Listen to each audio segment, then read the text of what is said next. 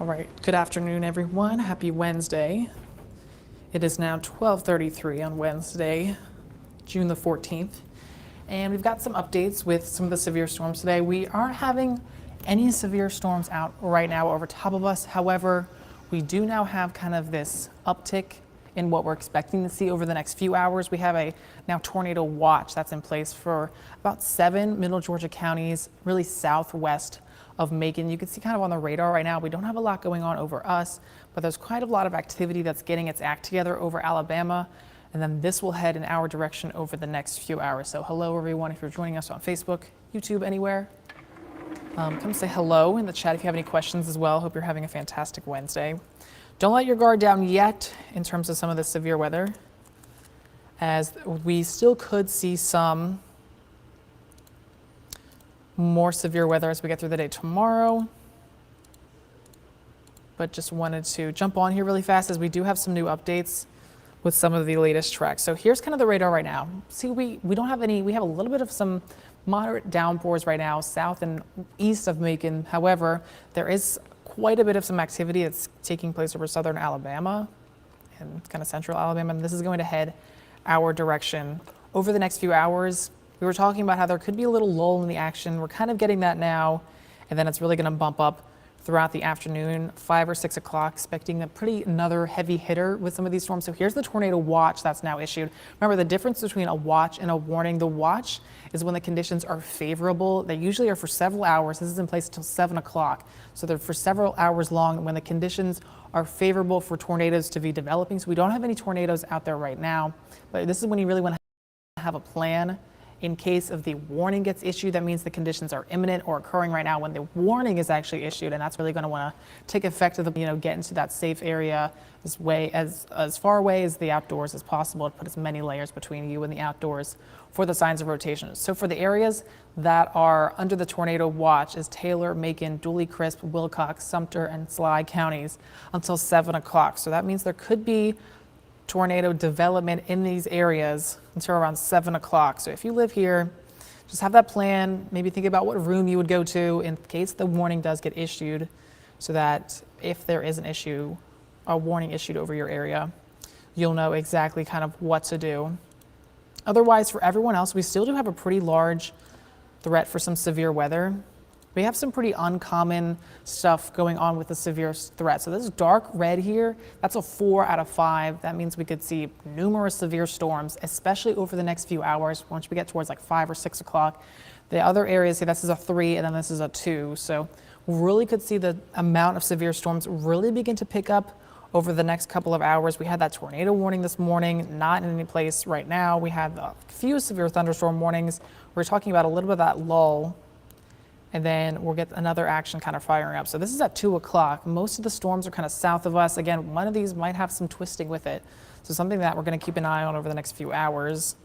And then not everyone's really getting hit by the rain, but as we get towards kind of 5 o'clock, again, here comes some more of those showers. This is the latest model run, is backing off on some of these heavy downpours than what it was showing this morning. So that is some good news, is that hopefully what I was talking about earlier this morning too was, even if we do get a break in some of the rain, hopefully the clouds will stay in full force, because normally we like the sunshine. Of course, we love seeing the sun. However, when we're talking about severe weather and storms, the sun is not a good thing. It helps to further destabilize the environment and the atmosphere, which usually means that more stronger storms could trigger. So luckily, it looks like the models are backing down on some of the intensity in this rain, which hopefully will also translate into not as much severe weather being kicked off. So this is around 5 o'clock. We're getting these waves of kind of those storms that come through, little short waves that are coming on through. Tonight, maybe could get another spoke of energy around 9 o'clock. We're dry through most of the overnight hours.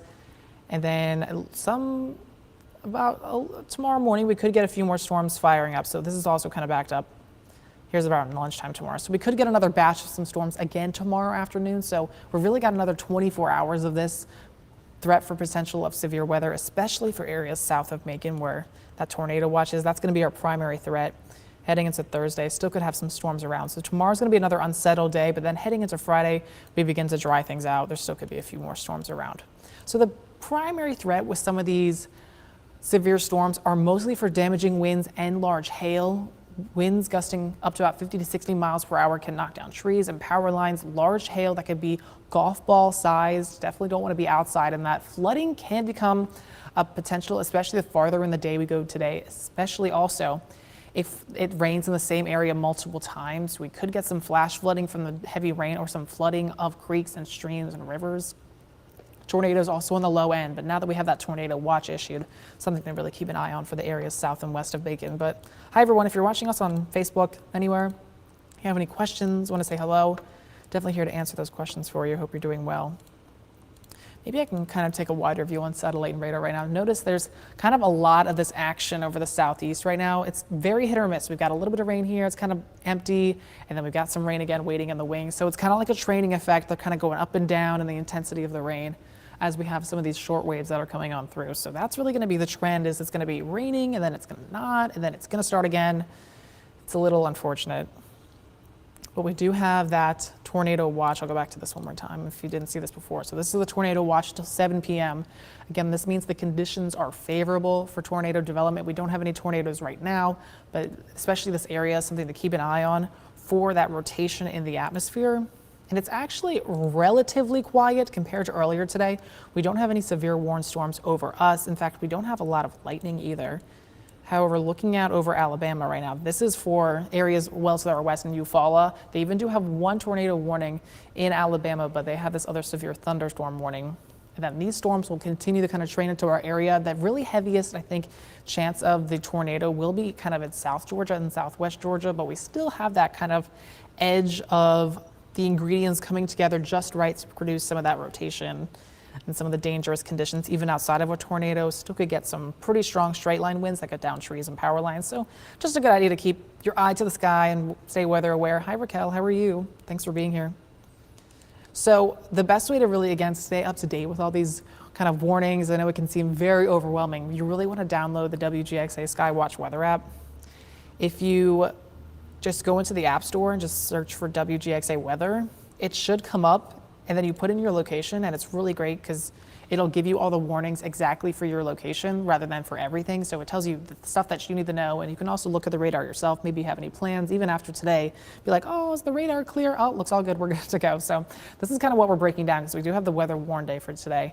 Numerous severe storms are possible, especially over the next few hours. I'm still thinking from about probably now till that tornado watch ends around 7 o'clock tonight will be the biggest issue with severe weather for damaging winds or for very large hail, and some tornadoes are possible as well. And if it rains over in the same spot for the next few hours, there could be some flash flooding. If you're out driving over the next few hours and you're sea ponding on the road, turn around, don't drown if you can. It really doesn't take a lot of water to get your car kind of stuck and floating. If you're watching, maybe not on your phone, on your computer, scan this QR code. That'll take you right into that'll take you right to the App Store or the Google Play Store, and then you'll be able to just do it right from there. So definitely a smart idea for that. Hopefully, I'll give you another 3 seconds if you haven't done that yet.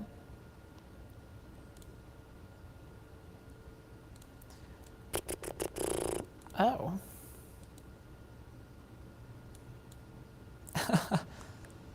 That's kind of funny. I haven't had that happen before.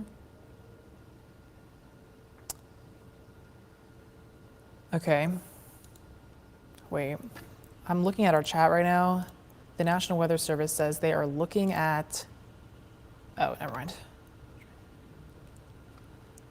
Let's look at this right now. Someone said in the chat that they're looking at the Dooley County showers for signs of rotation. Let's see if we can dive a little deeper past this. So when we're looking for signs of rotation in the atmosphere, we're usually looking at our storm relative velocity or our Doppler winds. The radar is able to kind of dive past all the rain, and it's able to look at the wind structure. So what we're trying to find, and the signature that we're looking for, is the greens, moving the winds moving towards the radar site, and the red moving away. When they're right next to each other, it creates that pinwheel effect and starts that rotation that's potential in the atmosphere. So usually we're looking for some of the reds right next to the greens. That is showing potential signs of rotation. Of course, there's a few other factors as well, but it does look like there's a little bit of some green right next to some red that's kind of wrapping around here. This is not a tornado warning. It does look like, though, on the radar there is at least minor signs of some rotation, because there is the red right next to the green, right over 75 right now. So that's interesting to see, but this isn't necessarily a tornado warning that's in place. It could be very high in the atmosphere too, especially with how kind of radars work. You know, they kind of are on an angle and they look, the farther away it is, the higher the angle is. So it could be pretty high in the atmosphere or just not really strong enough rotation to really show that this could be something that extends down to the ground and could pick up some stuff. So something interesting to watch over the next few hours, especially with this tornado warning that's issued. If you live in some of these counties that are highlighted here, definitely stay weather aware until about 7 o'clock tonight, but really everyone, just in case if there's severe thunderstorm warning still issued. Really, not a great day for outdoor activities with the weather warn day in place. Pretty rare that we have this kind of high level of intensity of the severe threat in our area, so something just kind of keep an eye on through the rest of tonight. We do not have any severe thunderstorm watches, I don't think, Essie. There's no severe thunderstorm watches. And remember, again, the difference between a watch and a warning. The watch that is set in place for these southwestern counties is when the conditions are favorable for tornadoes to be forming. You're going to have a plan in case the warning gets issued. That's when it's immediately occurring or it's imminent. And then you're going to take action of the plan, go into that interior room until the warning is issued. But again, really your best option is to download the WGXA SkyWatch weather app. It'll give you those warnings on street level. You can look at the radar. And even if you're kind of not paying attention to your phone, it'll kind of say it out loud too. So you could be like, oh, tornado warning, let me turn on the TV, because when we have tornado warnings, we go live on the air to keep you all safe. And then that's kind of the best way to get it to the knowledge. So just stay weather aware with us over the next few hours. We are continuing to watch the radar. And we will stay here with you as well, keeping an eye on all that, of course. So again, we don't have any severe thunderstorm warnings, but as we get through the next few hours, some of these severe warned storms, that's a little hard to say, are kind of moving eastward from Alabama into Georgia right now. So this is still out of our viewing area, but this tornado warning, it is showing a northeasterly path. So if this holds together, this could head up towards Sumter County, but right now we don't have any warnings out. Just again, if you live kind of southwest through those counties in the watch, that's definitely something to keep an eye on. Kind of have the stuff ready to go, just in case if any gets headed your way. So we'll be keeping an eye on some of these storms over the next few hours for us. Let's give this a few minutes. I think I'll give this a few minutes, and then we'll come back. We're gonna watch that, and then we're gonna come back. I think we'll come back maybe around 1:15. Just to see. I'm going to leave the live stream running so that if you need to check out the radar, you always can. But I think we probably want to come back up on here too.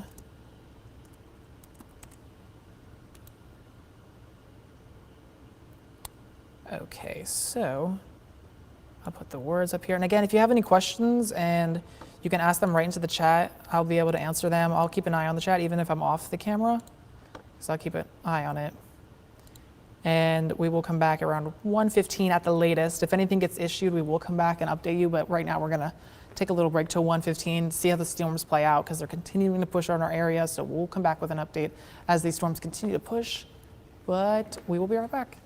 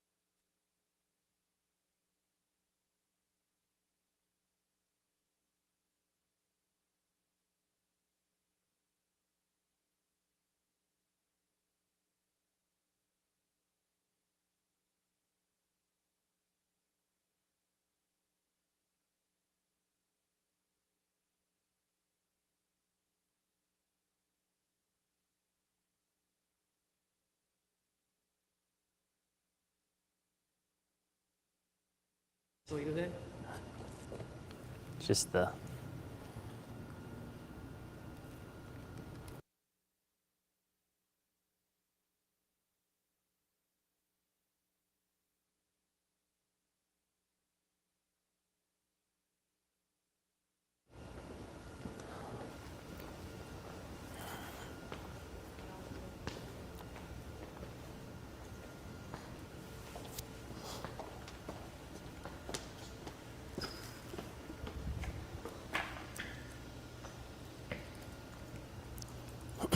All right, have fun. Do you want me to?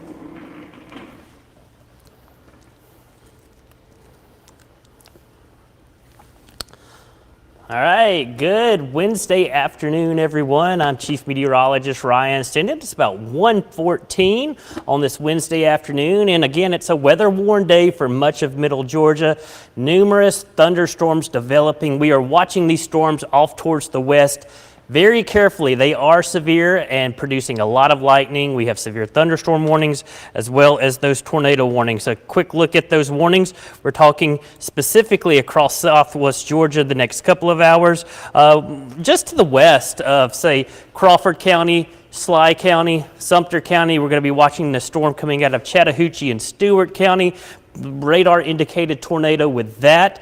North of there, near the Columbus area, we are looking at a severe thunderstorm warning. That could be heading over towards Taylor County. And again, as these continue to push off towards the east, they will likely be impacting much of Middle Georgia. So do keep that in mind. Do have a tornado watch. This got issued within the last 30 minutes.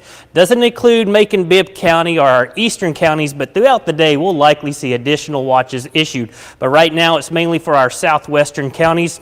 Wilcox County, Dooley County, Crifts County, Sumter County, Sly County, Macon County, and over towards Taylor County. And again, a watch means conditions are favorable for tornadoes in and around the watch area. So even though you're not in a watch doesn't mean you can't have a tornado or severe thunderstorms. And again, this watch goes until 7 p.m. and we'll likely see this expanded and extended off towards the east as we head through the next couple of hours. But again, it's just one of those days. We're going to have to keep a careful eye on everything. And we'll do a tour of the radar real quick. I'll turn those warnings off just so you can get a general idea of what we're going to be watching the next couple of hours.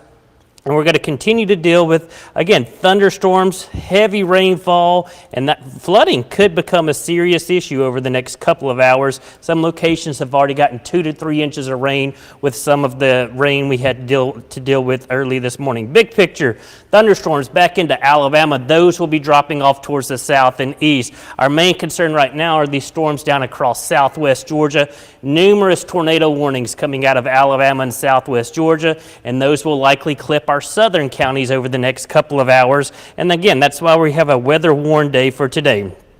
For our northern counties, Butts County, Jasper County, over towards Baldwin County, as well as Putnam County, Hancock County, you're in pretty decent shape. We got a thunderstorm moving through northern Monroe County that'll be sliding north of Forsyth, but south of Monticello, and then we're going to continue to watch that push off towards the east. Heading down towards Macon, quiet and calm, but we are watching storms over in Upson County near Thomaston. Nothing severe right now, but again, a lot of energy in the atmosphere. We could certainly see the thunderstorms rapidly intensify and become severe warned over the next couple of hours. So we're going to keep an eye on these as we continue to watch those warnings off towards the south and west of us, as they will likely be working their way into much of Middle Georgia over the next couple of hours. It's just going to be one of those days, unfortunately. And again, here come those storms coming across the state line. A severe thunderstorm warning followed by tornado warning, and you'll notice the tremendous amounts of lightning these storms are producing today, and that's what we're going to be the most concerned with over the next couple of hours. Lightning, already getting reports back towards the west, fires caused by lightning striking residences, so big heat, big storms. Additional storms coming out of southwest Alabama, numerous tornado warnings. Actually got a few observed tornado warnings, so these storms are at least producing some damage back across southeast Mississippi, and likely will be making their way up towards, say, southeast Georgia or the southwestern portion of Georgia here shortly. In line would be Sumter County, Plains, Americas, just keeping an eye off towards your north and east, as well as your south and west, as we're going to be dealing with those thunderstorms. As we head a little farther east, just give you an idea, a little bit of break in the activity for, say, Lawrence County. You had that tornado warning earlier this morning. Rain pushing off towards Savannah along 16. But as we animate this map, you'll see that we're going to see widespread rain and storms. Here is that next round of thunderstorms. And again, some of those have confirmed tornadoes with them on the ground. So hopefully those will lift before they get into middle Georgia, but it's definitely something we're going to be watching over the next couple of hours. A reminder, we have that tornado watch that's in effect until 7 p.m. for many of our southwestern counties. And again, this will be extended off towards the north and east. What I'm going to do is I'm going to show you the forecast model as we head through the next few hours for the most part. Really going to show you how these storms will continue to intensify and work their way through middle Georgia. So you see, especially just to the south of Macon, that's where we're going to be dealing with some of those stronger storms. A little lull in the activity tonight. We'll likely get more storms developing as we head through the afternoon and evening hours tomorrow. So that's just one model. Each model is a little different, and we'll keep an eye on those. Like with the severe weather threat, we continue to talk about the flood threat, and we do have a flood watch in effect through tomorrow evening. Again, some locations have already received over 2 inches of rain. An additional 3 to 4 inches of rain certainly possible, and that could make for some flash flooding issues. So I always tell people, you encounter flood waters, turn around, don't drown. Interstate 75, 16, some of the main thoroughfares, but of course, anywhere across southwest Georgia, we just need to keep an eye on these.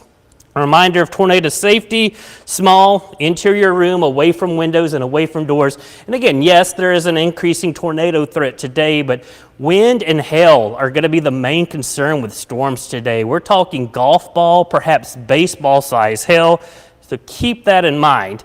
These storms will be considered destructive and doing considerable damage to property across middle Georgia this afternoon. And not every storm will do that, but some of the stronger storms will be likely producing that golf ball to baseball size hail.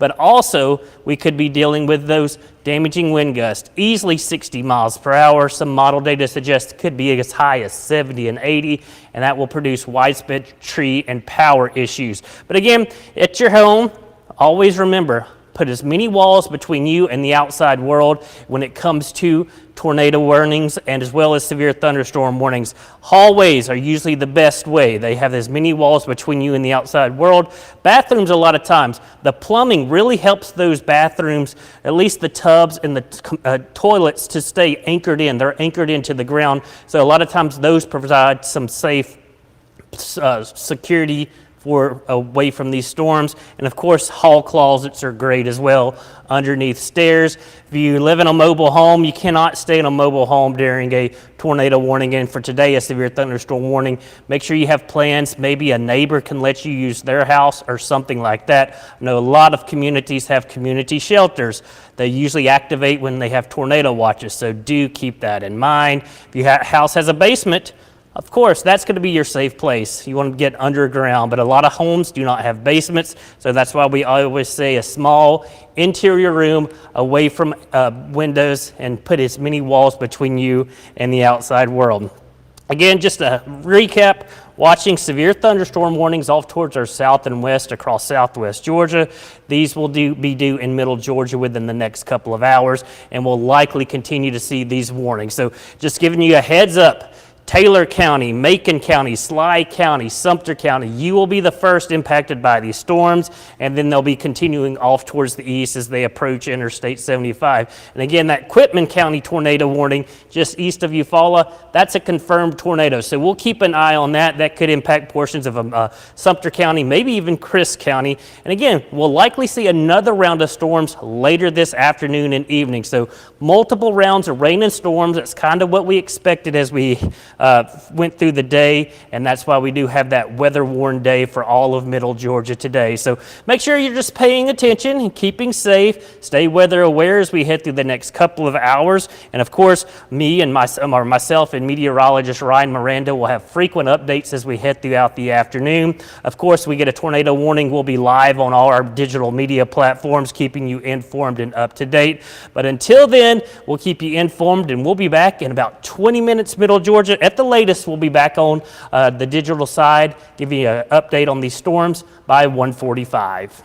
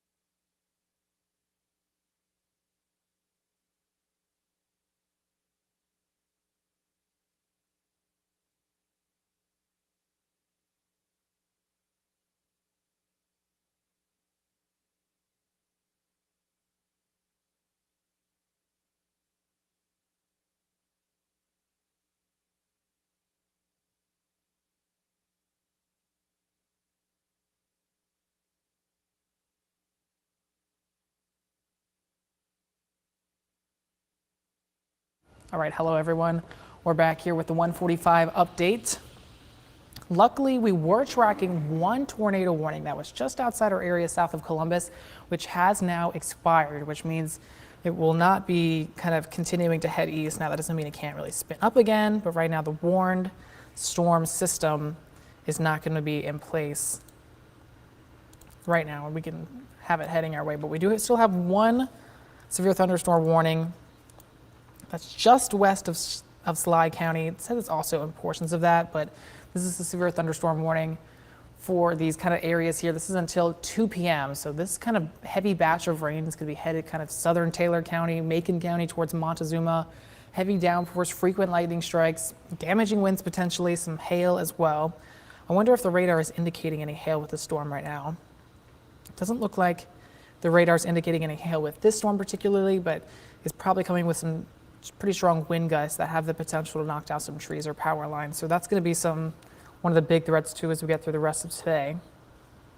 Something I did want to take a look at really fast is to show you maybe how much rain has fallen so far. So we have like a rainfall total that gets updated every hour. So this updated at 1 o'clock. It will update again at 2. But this is some of the rainfall totals that we've had so far. So definitely some soakers. Byronville has over 2 inches of rain that has fallen since midnight. So it's really for today. Vienna, almost 1.5 inches of rain. Same with Unadilla. And Fort Valley's also up there almost too. Plains, just under 1 inch. Is Macon on here. Macon's on here about a little less than 1/2 inch, about a little over 1/4 inch, 0.3 inches of rain. So today is definitely that soaker of a day with some of those warnings. We had one tornado warning earlier today, not having to worry about any tornado warnings right now for us. If you're still watching on Facebook or YouTube, come say hi in the comments if you have any questions or anything you want to ask. We are always here to answer your questions for you. So that's really what's going on. And we still do have the tornado watch that is in effect for these 7 counties southwest of Macon. So if you live in this area, remember the difference between a watch and a warning. A warning or a watch is when the conditions are favorable. And that's when you're going to want to have a plan in case if the warning does get issued so that you take action in that plan where you're going in your home in case there is a tornado warning when the conditions are imminent or occurring. And that's really when you're going to want to take shelter. But a watch means the conditions are favorable. And this is in place until 7 o'clock. So definitely keep your eye to the sky. Keep that WGXA SkyWatch weather app on hand here as we're kind of watching this through. So as we're still going throughout the rest of today, I think a few more storms are going to begin to fire up. We know we have that one severe storm that's about to push into our area. If we do see more severe storms for this evening, the primary threat still will be for damaging winds. 50 to 60 miles per hour can easily knock over trees or down power lines. So if you really do want to take these severe thunderstorm warnings pretty seriously today, we could also get some large hail. So you definitely want to be inside if there's some hail because that can easily cause some damage.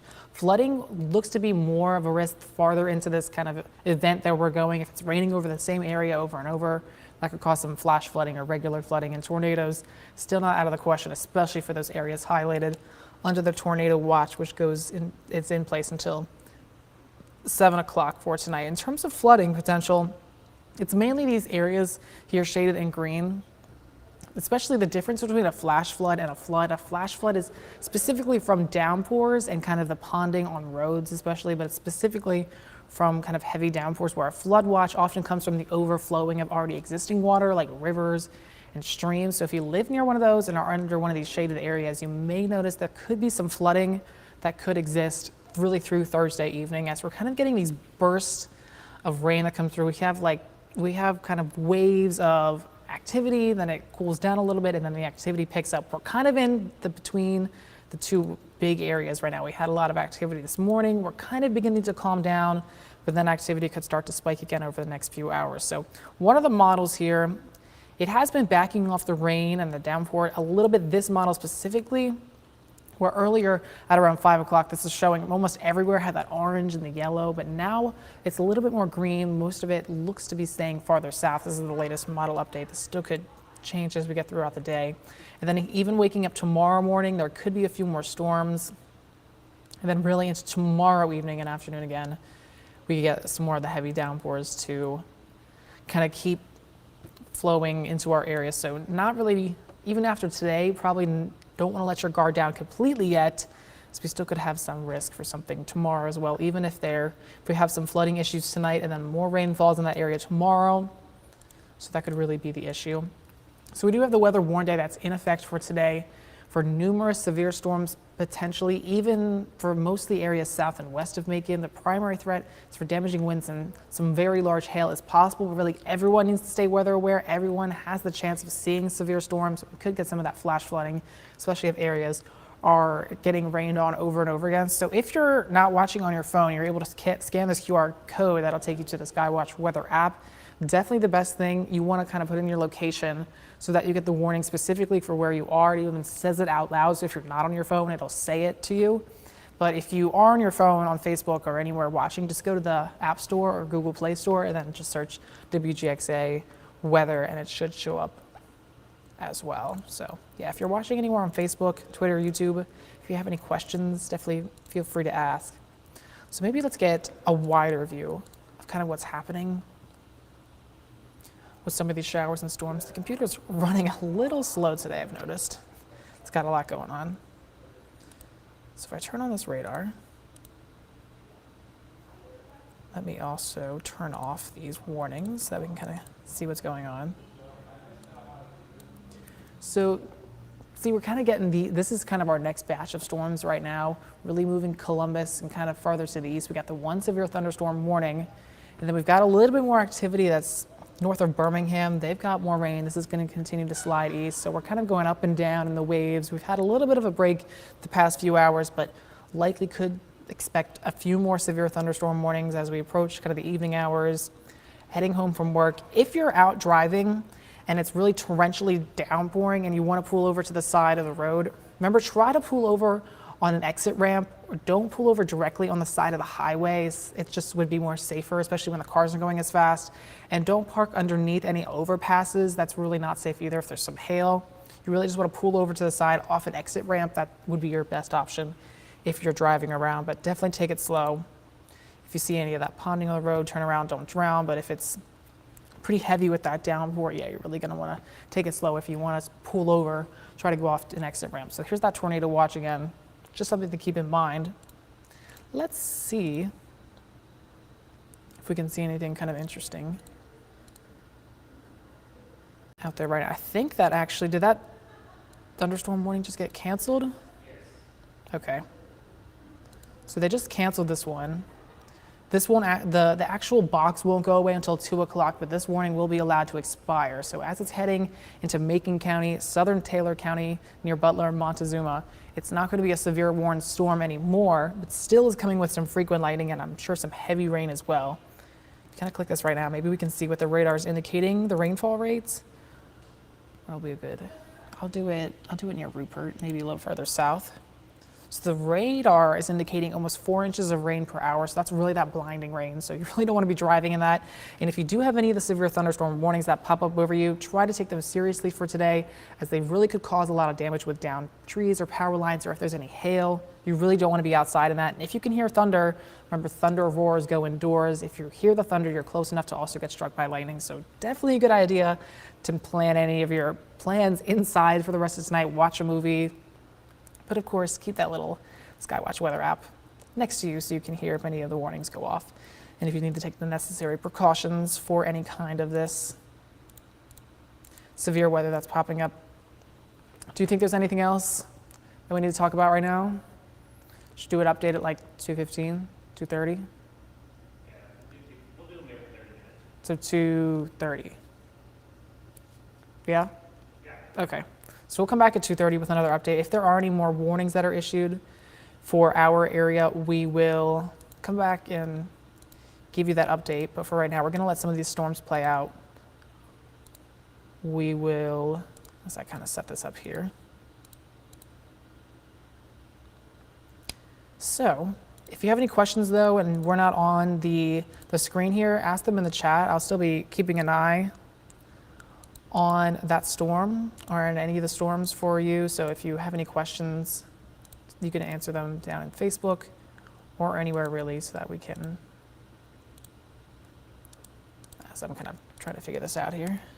So we'll come back at 2:30, a little over half an hour for another update with anything that's going on. Of course, you can watch the radar yourself here.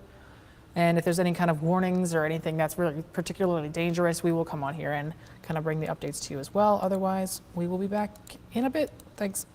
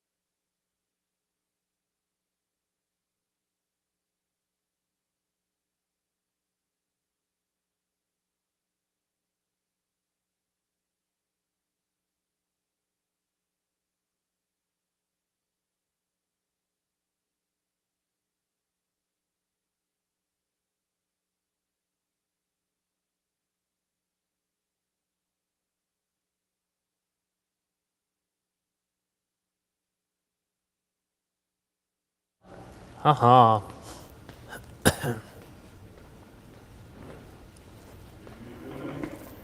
No, we're good. 5.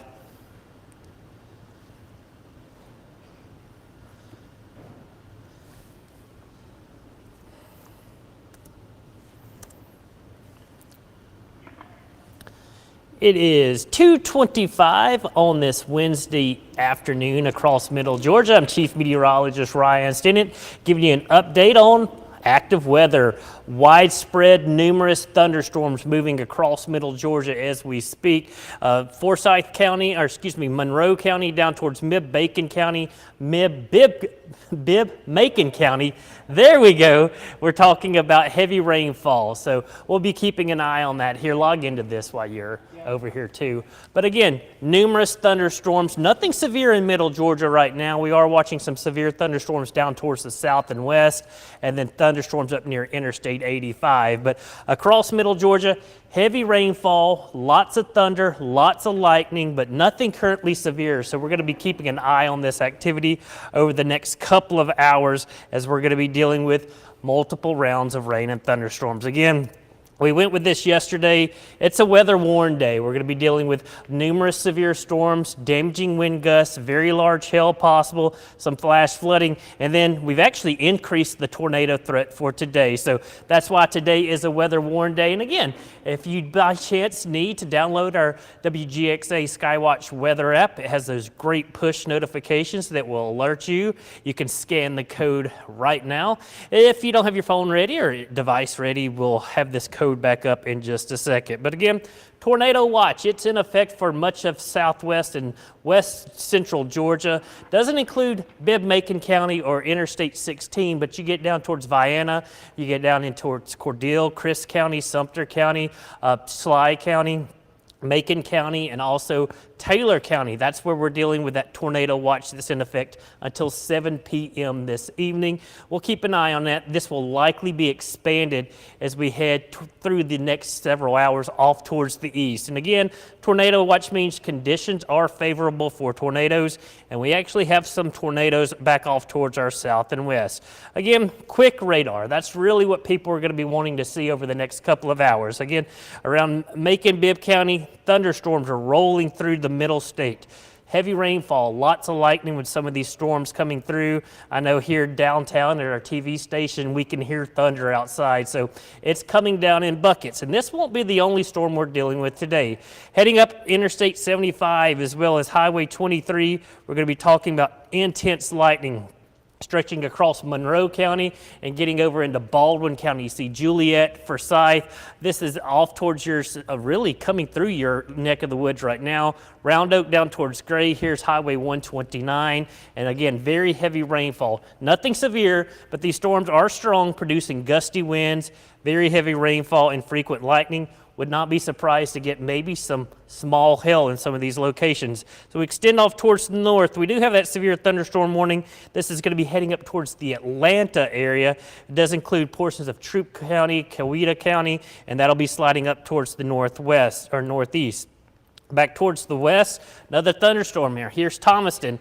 This is going to be coming near you. Nothing severe, but a lot of lightning with these storms today. And then as we head down towards the south, more thunderstorms continuing. And this is where we're seeing the most severe thunderstorm activity. Got severe thunderstorm warnings across southwest Georgia and tornado warnings. I actually have a very large tornado on the ground in southwest Georgia right now. And what I'm going to do is I'm just going to show you the velocity product on this storm. Not in our viewing area, but it is down towards southwest Georgia. This is about as good as you see. This is a classic tornado signature. South of Arlington along Highway 45. Here is Highway 62. And again, this is not what you want to see. This is a large, violent tornado on the ground doing considerable damage. The National Weather Service office in Tallahassee is saying that this storm is lofting debris up at least 10,000 feet. So this is a very large, violent tornado in southwest Georgia, moving off towards the north and east. This is south and west of Albany. Here's Albany. This is going to stretch back down towards your south and west. East of Blakely now, just to the north of Damascus and Arlington. And again, a large, violent tornado. I'll show you the debris on this storm as well. And pretty classic sign for debris signature. The radars over the last few years have gotten where they can see debris being lofted. Trees, leaves, anything within the storm. And this is a classic debris signature coming near Rowena. So if you know anybody in southwest Georgia, they need to be in their safe place. That does include Nicholsville, and again, south of Arlington, north of Damascus, as this large violent tornado is on the ground in that part of the state. Back here in Middle Georgia, once again, no active warnings for Middle Georgia, but we are continuing to track very heavy rainfall, lots of lightning with these storms, and flooding will become an issue over the next couple of hours. We do believe in many locations, as some spots have already picked up 2 inches of rain. Byronville, over 2.3 inches, and this gets updated every hour. So Vienna, you're already up to 1.5 inches. That's from the morning thunderstorms. Fort Valley getting close to 1.5 inches. And again, these totals will continue to climb, and that's why our forecast the past few days has really been hinting at, along with the severe weather threat, we could easily see 3, 4, 5 inches of rain in the coming days. And the Weather Service has issued a flood watch for much of central and southwest Georgia through at least tomorrow. It does include Macon, Bibb County, Monroe County, down 16 and then down 75. So very heavy rainfall will continue to be an issue with each round of rain and storms that we're going to be dealing with. And we're going to have multiple rounds of rain and storms. Now here's one computer model of what we can expect over the next couple of hours. Just giving you a general idea that it's going to be persistent this afternoon, and any storm will be capable of producing damaging wind gusts, very large hail. We're talking golf ball to baseball size hail in some of these storms, and there is that increased threat for tornadoes. So we'll animate that. 3, 4 o'clock. Heavy rain, heavy thunderstorms rolling through Middle Georgia. And again, we may be having watches and warnings with this system as it comes through. We'll be keeping a very careful eye on this. As we head into the evening hours, still intense thunderstorms. Looks like to be down towards Soperton, Mount Vernon, over towards McRae, Eastman, then sliding back towards Cordele and Americus. That's in southern Georgia. Looks like we may get a break in the activity for our northwestern communities as we get into the evening hours. That's certainly some good news. Overnight, quiet and calm. It looks like we'll get a little lull in the activity. And then as we head towards the overnight hours, maybe more rain and storms developing across to the southwest. And this complex of storms, this is what's currently back in Alabama right now, where they're dealing with more strong storms as well. Head into Thursday, strong storms look likely across southwest Georgia. So we're going to keep an eye on that as we'll continue to be dealing with that persistent rainfall over the next couple of hours. Again, recap, we got that tornado watch in effect until 7 p.m. for Taylor County, Macon County, Sly County, Sumter County, down towards Dooley, as well as Crisp County and Wilcox County. This will likely be expanded and extended off towards the east as we roll through the afternoon and evening hours. And again, one last loop at the radar. No active warnings across Middle Georgia right now. Doesn't mean it can't happen. These storms are rapidly intensifying, so we could likely see some severe thunderstorm warnings over the next couple of hours, especially with some of these northern storms, and then back towards, say, Sly and Macon County. That looks to be a pretty intense storm, so I would not be surprised if we do get some severe thunderstorm warnings. And again, large hail with these storms. Golf ball, baseball size hail, very rare for this time of year. Damaging wind gusts 60 to 70 miles per hour, and of course some tornadoes are possible. And as we said, we are watching those tornadoes across extreme southwest Georgia, south and west of Albany, as we do know of at least one confirmed tornado. Back into Alabama, we always want to look upstream, what's coming our way. It is just as busy in Alabama. Now, you see these severe thunderstorm warning polygons north of Birmingham to the south and west of Tuscaloosa. You see the pink. That means those are severe thunderstorm warnings with a considerable damage tag as far as the warning. Wind gusts 70 to 80 miles per hour with these storms, and maybe golf ball to baseball size hail with these storms. Additional storms developing across middle Alabama, and that's going to be extending off towards the south and east. And each one of these are essentially supercells. A supercell is a rotating thunderstorm. If it can maintain itself, these will likely become severe thunderstorms and maybe tornado warnings. So we're not done. We're getting rain and storms right now. The atmosphere really looks like it's just getting re-energized. I was talking to one of my TV friends in Montgomery. Current temperature 90 degrees, 76 the dew point, making it feel like 101. And that's that energy that's going to be building back in across middle Georgia at some point today. So it's going to be a long day, and it's not just this round. We had a round this morning, a couple of warnings. We got this round this afternoon. But again, looking back towards the west, you always want to see what's upstream. We're going to be dealing with more of this as we head through the evening and afternoon hours. So do just keep that in mind. As far as watches and warnings, we're just going to be keeping an eye on a lot of things. Not seeing much in the way of rotation with any of these storms. This is what we look for. Red, we always see as winds moving away from the radar. Green is towards. You got a lot of that, but you look for when you get really close proximity with these winds like we're seeing down in southwest Georgia, and that's where we're going to be watching most concern. And again, Rowena, if you know anybody in Rowena, I'd be checking on them. Hopefully they're already in their safe place, but this storm will continue to track off towards the north and east. And if it does hold together, it could be approaching the Albany area within the next hour. So again, you know anybody down in southwest Georgia, do keep that in mind. This is a large violent tornado just south of Arlington, as well as the Damascus, or just north of Damascus. Again, looking back towards the west, more warnings. I know the radar data is not showing up Arkansas, back into Mississippi. So again, just going to be an active day. I will show you the risk one more time. Severe weather risk, really not that much important anymore. Still level 3 risk for much of middle Georgia. You got that level 4 threat. And again, that could be for some of those strong, violent tornadoes. The rest of us, wind and hail are going to be a main concern. So again, the radar, it's active this afternoon. It's going to remain active this afternoon into the evening hours. And again, this is round 2. We'll have round 3 later this afternoon and evening. But notice all this lightning, tremendous amounts of lightning, very heavy rainfall. So along with the flooding threat, flash flooding is certainly a concern. We got to talk about wind, hail, and that threat for tornadoes. Again, no active warnings right now, but we'll be keeping you informed and up to date as we head through the afternoon. I'm Chief Meteorologist Ryan Stinnett. Meteorologist Ryan Mirando is here with me. We'll have another update about 3 p.m. Until then, just stay safe and stay weather aware.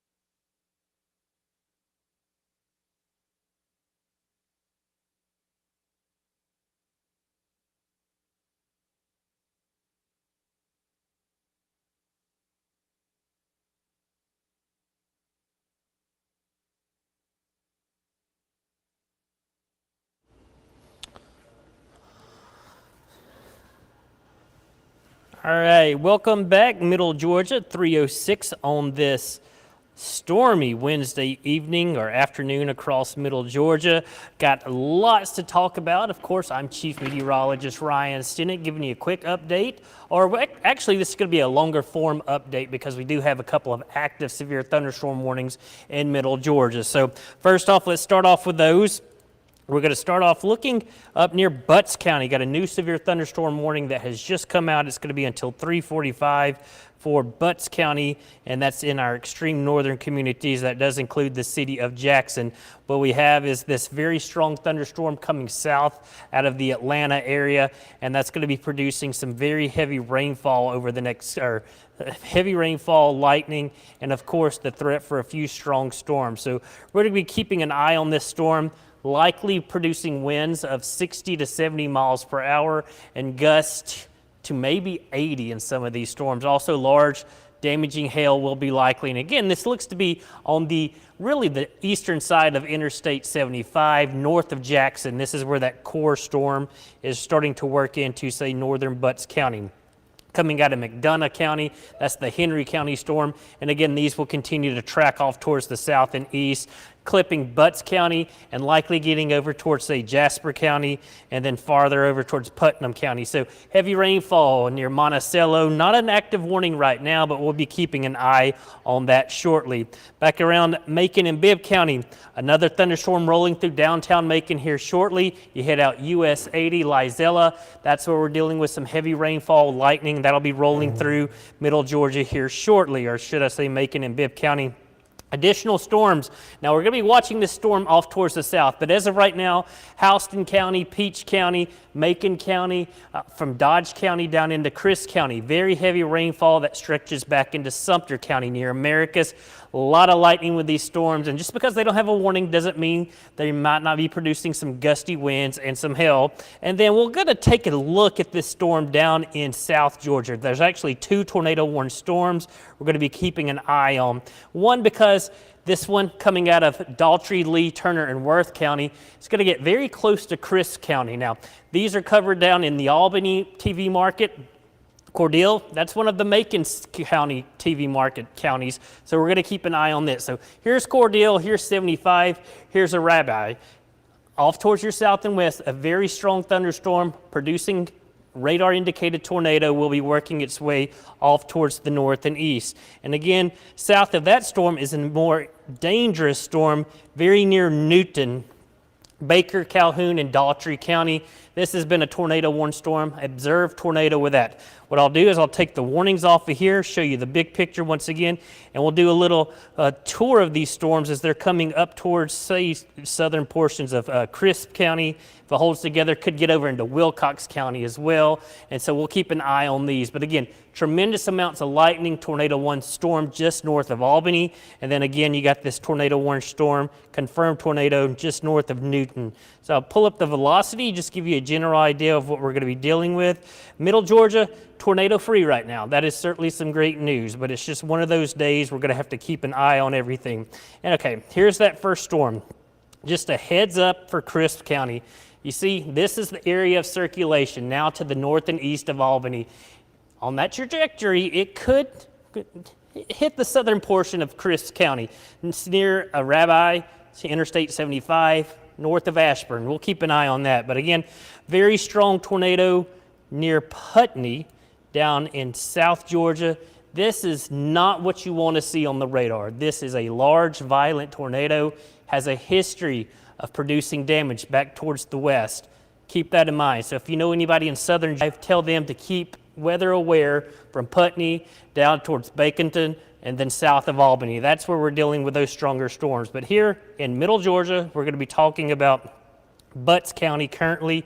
That's where we're dealing with the strongest storms rolling through much of Middle Georgia, coming out of the McDonough area, so Henry County, the southern suburbs of Atlanta, getting over into Butts County, just north of Jackson. Very heavy rainfall, gusty winds with these storms, and these will likely continue to head over towards, say, Jasper County, as well as Putnam County, could be getting close to Hancock County, as well as Baldwin County. Again, downtown Macon, you're in great shape. It's just heavy rainfall, lightning. we're getting a break in the activity off towards our west from Taylor County, Crawford County, back off towards the west. It's in Upson County as well, so Butler, Roberta, Thomaston, that's where we're going to be dealing with. But as we look farther off back towards the west, back across Alabama, a very volatile atmosphere in place across middle Alabama.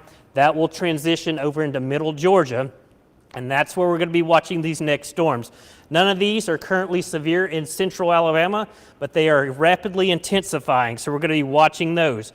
There are severe thunderstorm warnings back across just east of the Birmingham area. Those are tracking off towards the south and east, so you put a trajectory on those. Those will be working their way into middle Georgia.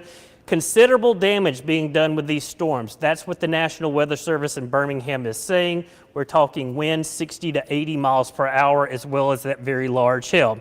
But here in middle Georgia, we're just watching things right now. We do have a tornado watch for much of middle Georgia until 7 p.m.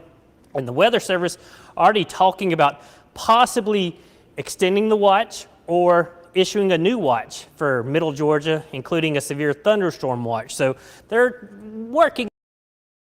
Conditions warrant, we'll likely see a issued for middle Georgia. Watch means conditions are favorable for severe weather, and that's likely what we're going to be seeing as we head through the next couple of hours across middle Georgia. We started this yesterday. Today is a weather-worn day for much of middle Georgia, as numerous severe storms will be impacting the state. We had round 1 this morning.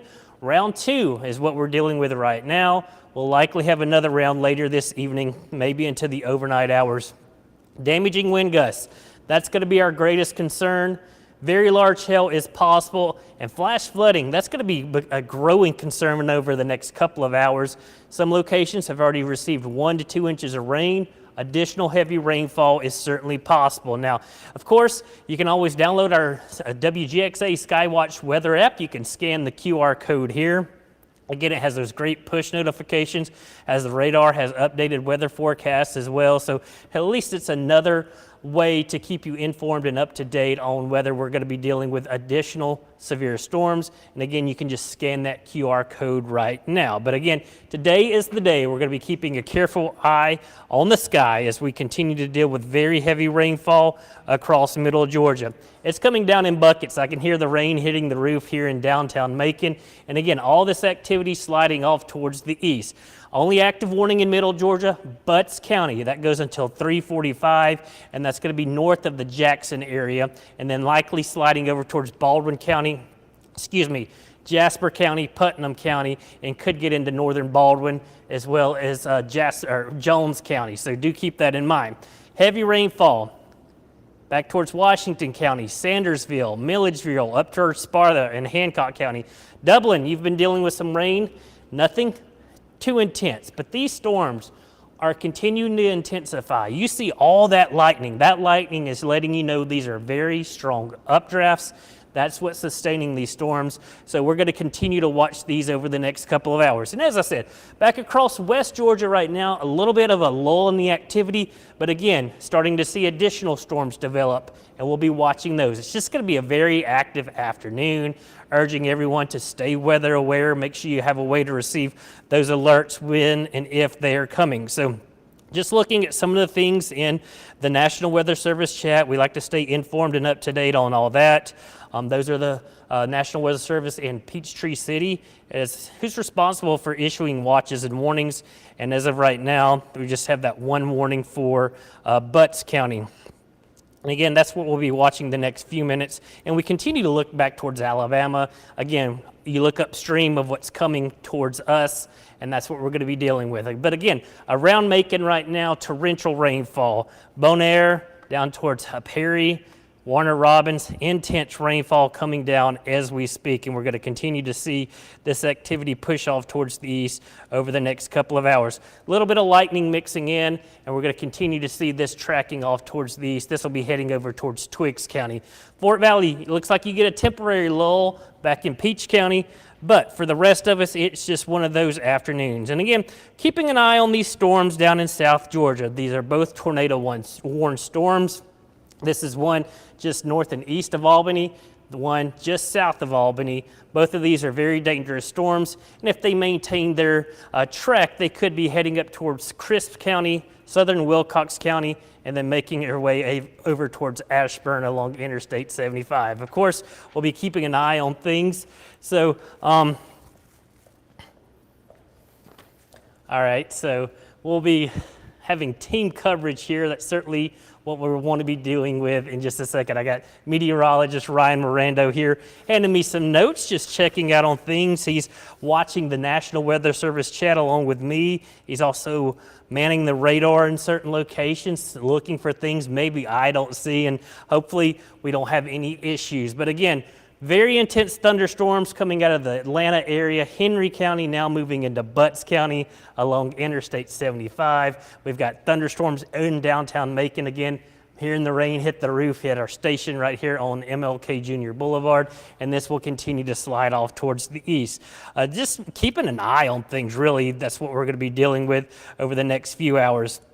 Those 2 tornado warned storms down towards the south, and then severe thunderstorm warnings up near Atlanta, and then more storms developing. Again, looking back into Alabama, you notice these storms are really starting to intensify across central Alabama. Those will be heading towards, say, the Chattahoochee River, and then will be making their way into middle Georgia. And again, the atmosphere over Alabama, very volatile. One of my friends in Montgomery has a heat index of 101 right now, temperature's 90, dew point 76. That is a tremendous amount of energy for these storms, and that's what they're going to be feeding off of. And again, just watching these over the next couple of minutes as we continue to watch this round 2 of rain and thunderstorms move through middle Georgia, and then we look back towards the west, more storms in Alabama we'll be keeping an eye on. Again, we're waiting to see if maybe a severe thunderstorm watch is issued, but we currently do have that tornado watch in effect. Again, we go from Taylor County to Macon County, Sly County, Sumter County, Dooley County, Crisp County, as well as over into Wilcox County, and that goes until 7 p.m. We'll likely see another watch issued as we head through the next couple of hours. So we'll be watching this very carefully. Mirando, if you're around, feel free to chime in, and if you can. So again, we're just watching things very carefully over the next couple of minutes. We just got a director back there, so you can toss to me if you want, so I can take you can take a little break for a second of what we've got going on here. But again, here is meteorologist Ryan Mirando. He is watching things on his end as well. It's always better to have 2 eyes on these things. And again, he'll show you a little bit more while I step away just for a second. Ryan? Yeah, thank you, Ryan. So we're still continuing to watch the storms. It's been a very active day. If you're watching us on Facebook or anything, you have any questions, don't be afraid to say something in the comments. Say hello, say how are you doing. I see Pamela from Hawkinsville. Thank you for being here. Hope you're doing well today and staying safe from some of these storms out here. Right now, we have kind of 2 warnings that we're keeping an eye on. We have one in middle Georgia and one that's just outside our area once again. So we have this severe thunderstorm warning that's in Butts County. This is into effect until 3:45. It does extend a little bit farther to the north and west, but we can go ahead and take the graphics full here so I can show you exactly what's going on. Thank you. So this is mostly for damaging winds up to about 60 miles per hour that's going on, but also it could have some small to large hail also in this as well. Let's see if the radar is indicating any hail with the storm right now. It is not currently showing any hail on the radar right now. I think your mic is still unmuted as well. Okay, so this is kind of what we're checking out right now. And then the other one that we're keeping an eye on is that tornado warning that's south of Crisp County right now. So we're gonna have to see if this actually gets included and kind of maybe grazes the very southern portions of Crisp County, but right now this is out of our viewing area. This is portions of Dougherty, Lee, Turner, and Worth County in South Georgia.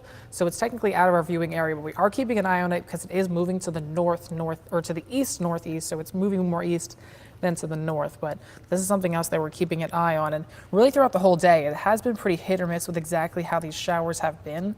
So I want to see if I can actually pull up some of our rainfall totals that we've got so far. These update every hour, and some areas have really been hit with some rain. Byronville, this updated at 3 o'clock, so this updates every hour. Byronville almost at 2.5 inches of rain right now. If they get much more, we could see some flash flooding start to arise here, but the areas that have already been getting inundated with some heavy rain, and it's really still going to be seeing some more strong storms really over the next few hours that could cause some flash flooding on the roads or even some flooding of some already there waterways. So Unadilla is also 1.5 inches of rain. Same with Vienna.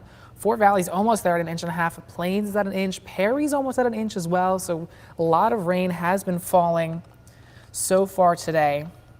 And maybe if I can take you a bit into the future just to show you what it could look like over the next few hours. So some of the models by about 5 o'clock here, we still could have some of those strong storms. Notice those really dark red colors. That could be a sign that there could be a few more severe storms as we get throughout the evening, getting ready for the 5 and 6 o'clock news. 6 o'clock, it's heading down to the south and east, but still could, they're showing some purple on this specific model. And then it is showing that it is going to get a little bit of a break in some action. We were kind of talking about today how the periods of rain are going to come in waves. We had one pretty big hit this morning. We got a little bit of a lull in terms of the severe threat earlier this afternoon. We still have 1 or 2 storms. It's not as bad as it was earlier, but we still have some severe weather out there right now. It's going to most likely intensify over the next few hours. Then we get a break overnight. And then even heading into tomorrow morning, we still could see even a few more showers and storms, especially for areas south of Macon. So definitely don't want to let your guard down yet. Of course, you want to have multiple ways to keep getting warnings so that you can stay up to date with any of the warnings. The best way to do that, of course, is to download the WGXA SkyWatch weather app, put in your location of where you are, and it'll tell you the warnings for where you live. And it's really great, even if you're not paying attention to it, it will kind of talk out loud. So it'll be like tornado watch is in effect for your area. So it's really great, even if you're not really actively looking for it. So it definitely pretty good. Okay, yeah, I'll throw that up. Let me scroll back down. So this is yeah, I can put that up as well. So this is what it looks like for the weather warning day that we've got going on. If you're watching on a TV, scan that QR code. If you're watching on your phone and you can't scan it, always just go to the App Store or the Google Play Store if you're on Android as well. That'll be kind of the best way. I do want to take you actually outside, see if we can see what it looks like. We should have the rooftop station up. Anna, is there any way you could take FrameSync 7 live and kind of show what it looks like out there? So this is what it looks like out in Macon right now. Definitely can see the rain that is falling. Some of those cars are out there on the road. If you're driving out ever on the road and it's like the blinding rain that you can't see and you want to pull over, you always want to try to pull over at an exit ramp. Try not to pull over on the exact highway, and you don't want to really park underneath of any kind of overpasses as well, but definitely getting a lot of the rain out here right now in Macon. Let me see if there's a lot of lightning out here. Earlier this morning, we had a live look out over Dublin, and it was showing some lightning strikes, so that would be cool if we could see some lightning out there. So we do have a few lightning strikes. That's over by Dry Branch right now. Kind of the heaviest downpours right now is kind of east of downtown Macon, but still moving over to Twiggs County, Wilkinson County, Irvington, getting some heavy downpours. Again, not everyone is getting hit with the big lightning. Some areas are beginning to dry out, but another big downpour right now, over 75. Southern Houston County again, Unadilla, Byronville getting hit with even more rain. I wonder if those rainfall totals will continue to increase as that updates at 4 o'clock. So we'll see how that. Hopefully, a lot of the rain the ground will continue to absorb some of this rain, and that it's not going to turn into a flash flooding event. But this area, especially in Southern Houston County and like northern Dooley County, has been getting hit with a lot of rain today. So hopefully this doesn't really transition into a flooding or flash flooding event. But we still do have the severe thunderstorm warning for Butts County until 3:45. This is mainly for damaging winds and for some small possible hail as well. So let's see if what the radar is indicating in terms of the Doppler winds. So the radar is able to actually kind of dive through the storm and get the wind structure of exactly what's going on. Let's see if we can kind of get this. This is probably going to be a better option. So this is definitely all straight line winds right now. There's no rotation really with the severe thunderstorm warning, but the radar is indicating winds up to about 40, 50 miles per hour. If you live in Butts County, or if you have a severe thunderstorm warning later on today, you really do want to take them seriously, because if there's some strong straight line winds that could knock down trees and power lines, you really don't want to be outside in that, especially with all the lightning and even if there's blinding rain around. So this is some pretty strong winds over Jackson right now in Butts County. And this storm is headed more towards the south and the east as it's kind of moving through. So Jackson right now really getting hit with some of the heavy rain. Let's see if what the radar is indicating the rainfall rate might be. Around 2.5 inches, usually at like 3 inches, that is the really blinding rain. So still really heavy with exactly how the rain is falling right now. and we could see more damaging winds or possible hail later on throughout the day today. I will show you, let's show you on a wider view on satellite and radar that we kind of have been getting these spokes throughout the day. Notice how kind of, especially in the beginning of this kind of loop, there is that kind of cutoff. So early in the morning, a few hours ago, it was right over Macon, and then it was more over Mississippi. It's continuing to kind of come together, but it's been kind of these waves of the storms that continue to come through. So you get one storm, it kind of passes over, and then another one's back in another direction. Notice if really in the beginning of this loop, there was like 3 separate kind of cells there. They're kind of becoming a little more messy, especially over the Peach State. A lot of the storms are firing up from Alabama, moving over Georgia as a state as a whole, but also over our area. So don't let your guard down really for the next few hours, as we could still see another uptick in some of the severe threat, especially over the mid-state. So this is kind of the model guidance again, showing by about 5 o'clock, more of those heavier yellow or reds, kind of those really balls could be what some of the stronger storms could be, and those could pack some damaging winds as well, or some hail. And it's also possible if they're secluded enough from kind of the main line of storms or anything, if they're kind of by themselves, they could pretty easily rotate with the shear that's out in the atmosphere, and that could cause a tornado warning to go off. So it's definitely still a good idea to stay weather aware. Here's 6 o'clock. This model showing that it could even get some of the purples, so that's even more kind of heavier rain. So definitely a good idea just to keep your eye to the sky for the rest of tonight. And as we head towards tomorrow as well, you still do want to stay weather aware. It's not going to be as bad as today, but we still could have a few more severe storms pop up with some showers around, So kind of putting this all together as well with the tornado threat specifically, we have the tornado watch that's really for these 7 counties. We have them for Taylor, Macon, Dooley, Crisp, Wilcox, Sumter counties. They're all in the tornado watch until 7 p.m. What this means is the conditions are favorable for tornadoes to be forming, and you're going to want to have a plan in case if the warning gets issued. So you're going to want to really set a place up in your home that you'll want to move to if the warning does get issued over you. And that's really when you want to get into an interior room of your home. You want to get to the most interior room on the lowest floor. So any kind of hallway, a bathroom, a closet is really the best option. If you have a basement, that is always the best option. But if you don't have a basement, just move to the lowest floor of your home. Stairs, hall, a closet, or a bathroom are really your next best options. And to kind of continue with the difference between a watch and a warning, when the warnings are issued, that's when it's actually imminent or occurring. A tornado could be occurring right in that moment, and that's when you want to kind of take action of that plan, where you're going to go in your home, who you need to kind of get together so you can move there safely. And that's just a good idea to stay weather aware for the rest of today. Ryan, do you have any more updates? Are you ready to toss it back over to you? Yeah, you can send it back over here, Mirando. Cool. Excellent job there. And again, it is, once again, we are at 3:30 on Wednesday. That's the day we're talking about, a weather-worn day for many of us, as we're dealing with a very active weather pattern across middle Georgia and much of the southeast. Again, here is that tornado watch that's in effect. We'll likely see an additional watch issued here shortly, whether it's a tornado or severe thunderstorm. It doesn't matter. It just means we're all going to be dealing with severe weather at some point. So just looking at a few things, we're looking back towards the west. Again, I keep harping on Alabama and Mississippi. Just got a new severe thunderstorm watch for much of Mississippi. It's called a PDS, severe thunderstorm watch. Very rare. We get about 2 a year across the U.S., and that means a particularly dangerous situation. That's when they're going to be dealing with some very strong winds, 60 to 80 miles per hour, could gust as high as 90. Golf ball to baseball size hail. So that's the energy that's going to be heading our way as we head through the next couple of hours and into the overnight hours. Hopefully it's weakening, but again, this is a very complex storm system, and we have been dealing with it for about 12 hours. It started this morning, thunderstorms developing. We got round 1 out of here. Here is round 2 making its way through middle Georgia. Now, currently, 1 severe thunderstorm warning up in Butts County, just north of Jackson. That's where the strongest storm is heading, and that holds together. It's heading over towards Jasper County, Putnam County, as well as Hancock County. Monroe County, strong thunderstorm just north of Forsyth.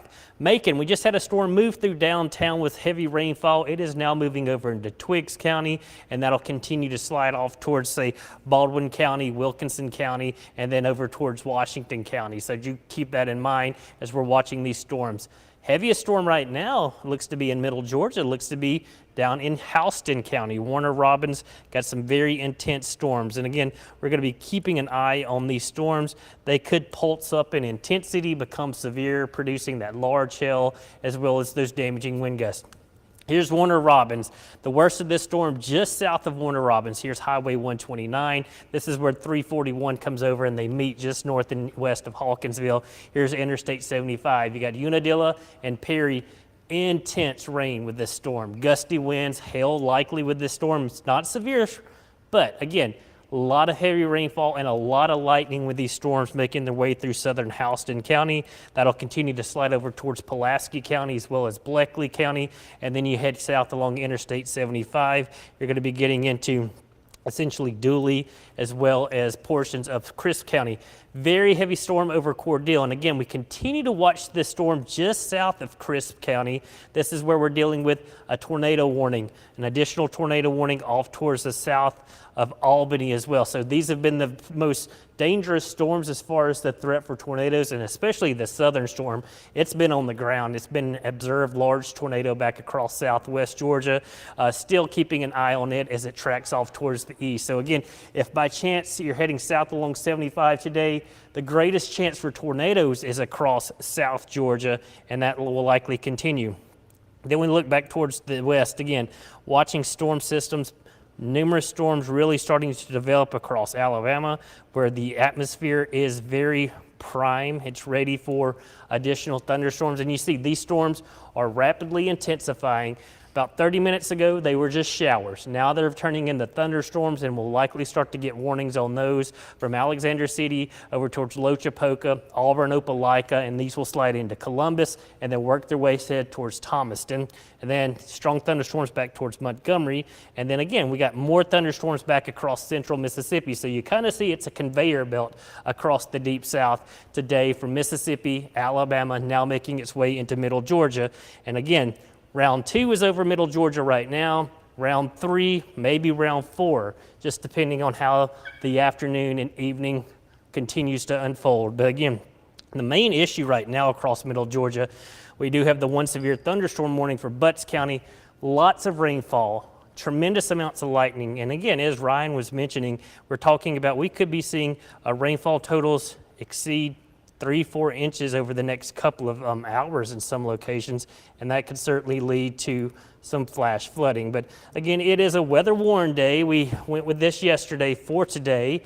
Numerous severe storms. They're in the forecast, damaging wind gusts, very large hail, and some flash flooding. And once again, we're going to be talking about, if you need it, you can download the WGXA SkyWatch weather app by scanning the QR code right now with your smart device. If you lose power, you can stream our severe weather coverage on the app. Keeps you informed and up to date. It also has those great push notifications for your exact location, so it lets you know. It'll help wake you up at night in case you do get a severe thunderstorm warning or a tornado warning. But again, today is one of those days you just have to stay weather aware. Many locations will be dealing with this very heavy rainfall and the threat for strong to severe storms across middle Georgia. So we'll go back to the tornado watch real quick, and I'll just give you a quick idea of what we're going to be watching over the next couple of hours. Thomaston, you're not included in this, but Butler, Montezuma, Vienna, Abbeville, Cordele, Americus, even Plains. This is where we're going to be watching those storms the next couple of hours. And as I said, the Storm Prediction Center as well as the National Weather Service office up in Peachtree City discussing maybe an additional watch across middle Georgia. So we'll be keeping an eye on additional watch that will likely be needed as we head through the evening and afternoon hours. Tornado watch means conditions are favorable. Tornado safety, meteorologist Ryan Mirando did an incredible job explaining where to get during a severe weather coverage. Severe weather watches means conditions are favorable. Warnings mean action needs to be taken, and that's what we're going to be dealing with as we head throughout the next couple of hours. Small room, away from windows, but as many walls between you and the outside world. That's what we like to do when we're talking in severe weather coverage. Severe thunderstorm warning as well as tornado warnings. This is if your home doesn't have a basement. If you do have a basement, get in your basement. Underground is the best place. If you live in a mobile home, you can't stay in a mobile home during severe weather coverage because they offer little to no protection from the winds of a tornado or even the threat for some gusty, strong winds. A lot of times, many fatalities occur in mobile homes. They're great affordable housing, but they offer very little protection. So just keep that in mind as we head through the next couple of hours. Go ahead, Mirando. They did discontinue or expire that severe thunderstorm warning for Butts and Newton County. It still is probably going to show up on our maps until 3:45 when it was originally going to expire, but they have expired the severe thunderstorm warning for Butts and Newton County as well. So that is kind of expired, and some good news for the folks around there. Excellent. That means the severe storm has weakened some and has fallen below severe limits. But again, still severe threat continues across all of middle Georgia as we head through the afternoon and evening hours. And here is that storm we were watching just south of the viewing area. We thought maybe it could get up in the Crisp County. As of right now, it looks like it's just going to stay south of Crisp as well as Wilcox County. So hopefully it will stay to the south of us near Ashburn and Fitzgerald and not make its way up into, say, the Macon television market. But for the most part, that's the one storm of concern as far as producing severe weather.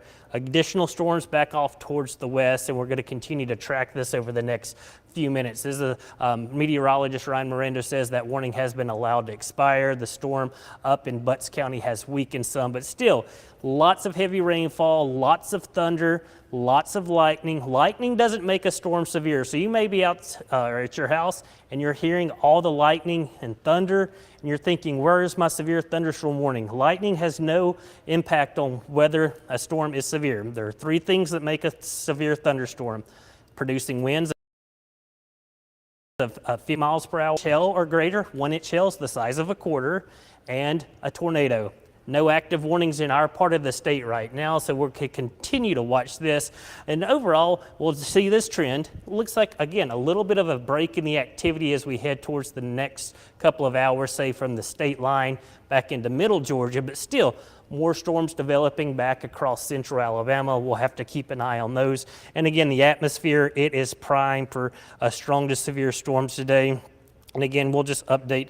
We'll have a new update coming out here shortly as far as the overall aspect, as far as the threat for severe storms today. And again, we may see additional watches and warnings as we head through the next couple of hours. But again, here is that risk for today. Level 4 risk continues across southwest Georgia. That is a moderate risk. You see a few of those throughout the year. Very rare for us to see these in the southeast in the summer months, June, July, and August. Middle Georgia, level 3 risk for severe weather. And as you head up into North Georgia, a level 2 risk. Don't focus on colors on a map. Know that all of Georgia and all of middle Georgia is under the threat for strong to severe storms today. And again, that's why we declared today a weather warn day, because we just knew it would be a widespread, impactful day as far as the threat for severe weather.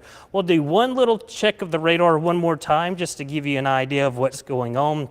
Heavy rainfall throughout much of middle Georgia. No active warnings currently in middle Georgia. That one in Butts County has been allowed to expire. We may see it get extended over into, say, Jasper County as well as Putnam County, but as of right now, the Weather Service holding off. And since our last check, we got new severe thunderstorm warnings in southeast Alabama. Those will likely hold together and make their way maybe towards Americus Plains down in Sumter County. But overall, keeping an eye on these things. Miranda, real quick before we hop off here and take a little break, are you seeing anything in chat? Watches, warnings, any damage reports? There have not been any watches, warnings, or damage reports really for our area. That those tornado warnings are still going off south of Crisp County. That is not in our viewing area, so that's really kind of the big story right now. Is that's closest to us, I'd say, are those tornado warnings that are just grazing south of Crisp and Wilcox County right now. So behind me, I can show you kind of what's going on near Ashburn right now. So there's Araby, and then this is the tornado warnings in Turner, Worth, Ben Hill, Irwin, Turner, and Worth County. Now, these are not for our area. They could begin to graze if they move far enough north. It could have our viewing area included in the tornado warning. So we're watching that very closely as the National Weather Service is continuing to kind of watch the area of rotation specifically in here. But again, this is not really in our area. But just to show you kind of where the area of rotation could be. It's just kind of, this might be crossing over 75 here. So if you know anyone really driving south of Araby and Crisp County down further into South Georgia along 75 near Ashburn, you might want to give them a call, tell them they're in a tornado warning right now. What we're really looking for on these Doppler winds is we're really looking for the reds moving, the winds moving away from the radar and the greens moving towards. So when you get them right next to each other, that's that notching or that gate-to-gate shear. There comes our latest kind of radar scope coming in. So you can see the ball of that red just to the northwest of Ashburn and that bright green also right next to each other. That's showing some signs of rotation. Let's see if I can query this. This is gate-to-gate shear. The radar is indicating of 74 miles per hour. So that's pretty impressive with what the radar could be showing, but that is exactly kind of where the rotation is, just to the northwest of Ashburn. I can draw some little lines in here to show you really what's going on. So that's kind of the area that the National Weather Service has issued this tornado warning for. Again, this is south of Crisp County, so it is not in our area. But let's see, maybe it could be creating some kind of debris signature. It looks like it almost is kind of creating a little bit of that ball. So on this debris tracker, the radar is basically looking for things of different sizes in the atmosphere. And when it sees things of different, I think they just updated it for our area right there. Yeah, there's a new tornado warning. So we're actually stick with this. Okay. So now this is in portions of, so yeah, they did extend it now. So now the tornado warning that they just issued was for south portions of Crisp County into Wilcox County. Ryan, I'll toss it back over to you and I'll tell Jeff about this. All right, and then there we go. That's exactly the warning we're watching. It's going to be, it's really clipping the extreme southern portions of our viewing area, southern Crisp County, as well as really portions of Wilcox County near Rochelle, heading up towards Abbeville. And again, this is radar indicated. Let's check the chat. That's going to be out of the Weather Service office. And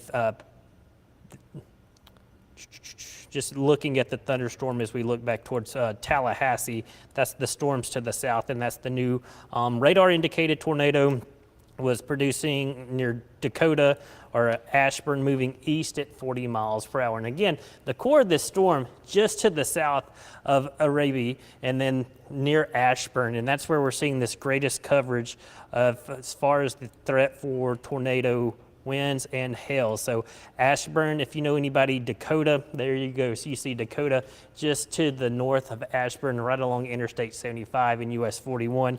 This is where we're going to be watching for that threat for that tornado warning. Again, going to be our main concern the next few minutes as we're going to continue to watch this area. That's a very prominent area of circulation on the radar. That's kind of what we look for when we're talking about the threat for strong to severe storms. Green is inbound, red is outbound, and we're seeing that. Okay, we're live on TV now. We're breaking into your coverage because we do have a tornado warning for portions of Middle Georgia. I'm Chief Meteorologist Ryan Stinnett, along with meteorologist Ryan Mirando, as we continue this long-form severe weather coverage. We've been doing it on our digital platforms. Now we're on TV. And again, what we're watching is this storm just south of Crisp County. We got southeastern Crisp County and southwestern Wilcox County now under a tornado warning as we head through the next couple of hours. This is going to continue off towards the east. And what we're doing is we're watching this storm just south, or really just near Ashburn right now, getting ready to cross Interstate 75. It could clip southern portions of Crisp County, as well as Wilcox County, heading up towards Abbeville. So this warning will continue for at least usually 30 to 45 minutes is how long these warnings continue. And again, that's our only warning of concern currently as we head into really the next few minutes. Tornado warning until 4:30 for Crisp as well as Wilcox County. And again, the main part of this storm is going to stay down in Ashburn and really portions of Ben Hill County, Irwin County, as well as Turner and Worth County. But you see tremendous amounts of lightning with this storm. And these storms across South Georgia have been putting down tornadoes on the ground. Numerous reports of debris being lofted out of the Tallahassee Weather Service office. So these storms we're keeping a very close eye on. And again, this should clip southern portions of Crisp County with high winds, but it looks like the main area for tornado threat will be off towards the north, and we're going to keep an eye on that as well. So I'll take some of this data off here, give you a quick idea, and that's pretty prominent signature is what we're looking for as far as a possible tornado on the ground or on the radar as we look at portions of Crisp County as well as Wilcox County. We always say red outbound, green is inbound. Where they get close together, that's where we're seeing evidence of circulation. And this storm has had a history of pretty strong rotation, and so that's why the Weather Service is go ahead and extending this. Again, we're watching this area of concern just north of Ashburn, just south of Dakota. The Dakota community down in Ben Hill County, that's where we're going to be watching over the next couple of minutes,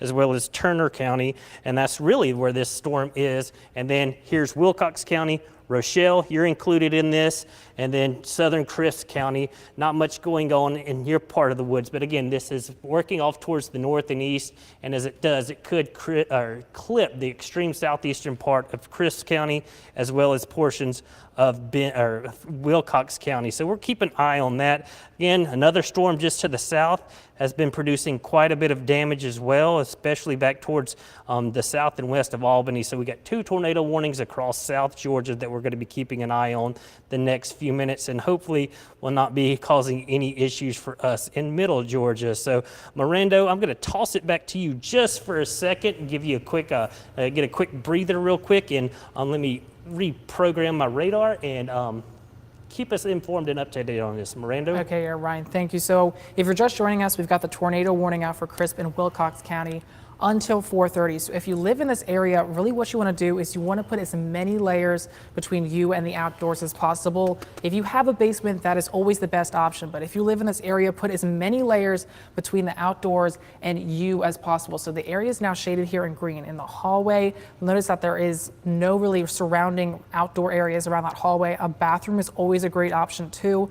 An indoor closet, even some stairs could be a great option. Of course, though, the best option is in the basement. So if you live in southern Crisp County, southern Wilcox County, you really do want to take this seriously and take shelter, because the radar is indicating that there could be signs of rotation in the atmosphere, meaning a tornado could be on the ground. And we've really been watching these storms all day today. We've had waves of storms. We had 1 tornado warning earlier this morning, and now we're seeing another kind of a lot of more severe weather pickup. We were talking about how maybe earlier in the evening, as we get towards 4 or 5 o'clock, we see a bit more of some severe weather beginning to pop up here. So kind of breaking this down to show exactly where the signs of rotation are again in the atmosphere. And this is moving to the northeast, I think at about 40 miles per hour. So that means the radar is indicating even quarter-size hail could be falling with a storm with all the lightning that's out there.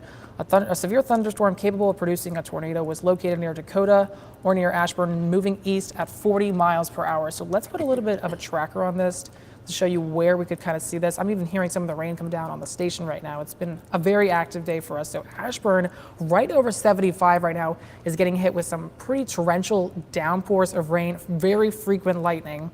And let's again look at the storm relative velocity. So this kind of dives deeper past the rain and shows the wind structure of the storm. The green means the wind's moving towards the radar site. The red is moving away. So when you get them right next to each other, that creates that pinwheel effect and that gate-to-gate shear that could be showing some rotation. So right over Ashburn right now, they really need to be in their safe areas. But if you live in southern Crisp County again, or Wilcox County, you do want to take this seriously and get into shelter. Hopefully this is not affecting drivers on I-75 right now. It looks like it's moving just over I-75 and pushing to the northeast. So let's put that tracker out over this for the 40 miles per hour as I zoom out a little bit more so we can show you kind of where the tornado potentially, where the potential tornado could be moving.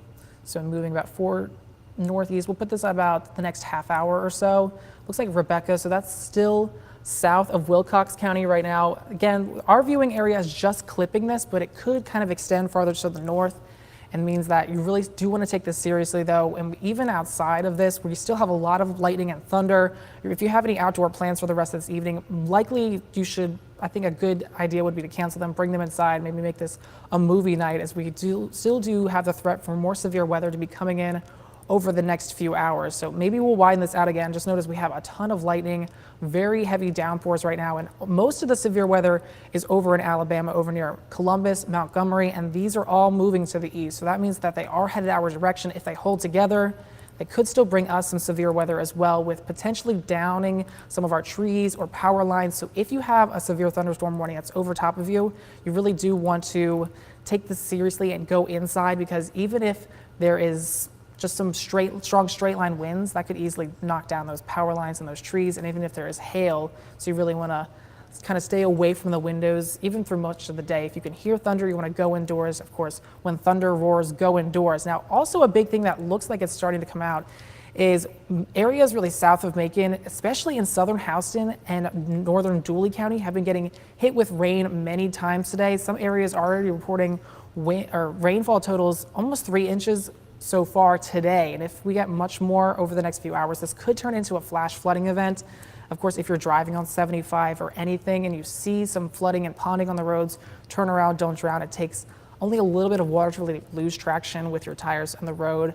Ryan, are you ready for another update back over there? Yeah. Okay, perfect. Thank you for doing that. Radar got a little stuck for a second, so you know how technology is. It always gets a little busy. But again, tornado watch. Let's talk about the big picture. This goes until 7 p.m. for our west and southwest Georgia counties. Taylor County, Macon County, Sly County, and that'll continue down towards Sumter County, Dooley County, Crisp County, and Wilcox County. Currently got that tornado watch. No active watch in the rest of middle Georgia. That will change in the coming hours. So just go ahead and plan for that. We'll either see a tornado watch extended or a new severe thunderstorm watch issued. Again, today we're going with a weather warned day for many locations where you got multiple rounds of strong to severe storms. That's why we're really highlighting this threat for those strong storms. Again, you can download the WGXA SkyWatch weather app. You can scan the QR code right now if you don't have it already. If by chance you were to lose power, you can stream our severe weather coverage on the app. It'll keep you informed and up to date. It also has those great push notifications that will alert your actual location to the threat of severe weather. That does include watches and warnings, so make sure you download it. It's just an extra layer of protection to help you on days like today. And again, it's going to be a very active day. So now I'm going to go back to looking at the radar once again. It is very active across middle Georgia this afternoon. Hey, Ryan, there was a little update. They did say that there was a spotter that confirmed this tornado that's in portions of near Ashburn. They have a spotter confirmed tornado at 345 West Highway 41, west of northwest of Ashburn. Just wanted to give you that update. All right, thank you, Miranda. And that's, again, we'll be watching that. Again, most of it is just south of our viewing area right now down in Ashburn, which is down in essentially Turner County. But if it continues off towards the north and east, it could clip portions of Crisp County as well as Wilcox County. So we'll keep an eye on that. Big picture. A wet Wednesday for many of us. Widespread thunderstorms ongoing. These are pulsing up in intensity. They are pulsing down in intensity. A few minutes ago, we had a severe thunderstorm warning for Butts County. That storm has since weakened, but we're also seeing stronger storms coming out of Monroe County, heading over towards Jones and Baldwin County. These producing a lot of lightning, heavy rainfall.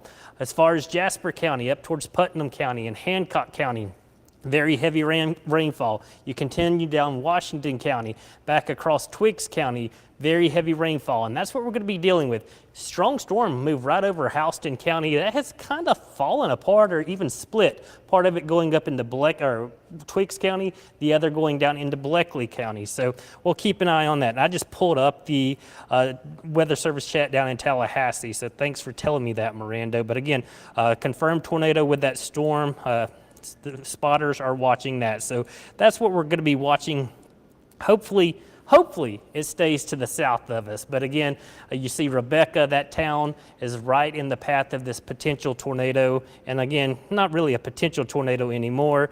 It is now an observed tornado by spotter. So it is now east of 75, heading up towards Rebecca.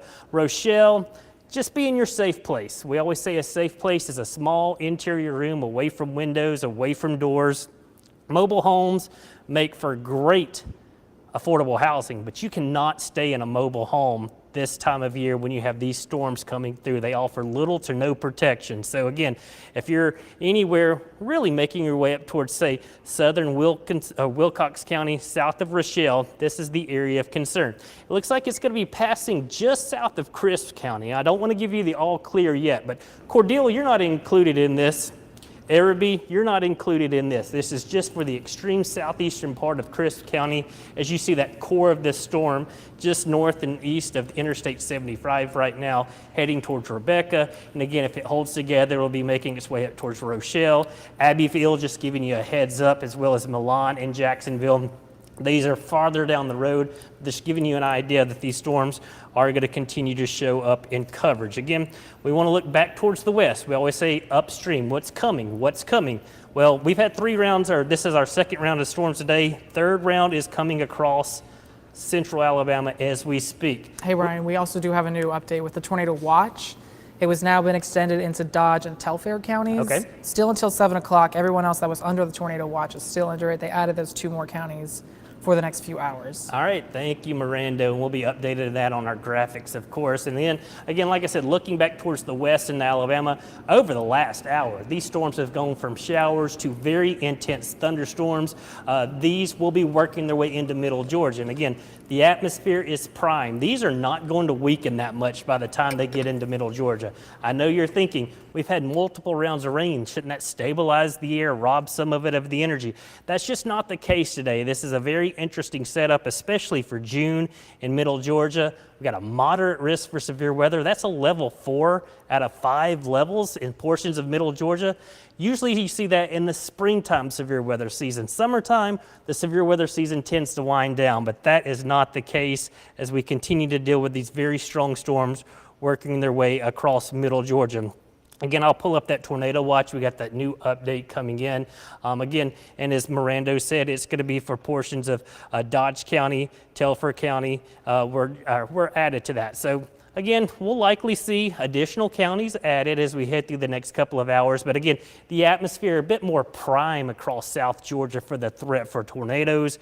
Elsewhere, we're just dealing with the very heavy rainfall. And again, we're all under that threat for those strong damaging winds, 60, 70, 80 miles per hour today. Large hail, usually large hail in middle Georgia, you say nickel or quarter size. We're talking golf ball. Some locations could see hen egg size, baseball size hail. It's just a very volatile atmosphere in place, and that's what we're going to be dealing with. But again, widespread rain and thunderstorms continue across middle Georgia as we head through the afternoon. And again, not too concerning with most of these storms right now. They are behaving as far as not being severe. Our main area of concern continues to be these storms down in South Georgia, getting ready to really clip portions of southern Wilcox County. Now again, you have Turner County and then Ben Hill County, and this is where this storm is right now. And then this is the storm of greatest concern. As we said, out of the Weather Service office in Tallahassee, they're saying confirmed by a spotter on this storm. So what I'll do is I'll take the product off of here and look at the velocity, and this is what we look for as far as the storm. This is one way we're looking at the different layers of a storm. And again, Rebecca to Ashburn, between these, you see the red is outbound, green is inbound, and this is where we're looking for that signature, and we have one on the radar. That's what this radar is showing us, and that's what we're going to be watching out the next couple of minutes. Here's another view of it. You can kind of see right here, just north of Ashburn, this has crossed Interstate 75. So again, Ashburn, you're in the clear. This is going to be working up towards Rebecca. If you know anyone in Rebecca, you may want to call them to make sure they know this storm is coming and to be in their safe place. We'll look at the debris signature to see if anything is showing up. Really hard to tell on this storm. I know we're kind of out there in the middle of no man's land as far as the radar coverage, but it looks like just north of Rebecca, we got a cooler spot, some cooler colors, and when we look for that, sometimes that suggests we could be dealing with some debris that's been lofted by the storm. The radar can pick up on that sometimes. Not a classic signature that we look for, but still, it looks suspicious that this storm could continue to move off towards the east. So We'll be watching it carefully the next few minutes as it could work its way up into southern Wilcox County. And again, tornado or not, this storm very intense. You see that white near Armboy. This is likely very large hail with this storm, maybe up to, say, golf ball size hail. I'll put the hail tracker on there just to see if we can get maybe a size. And let's cue that up and see perhaps how large this hailstone could be. Now, it's saying about an inch right there, but it could be greater. An inch in hail size is severe hail. That's the size of a quarter. And so that's what we're looking for down near Armboy.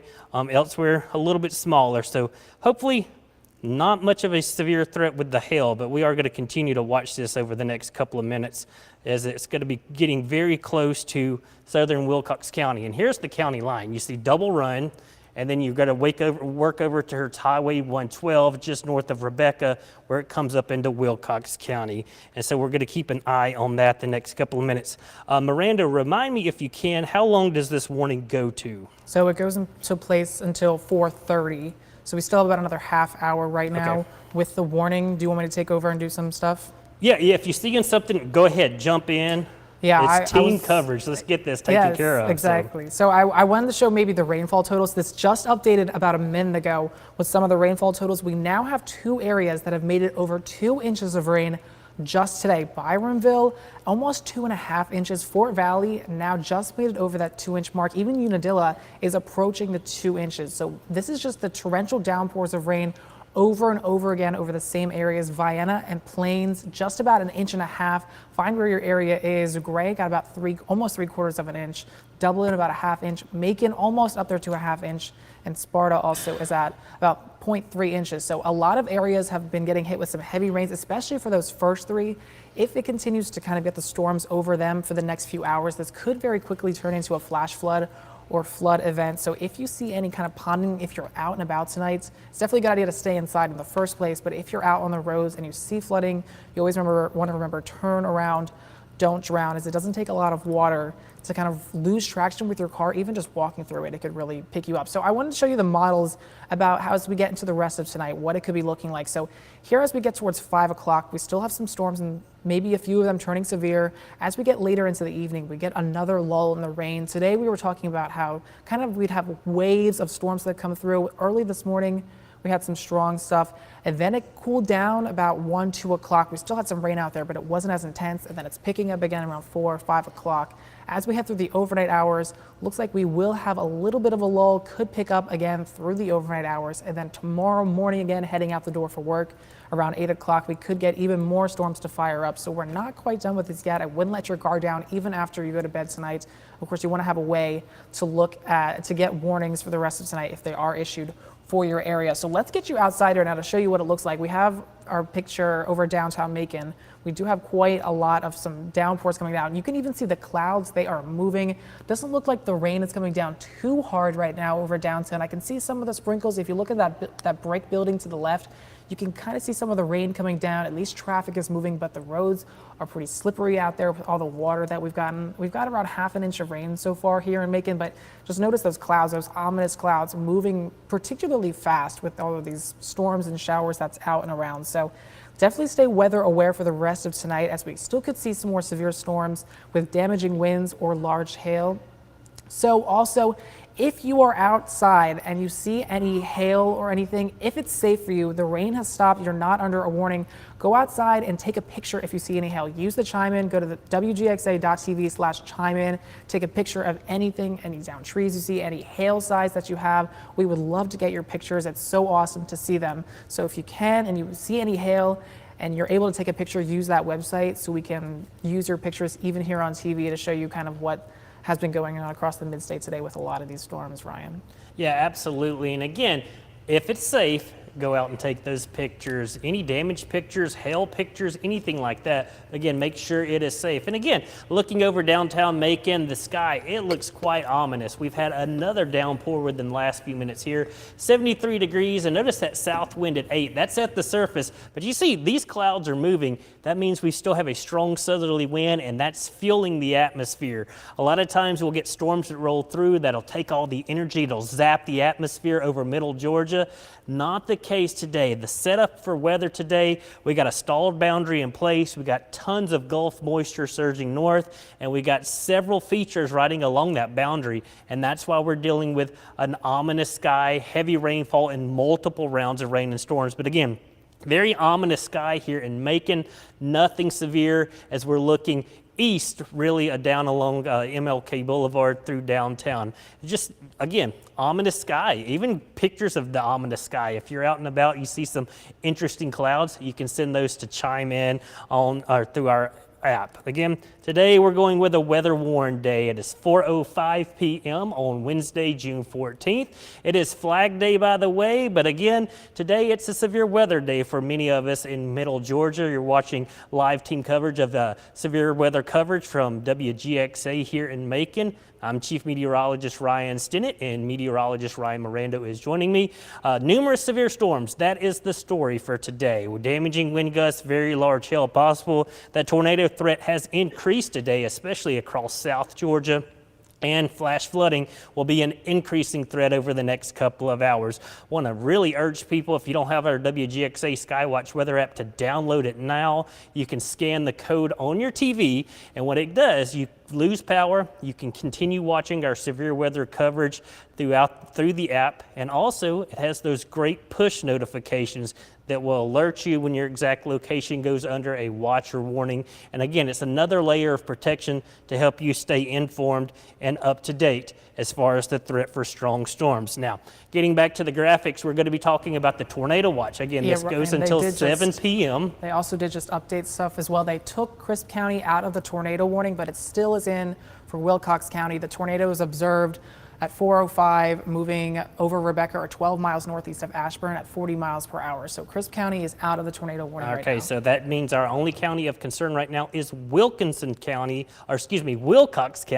and South Georgia, where Rochelle is located. And we'll get to that in just a second, as that storm's still mainly down in Ben Hill County. But again, tornado watch, conditions are favorable for tornadoes. We're seeing that across Middle Georgia. We got some new counties added to that, Dodge as well as Telfair County. But again, Macon, you're not included in the watch, Monticello, Sandersville. But again, you don't have to be in a watch to receive a warning. Severe weather can happen at any time, but the watch area is where the conditions are more favorable. So do keep that in mind, as we're going to be watching this watch likely continue to be extended and expanded as we head through the afternoon hours. Again, it is a mess on the radar across Middle Georgia. You got this round moving through Middle Georgia, and again, really starting to get concerned with these storms coming across out of Alabama. They continue to rapidly intensify.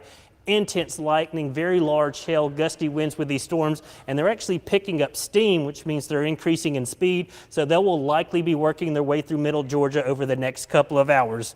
Then we get down into South Georgia, and this is our area of concern. We continue to watch this storm. It's an observed tornado warning, which means spotters have seen it, and that's what the chat is saying. The Weather Service says they have a spotter on this very near Rebecca. All this lightning, if this holds together, this will likely clip portions of Wilcox County. Now, as Miranda was saying, Crisp County, you have been removed. So Araby, Cordele, you're in the clear. Ashburn, you're in the clear. If you're along 75 and back towards the west, you are in the clear. It's these counties, or these communities east of 75 in Ben Hill County, as well as Wilcox County, and this does include Rochelle. We'll zoom in a little closer, try to give you a general idea. Maybe some smaller communities showing up. You see Double Run, Owensboro, that's right there along 231 where it drops down to intersect State Highway 90. Hatley, you're right there on the county line of Crisp and Wilcox County, and Rochelle is up here. So really, any community along the county line from Double Run over towards Owensboro, you need to be in your safe place, as this storm has had a history of producing at least some damage and a tornado. Again, here's the velocity product. This is another product we use when we're looking at storms. This tells us how the winds are moving. There's a couplet there, and when we say couplet, an area of red, which is outbound winds, and green, which is inbound winds. And this shows you there is some very broad circulation still, not as tight as it was earlier, but again, they're still keeping that observed tag on this radar or this warning because they say it has been producing a tornado. So again, it now looks like it's just to the east of Rebecca. Hopefully it'll continue to slide off towards the east. It will not try to jog off towards the north and east and maybe get into Wilcox County. So again, we're just watching this storm very carefully as that warning does continue until 4:30 for portions of Wilcox County south of Rochelle and down towards the south. You're inside that polygon. Always say we want you to be safe. If you're inside the polygon, you need to be in your tornado safe place. Tornado safe place, it's easy. Small room, away from windows, put as many walls between you and the outside world, and hopefully you have a basement. If you don't have a basement, again, small interior room away from windows and doors. If you have a mattress, if you're getting in the bathroom, you can pull covers or a mattress over you in the bathtub. A lot of times, bathrooms, because the plumbing is anchored down to the foundation, they survive a lot of the storms that come through. And of course, if you are in a mobile home, great affordable housing, but it offers little protection. But again, here is the greatest area of concern, very near Rebecca, and this is going to continue to track off towards the east. Now you see here's Fitzgerald, which is along US 129, and then you got Highway 231, the state highway, as well as Highway 90. This is all out there just to the east of Rebecca. And Miranda, is there any update from the Weather Service on this storm, maybe damage? There has not been any updates with this storm specifically. I'm still monitoring the chat. There have been some other reports out of the Tallahassee National Weather Service office that is kind of reporting hail in other areas. They reported tennis ball sized hail, 2.5 inches near Blakely County, or Blakely, which is in Early County, which is in South Georgia, not for us, but there isn't anything specifically out there with our thing. But they did just update, I think, that one again. Did they just update that polygon for the tornado warning? Yeah, it looks like they trimmed it and extended it farther towards the east. So okay. South of Telfair County is what we're going to be looking at. It looks to be more of a, again, Ben Hill County and maybe heading over towards northern portions of Coffee County. Okay, awesome. So we still have the Wilcox County tornado warning until 4:30. So Rochelle, Abbeville, you were not in this tornado warning, but to the southwest of it, you're also into the tornado warning. That's for right now, but really heavy downpours of lightning right now. That tornado warning extends for about another 18 minutes or so that we're kind of keeping an eye on. We also, about 10 minutes ago, I showed the rainfall totals. We also do have peak wind gusts. Now it's a little harder to see exactly what could be going on with some of these peak wind gusts. This also updated at 4 o'clock. You have to have a storm that goes specifically over the sensor in order to get that strong wind gust. So we are seeing some of the stronger wind gusts in Unadilla and Byronville and Vienna. Those were the top 3 also for the rainfall totals, where they were up above 2 inches of rain just this morning. So these are winds up to about 30 miles per hour. So still pretty strong gust out there. A 30-mile-per-hour wind gust is definitely noticeable, but it's definitely not kind of the severe thunderstorm criteria. It's a little harder to see the 70-mile-per-hour wind gust really on the sensors like this because it has to move specifically over that. But it has been a very windy and gusty day. Some gusty thunderstorms around, some hail and strong damaging winds. Again, if you're under a severe thunderstorm warning, even later tonight, you really do want to take it seriously and stay inside, as any other straight line winds can down some trees or power lines and definitely cause some issues. But right now we're still only having that one tornado warning that's out kind of on a wider view. So with the tornado warning that's in place, we're kind of on the air so that we're keeping you safe, letting you know exactly where the rotation is, as tornadoes can cause quite a lot of damage. That tornado warning is for Wilcox County until 4:30 this afternoon. So we're still seeing the signs of rotation. There hasn't been any specific updates about whether this will be allowed to expire from the National Weather Service. As we get closer to 4:30, I'm sure we'll be hearing that. But there are some other storm reports that have come in. Let's see if we can actually show some of the storm reports that have come in so far today. So here's actually some of the storm reports. If you guys could take this full for a second. Yeah, so here's some of the storm reports. They're mostly right now through Dodge County and Telfair County, just south of Eastman, reporting some down trees just west of Chauncey, over towards McRae, also some down trees as well. So we're definitely going to see this number increase as we get throughout the day, but really through South Georgia, they're already seeing some tornado. That one just southwest of Albany, even on Ashburn right here, they already do have a storm report out for that tornado that is continuing to push to the northeast that we're keeping a close eye on. So let's see if we can kind of track the system again. Are these new tornado warnings that have been, no, these are severe thunderstorm warnings, aren't they? Yeah, but that's that warning got extended farther east. That's what it Okay. is. So farther east, right to the Ben Hill Coffee County line. So southern Telfair County, not included in this, but just a heads up, if you're south of McRae, of course, you want to keep an eye on this. This is paralleling that the state or that part of the county line. Again, getting a little bit of a lull across middle Georgia as far as the widespread thunderstorm activity, but I'm telling you, these storms back across East Alabama, West Georgia now, they're all dropping warnings as far as severe thunderstorm warnings, and these will be rolling into middle Georgia very soon. So I know it's 4:14. Rush hour this evening is going to be hectic, I do believe, for many locations.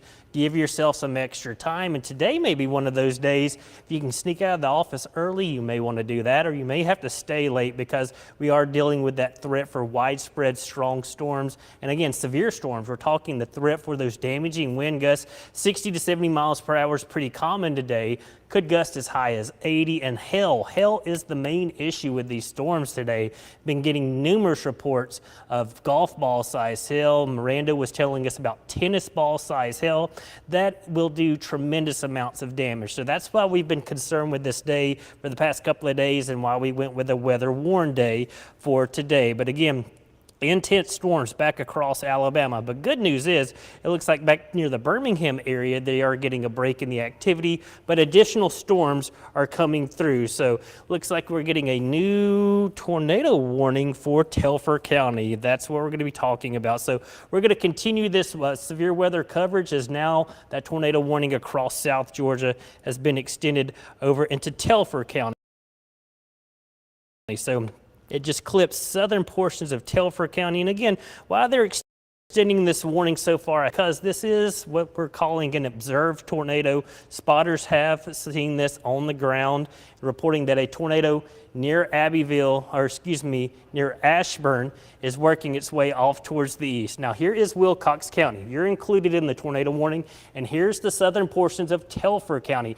McRae, you are not included in this, but if you head south along 319 to Jacksonville, this is where that warning will be. And again, it is clipping extreme southern portions of Telfair County. And it looks like we just got a radar update from the National Weather Service on Wilcox County. It looks like they trimmed most of the county out of it. So I know we were looking up towards Abbeville and Rochelle. You're in the clear now as far as this storm, as the main area of concern continues to be really in Ben Hill County, and that's going to be working over on that eastward trajectory once it crosses 29 into really southern portions of Telfair County. And again, still going to be clipping portions of Wilcox County, right where 129 comes out of Abbeville and drops into Ben Hill County. So do keep that in mind. A lot of lightning with this storm. And Miranda, if you're over there, what was the update on that? What's the wordage from the Weather Service? Yeah, so they said that there was I think I have to find it as well. There was a tornado warning for Wilcox County. We have this now for portions of Telfair and Wilcox County, which we've trimmed back on most of Wilcox County. A severe thunderstorm capable of producing a tornado was located over ARP or 10 miles northwest of Fitzgerald, moving east at 35 miles per hour. So there, my phone goes off in the tornado warning. So let's go back on the radar and kind of show you what could be in the path of some of this right now. So usually when we're looking for areas of rotation, this is even a lot of lightning out there. So it's near Fitzgerald. This is south of Wilcox County, but now portions of Telfair County are in this tornado warning. Most of Wilcox County is now out of this, but it is just clipping our viewing area. So in order to really find where the area of rotation is, we look really for the storm relative velocity. This is able to show the wind structure of the storm, and it gives us kind of the wind direction. So the green means the wind's moving towards the radar site, and the red means it's moving away. When they're right next to each other, that creates that pinwheel effect or that windmill effect, and it starts to create that rotation and that circulation around a point. So we are seeing some areas. See, we're right on the edge of two different radar sites. So I think this radar site definitely is showing a lot more of that red right next to that green dot. So if I go ahead and query this, this gives us that gate-to-gate shear, kind of how the winds are moving in opposite directions, upwards of 50 miles per hour. So this is a pretty good signature. You have that ball, that red ball right next to the green, and that is really showing that there could be those signs of rotation. I'll draw it so that I can really show you where it is. I think I grabbed the wrong color. I grabbed the wrong kind. So let me go ahead and grab the actual squiggle so that we can get the red right next to the green. So that is really where our area of rotation is. This is about to move close to Route 129, and then it's moving to the northeast. I think it's set at 35 miles per hour. So let's also go ahead and put a tracker exactly where this could be as I lower the number back down. And I'm just looking at that storm too. Community ABBA right there. It's right on top of ABBA. So if you zoomed in a little bit more, you would see that. But yeah, it's just one of those small communities down in, there you go. Yeah. Perfect, good job. So, but again, just landmarks, that's what we really need. And again, if the storm continues, it'll head over into southern Telfair County. Yeah, so there's Queensland and Lullabille all in the path of the storm. If you know anyone in this area, you really do want to take shelter. So also Bowens Mill and China Hill, you are also under this tornado warning. So if you live in this area, you really do want to take shelter, get into an interior room of your home. The basement is the best option, but really put as many layers between the outside and you as possible. The windows are really the first to go with some of these strong storms that could be damaging them. So you really want to keep yourself safe so that you don't get hit by any of, if there's shattering glass that could be happening. But this was a radar indicated storm now at this point. Is that right, Ryan? This now radar indicated versus it being an actual spotted one? Yeah, last report, I mean, it was still observed down in the Tallahassee weather chat, but for this warning, it's radar indicated. And earlier it was observed again, but that was because of a spotter was reporting this. But again, large hail with these storms. And again, I'm looking down at that same storm because we always want to have multiple eyes on that. And then again, Sibby, Bowens Mill, China Hill, this is just south of Temperance. And this is where all three of these counties come together. Telfair, and then we got Ben Hill, as well as portions of Wilcox County. So this is the area of greatest concern. You see that polygon. If you're within that polygon, you've got to be in your safe place. Again, a small room away from windows. And again, the storm looks impressive on radar. It's still got a very strong couplet. And what I'll do is I'll look back and just give you an idea of what we're really watching. Again, here's Lullabille. We got the banner up, and then we switch radar. It's just to the north of ABBA right now, so it'll be tracking off towards the north. Here is State Georgia Highway 90. Here's 129. That drops you from Bowens Mill down to Lullabille, and that'll continue right into Fitzgerald. So between Fitzgerald and Bowens Mill, this is where we need to be watching this storm. And again, this is completely in Ben Hill County right now, and then that'll continue to slide off towards the north and east. And again, that radar signature is actually starting to look a little bit more impressive on the radar. So this is the area of greatest concern. We're watching near ABBA, just to the east of ABBA. And again, this is what we look for when we're watching to see where these tornadoes are. You get rid of the rain. The rain makes it look very messy. It's when you look at the winds, and the winds going different directions show you that there is some rotation in there. Now here's Fitzgerald. 129 takes you from Bowens Mill down to Fitzgerald. 90, that brings you out of, say, essentially Abbeville. And then this is the area of concern. ABBA, now working your way off towards the east along 90. Here's 129. And if this continues, it'll cross 182. And then here's Telfair County, the southern portions of Telfair County. And then up here is southern portions of Wilcox County. But right now we're mainly down in Ben Hill County because this storm has been producing a tornado earlier this afternoon, and it continues to track off towards the north and east and could get close to portions of Telfair County, really just west of Jacksonville. It does not include McRae. McRae, you're in the northern part of the county. This just clips our extreme southern portions of the county. South of Abbeville, here's US Highway 280 that runs across South Georgia. It's well south of you, extreme southern portions. But again, you see the signature is there just to the north and west of Fitzgerald. And if this continues, it could get over towards, say, portions of Telfair County. And that's why the National Weather Service office in Peachtree City, who covers Telfair County as well as Wilcox County, has issued that warning, just giving people a heads up because these storms, the tornado warnings have been confirmed today. They have been producing tornadoes as it's a very volatile atmosphere in place. So that is the only tornado warning we are currently watching in Middle Georgia. Elsewhere, just dealing with all this very heavy rainfall, lots of lightning with storms. And again, storms coming out of Alabama, they are going to be packing a punch. So if you don't think you've got enough storms today, don't worry, you got more coming your way. And these, again, gusty winds, all of them have severe thunderstorm warnings with those, and they will continue to track off towards the east. This is round 2 pushing through our eastern communities, but now got heavy rainfall stretching from Monroe County through Jones County into Baldwin County into Hancock County, Washington County near Sandersville. You get a little lull, say down towards Houston County, portions of Twiggs County, but more rain coming into Macon as we speak. And as I said, 424 right now on this Wednesday afternoon. People are getting ready to head home. Around Macon, I would head home right now if you can. If not, you're going to get more of these storms that could impact your evening commute on the way home, and that's what we're going to be watching. Still waiting to see if the watches will get extended even more. It is possible. I really think we could see another severe thunderstorm watch as we head through the next couple of hours. I'll do a quick outdoor look here in downtown Macon, or that is not Macon, that is Dublin right now. So are you doing That's that, my Miranda? bad. Yeah, I was fixing the camera to see if I can get a good shot. This is out over Dublin. All right, well, I will pull up the Dublin. There we go. There we go. But yeah, there's an ominous sky as we look towards Dublin. This is what we're looking for. And again, you see the low clouds, a lot of moisture in the air. That's why the cloud bases are so low today. Temperature 72 degrees, dew points.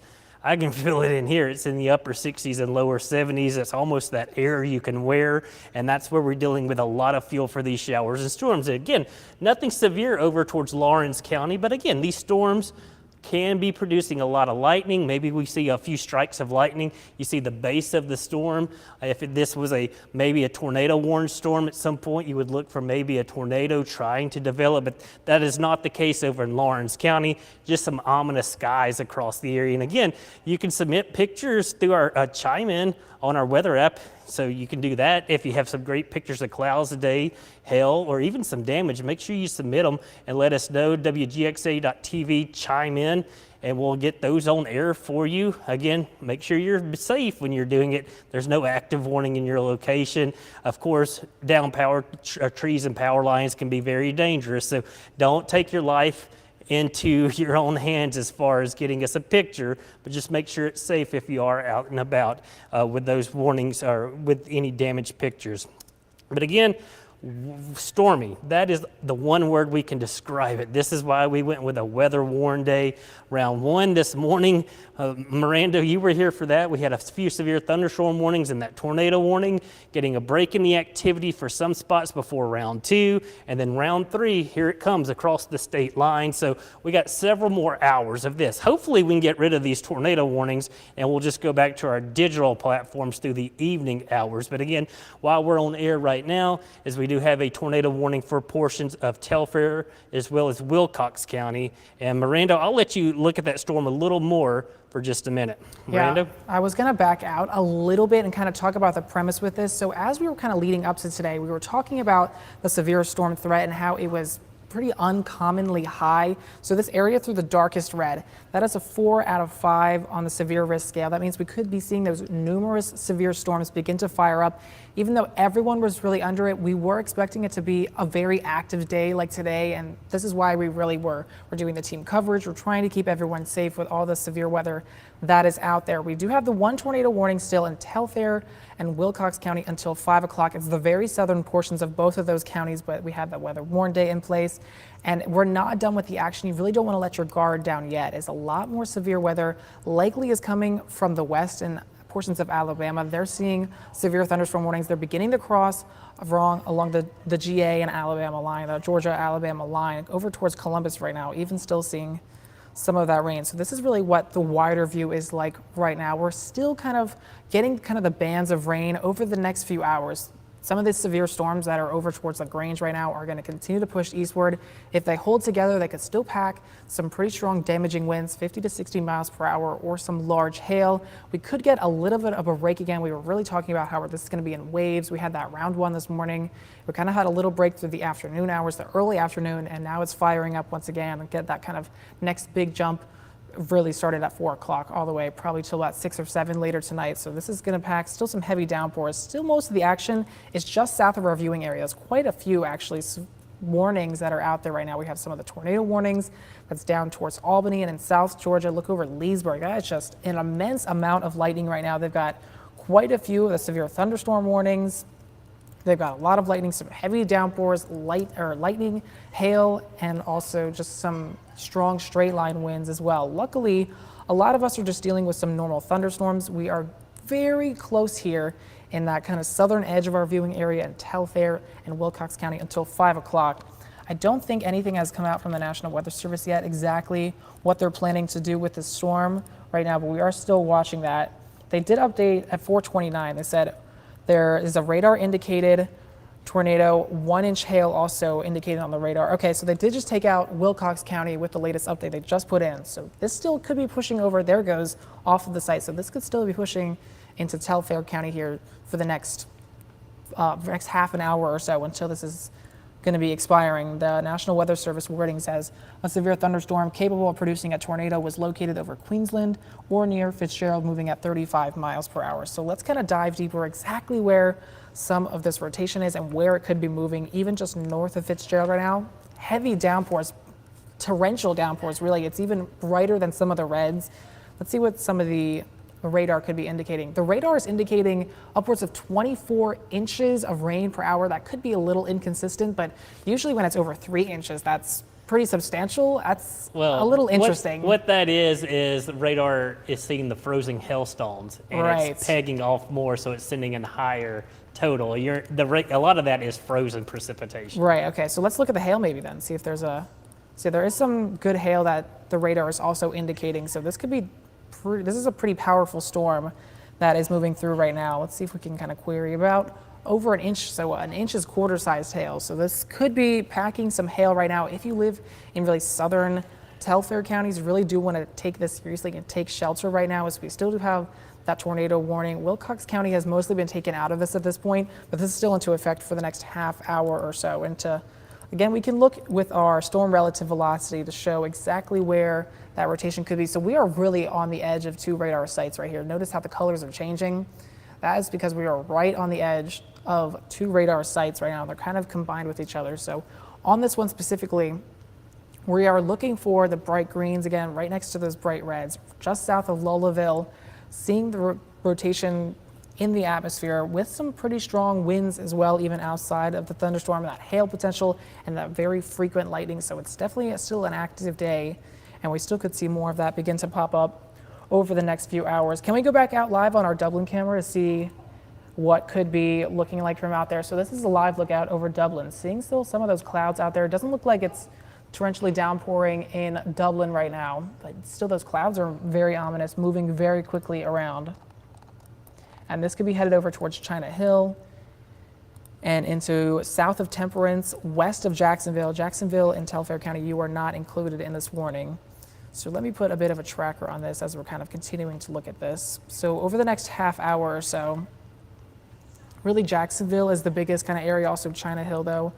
Maybe I could, let me see if I can redo this. You guys can take the graphics back for now. So the rotation is over here, back up to about 28 miles per hour. So this could be hitting China Hill around 4:52, which isn't about 20 minutes from now.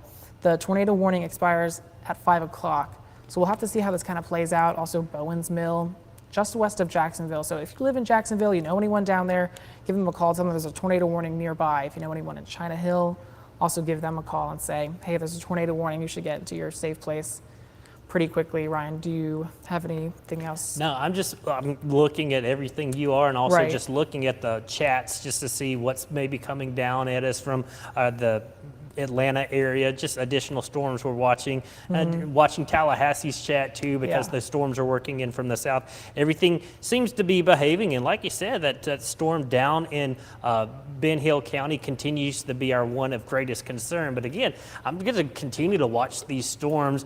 Just got a report. I got looking at the chat in Birmingham, Montgomery golf ball to baseball size hail just east of the city. That's going to be this severe thunderstorm warning. Hopefully that continues to dive towards the south. So again, just watching things upstream from us, those storms continue to pack a very powerful punch. Again, as we roll through the next couple of hours, a lot of wind energy, and got this storm developing over portions of Taylor, Upson, and getting into Crawford County. Watching that very carefully. It's kind of out here by itself. It's got a lot of energy to work with. That could be coming through downtown Macon here shortly, or along at least 75 between Warner Robins and Macon with heavy rainfall. So again, we're watching all these storms very carefully as we head through the afternoon and evening hours. And again, still watching things back towards the west. You look back into Alabama, numerous severe thunderstorm warnings. And again, hopefully all this will dive off towards the south and east and not come into middle Georgia, but I do believe some of these along Interstate 85 will likely be making their way towards, say, Upson County,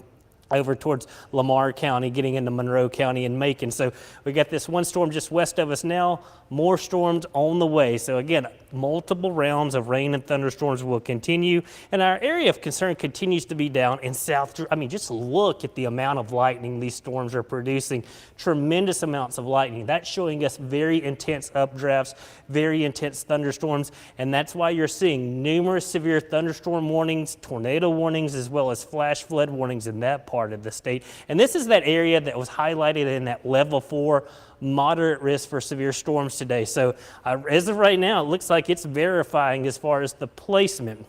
But again, around middle Georgia, watching the next couple of hours, I really think we'll start focusing on maybe the threat for some flash flooding as the rain continues to mount in many locations, getting reports over 2 inches, starting to see multiple locations. And again, rainfall projections from this system were 3 to 5 inches, so it is on its way. Heavy rainfall heading over towards Augusta. And again, south of Atlanta, down 75, rain and storms, but again, some strong storms along Interstate 85 over near Troup County. That'll continue to slide off towards the east, and that will likely be impacting us here in middle Georgia.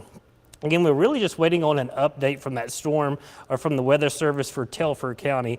Chris County, you've been cleared for this for a while. Now, Wilcox County, you're essentially clear for the most part as far as the threat for tornado. But again, it looks like it's getting ready to cross the county line. So we'll get back down there, give it an idea. You see Jacksonville, here's Highway 117. US Highway 319, and then 117 takes you up to the 132 split. Here's 129, that takes you down towards Fitzgerald. Tremendous amounts of lightning, heavy rainfall, and large hail. Again, they are reporting severe hail, which is quarter size, which is 1 inch in size. So that's what we're going to be watching for. But again, within this storm for about an hour or so now, we've been watching rotation, and we'll see if it's still showing up. There's still pretty prominent just north of Fitzgerald. That's where we're going to be watching this storm as it continues to track off towards the north and east. So getting closer and closer to Telford County. We actually may see this warning extended off towards the north and east.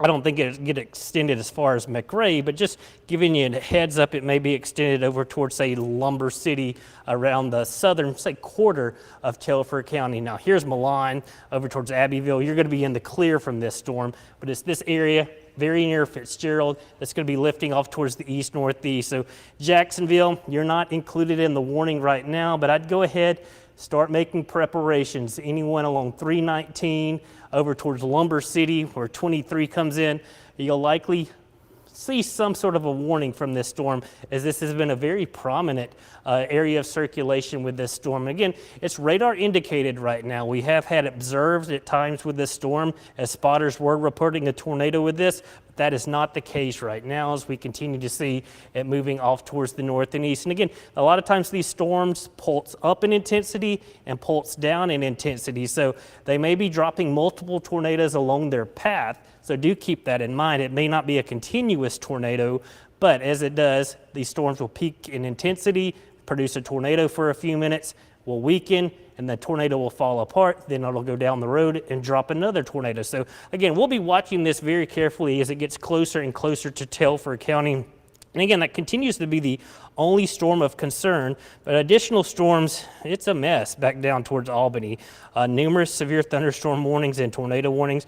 Really starting to see those green counties. Those are flash flood warnings that are now going into effect. And I guess we should hit on that. You've been talking about the rainfall totals, but we have failed to mention that there is a flood watch in effect for many locations. And again, that's due to this persistent rain that could become an issue 2 to 3 inches in some spots already. Flood watch in effect through tomorrow evening. And a lot of times the flash flooding, that usually means it happens pretty quick. A flood watch, a lot of times, is a slower progress. We've got multiple rounds of rain and thunderstorms. We can certainly see the rivers and streams start to increase as far as the capacity that they're flowing at. So do keep that in mind. Flooding could be a concern at least over the next 24 hours, and especially as we head through the next couple of hours. Here's one model run of what we're looking at. It's pretty spot on as far as the thunderstorm activity right now, but new updates is suggesting that it may be a quiet evening for us, but overnight we may get some more thunderstorms developing. And again, we'll have to keep an eye on these. These could be strong to locally severe as the atmosphere remains primed for strong to severe storms. Don't like that because we suggest another round of more storms tomorrow morning as we head through the early morning hours. And again, this model updates every hour, so we'll see how it continues to update throughout the evening hours, but it looks like we could be dealing with some more storms tomorrow.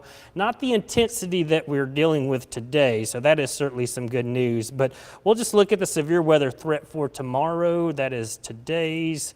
Let's go with day 2, and I'll just see if that has updated on at least maybe decreasing the threat for some strong storms tomorrow. So what we'll do is we'll look at day 2, and then that's day 1.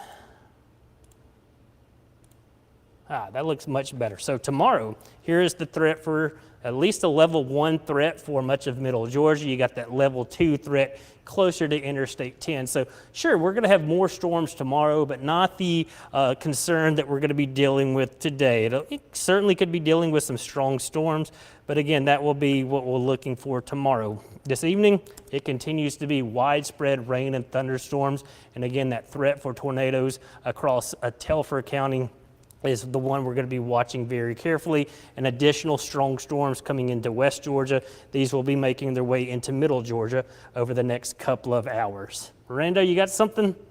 I do have something. We still have another maybe 2 hours or so, a little over 2 hours with the tornado watch that's in effect. And this is for areas through Macon County into Taylor County, Sumter, Dooley, Crisp, Wilcox, and further into Dodge and Telfair counties. These are in place until 7 o'clock. Remember the difference between a watch and a warning. When a watch is issued, the conditions are favorable for tornadoes to be forming. There isn't any imminent threat, but this is when you want to have a plan. You want to find that area in your home that you're going to want to take action in case if the warning gets issued. That's when there could be a tornado. The conditions are imminent. They're happening right now, and that's when you want to take action of that plan. Go into that place, into your interior home, this far down into the lowest level of your home, and just to put as many layers between you and the outdoors as possible. So the areas shaded in yellow here are under a tornado watch for a few more hours until 7 o'clock. That means the conditions are favorable for more of the tornadoes to be forming. We do have that one warning that's out still for portions of Telfair County at this point for the next around 18 minutes or so, as that expires at 5 o'clock. So that's still kind of the area that we're keeping a pretty close eye on. Otherwise, there's not any severe weather, severe thunderstorms over middle Georgia, but you can see some of those yellow warning boxes over towards the Alabama line. Those are more of the severe thunderstorm warnings, and they are pushing east as well. So if they hold together, those could also be providing some damaging winds or some large hail. So really, if you have any plans this evening, you really do want to keep them inside, as even just frequent lightning. If you can hear thunder, you want to go indoors. Remember, always when thunder roars, go indoors. If you can hear lightning, you're close enough to be struck by it. And hopefully a lot of this rain will kind of begin to fizzle out and not dump a lot of heavy rain, especially for some of the areas that have already been getting over 2 inches of rain. So this won't turn into a flooding or flash flooding event. So that's kind of the hopes for what's going on right now. In terms of that tornado warning that's barely clipping through Telfair County right now, still seeing very, very heavy downpour. So if you live in Jacksonville, even if this tornado warning doesn't get extended, you're going to get hit with some of this very heavy downpours, the frequent lightning. It's going to get a little loud here right along 319. And 117 is kind of exactly where the storm is moving through right now. Let's see if the radar is still able to indicate some of the rotation. No, we can still dive through some of this for the Doppler winds. So again, with this, we're looking at the wind structure exactly. This looks better than it did around 15 minutes or so ago. We have that one speck of red still right over 319, so the northeast of Fitzgerald. what we're looking for in terms of tornadoes on the Doppler winds and the storm relative velocity is we're looking for the reds right next to the greens. So that green is still there, that bright green, but it looks like the red is kind of beginning to dissipate. So that's some good news, is that hopefully the rotation is weakening and broadening so that it's not producing a tornado. But even outside of this, it looks like the radar is indicating some strong winds even outside of there being circulation. So if I'm able to kind of query this, this is still, the radar's indicating winds up of near 50 miles per hour. So this is still producing some strong winds out with the storm right now, and the tornado warning that's still into effect for about 15 more minutes. I don't think the National Weather Service has come out with any updates specifically with the storm quite yet, and we're waiting for them to see if they're going to continue this, as it might get issued further into Telfair County. They might take Telfair County out of it. They might even not issue another one after 5 o'clock if the rotation continues to be on the weaker side. So there is that very small, now pretty broad on this Doppler winds. We're kind of in between two radar sites right now. So there, and then here's a separate one. This one is looking a little bit more favorable for more of the rotation. You can see that broader area of the green embedded in the reds, which is showing some of that rotation. So this will be interesting to continue to follow it. Did they just actually? No, they still have that out there. So they're kind of anticipating the storm to continue to stay south of Telfair counties right now. So they don't have this continuing over Jacksonville in Telfair counties right now, but that's still kind of the area. Hopefully this will push eastward and not continue to push over Telfair County and Jacksonville, so that this can kind of stay south. Again, we are covering this on the air for tornado warnings, as we always do, so that we can keep you safe, so that if there is a tornado over top of you, you're able to take the necessary precautions to keep yourself safe. And that's kind of really why we're covering this on the air. So Jacksonville's still about to get hit with some pretty heavy downpours. So let's kind of take a wider view exactly still what's going on. This is a very active day. LaGrange right now, still heavy downpours right now over the mid-state, just south of Dublin. Also getting some heavy downpours right now just south of I-75, Rents, Cadwell, 319. It's kind of exiting out of Rents and Cadwell, but still heavy downpours. That red on the radar showing the torrential downpours. Very, very frequent lightning. Take a few more stops out on the radar right now. So over towards Warner Robins and Perry, you're dry at this time. I'm sure there's a lot of clouds out there. We're getting a little bit of some downpours here in Macon, over towards Dry Branch and Macon-Bibb County, over further towards Roberta, Crawford County, even getting a pretty good downpour there too with some heavy frequent lightning. Remember, if you hear thunder roars, go indoors. If you can hear the thunder, you can be struck by lightning. And the activity is starting to pick up, especially for areas north and west of Macon. Over Forsyth in Monroe County, got a heavy downpour there right now. And notice kind of as I pan this further towards the left, towards LaGrange, that's also a pretty heavy downpour. And this looks to be moving more towards the east and southeast. So that's kind of something that we'll continue to watch. That was a severe storm, a severe warned storm, but it's not anymore. And we'll kind of continue to track this around over towards Milledgeville, southern Baldwin County, northern Wilkinson County, north of McIntyre, and over into Washington County, Warden, and Sandersville. Also getting a lot of this rain. So don't let your guard down yet. Even after this tornado warning expires, we still have more of the tornado watches in place for those southern counties. And we could get some more heavy bands of rain to really come on through with these storms that are firing up over Alabama and still pushing through. So look out further west. Notice all of that lighting. That's pretty substantial near Montgomery. This is out further west in Alabama, but these storms are pushing eastward. So this is actually pretty interesting to see where it's moving. And if we kind of pan this back over the past hour, it looks like it is moving south and east. So hopefully these will kind of brush our area and continue to push further south and east. I think there was a new severe thunderstorm warning now. So they've issued, when we were looking at this area here through Lawrence County, this is now a severe thunderstorm warning as well. So we'll look at exactly what this is. We can put the details up on the screen. So this is a severe thunderstorm warning for Lawrence County, south of I-16, Montgomery, Truland, and Wheeler counties. This is into effect until 5:30. This is for radar indicating 60 mile per hour winds and about a 3/4 size inch hail, so just less than a quarter size. But this is even coming with some frequent lightning and heavy downpours as well. Very active evening that we've got going on with a lot that we've been doing. And we still do have this tornado warning that's pushing through Telfair County. Let's see exactly where that rotation is once again so that we can see it. Still looks like it's out of our viewing area, but could still be pushing further to the north. So as we kind of play this back, it does look like it's almost moving directly due east. Let me move this up a little bit. So that's some good news, is that it looks like it's barely moving to the north. It's mostly moving to the east. So this still could graze over Jacksonville. If you live in Jacksonville or know anyone here, I would be on alert. You're not technically under the tornado warning, but I would be on alert just in case. If the storm turns a little bit more to the north, if the tornado goes up in the cloud and maybe it separates it down further to the north, that could still be an issue that we've got going on. And of course, if you do not have the WGXA SkyWatch weather app, today is really the perfect day to get it, as you're able to put in your location for it and it tells you which warnings and watches are under place. And even when you're maybe not paying attention to it, if you have the notifications on, it even says it out loud. So you're able to really get the latest of the alerts exactly for your area only, so it doesn't really spam you. So scan the QR code on your screen. It'll take you directly to the App Store or the Google Play Store, and you're able to download the WGXA SkyWatch weather app. You can go down the street level. Even after today, it still will be super helpful, as you can move the radar basically yourself for any days as the summer comes up. Summer, we get those afternoon thunderstorms each and every day. You can always keep an eye on the radar with any of your plans to say, am I able to go out? Should I take the umbrella? It's really a great option. I'd highly consider getting that if you haven't already. It's really the best option for what we've got going on today, especially with that new severe thunderstorm warning. Ryan, are you ready with a newer update with what's going on? Yeah, what we're doing is I was looking at the Dublin sky cam down in Lawrence County. The warning, that's a pretty ominous sky. We're looking towards that storm. The storm not over Dublin, it's actually to the south of you, but looking at that sky, it is ominous, very dark clouds, and that's again what we're watching. This is that new severe thunderstorm warning for Lawrence County, and that's going to be working its way off towards the south and east essentially. So pull up the radar real quick.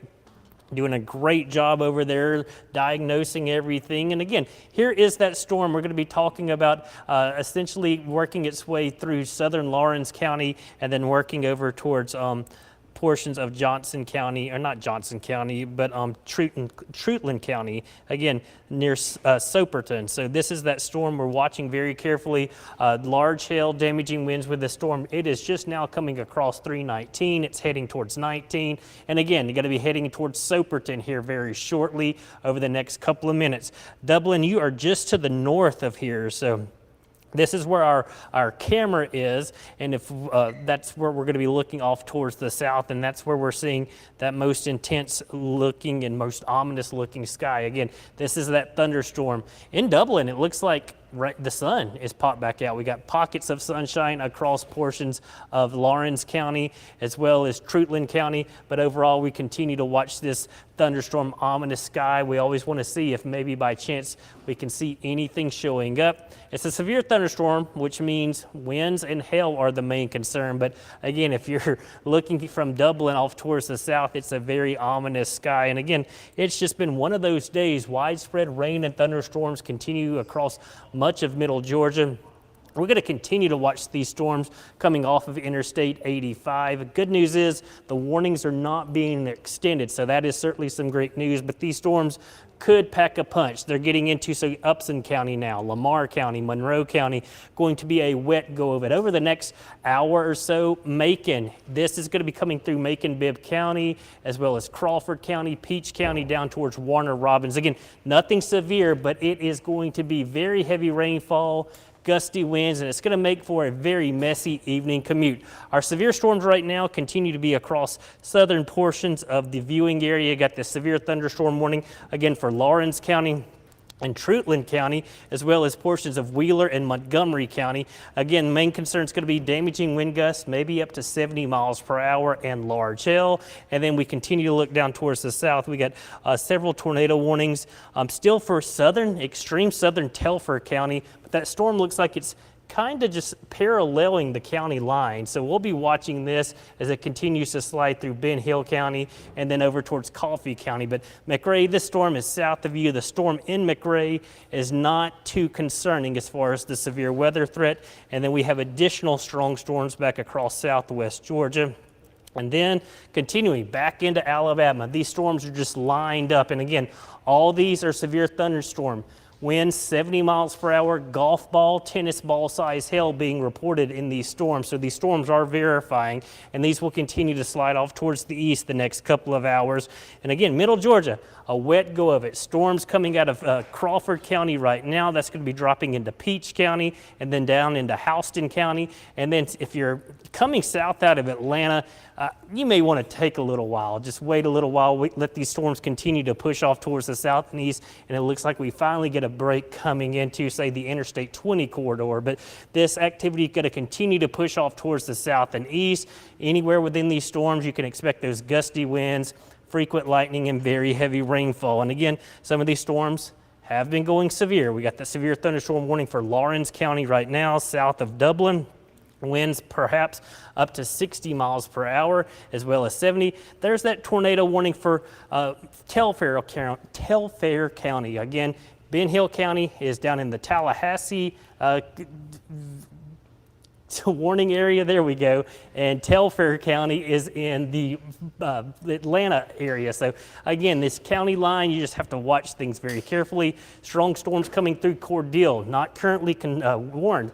Numerous severe thunderstorm warnings, flash flooding as well. Albany's currently under a tornado warning. So again, just an active afternoon across much of middle Georgia, including South Georgia. So we're going to continue to watch this as we get ready for the 5 o'clock news. It's going to start in about 5 minutes here on WGXA Fox 24. But again, we are watching things across much of middle Georgia.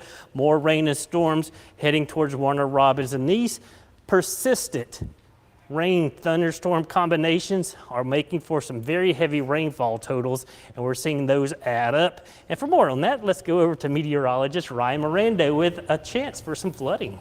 Yeah, thank you, Ryan. So I am still watching these rainfall totals.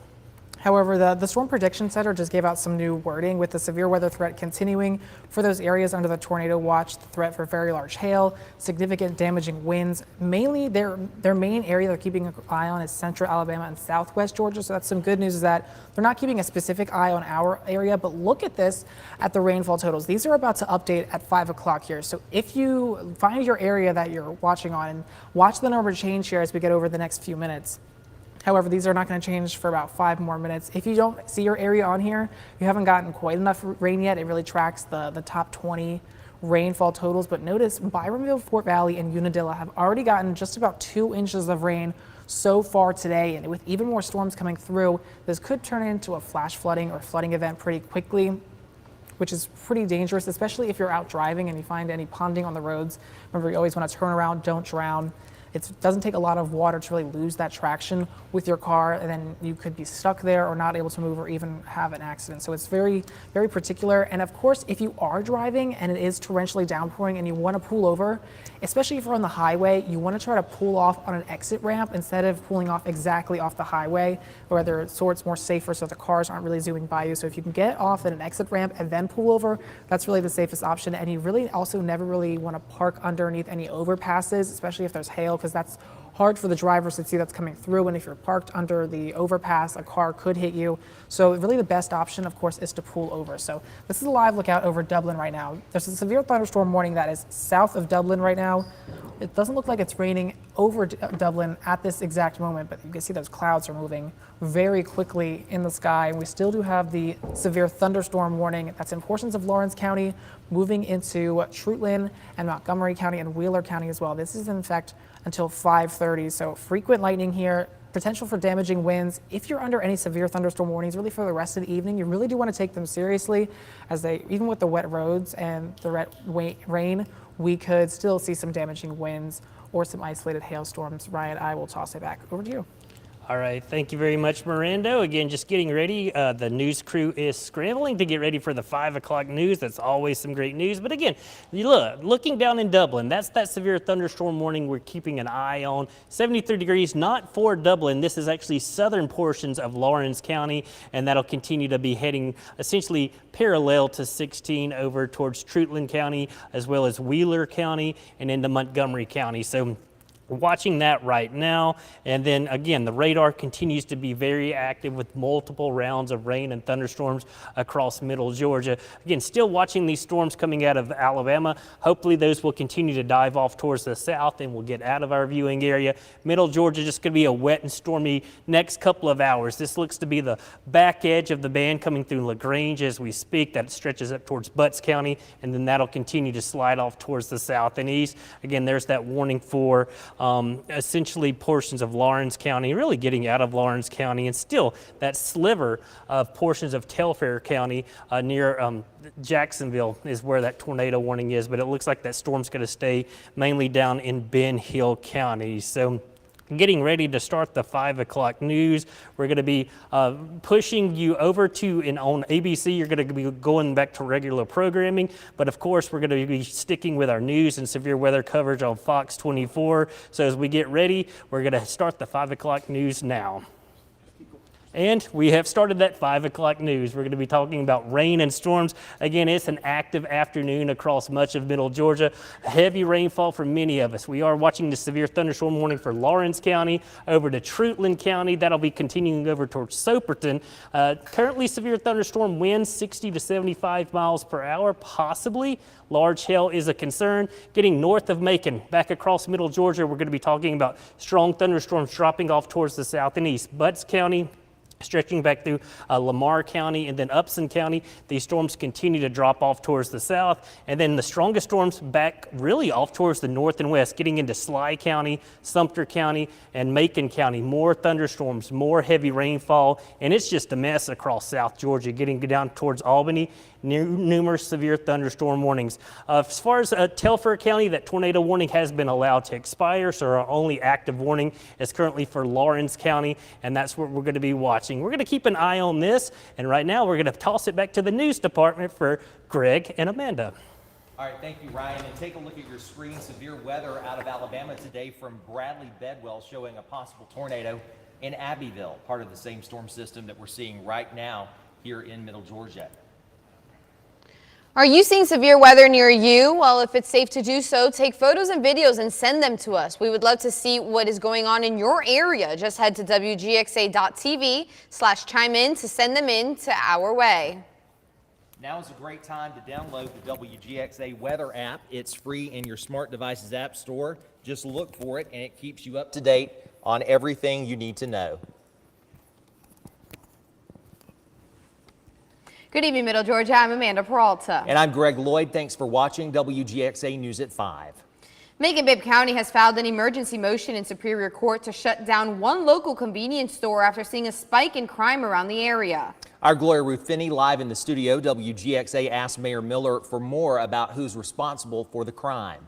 That's right, Greg and Amanda. Mayor Miller is calling M&M Grocery on Montpelier Avenue a thorn in the side of the community. Now he wants to see it closed for good.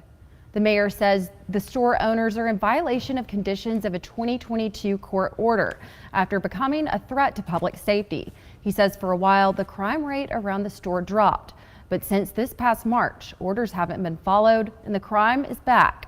Since 2016, more than 894 emergency 911 calls were placed from the convenience store. Been a lot of shootings there, other types of drug crimes, and it became necessary for the county to get involved last year to file an action with the court.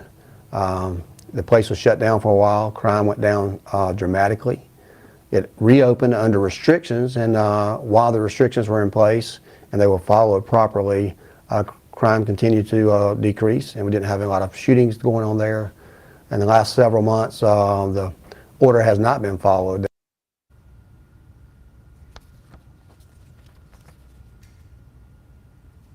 Since 2016, more than 894 emergency 911 calls were placed from the convenience store. Mayor Miller says orders included things like store workers were supposed to call police when people loitered around the store for longer than 10 minutes. But orders like that were not followed. And as a result, he says the crime has gone back up, sparking Macon-Bibb to ask its doors remain shut once and for all.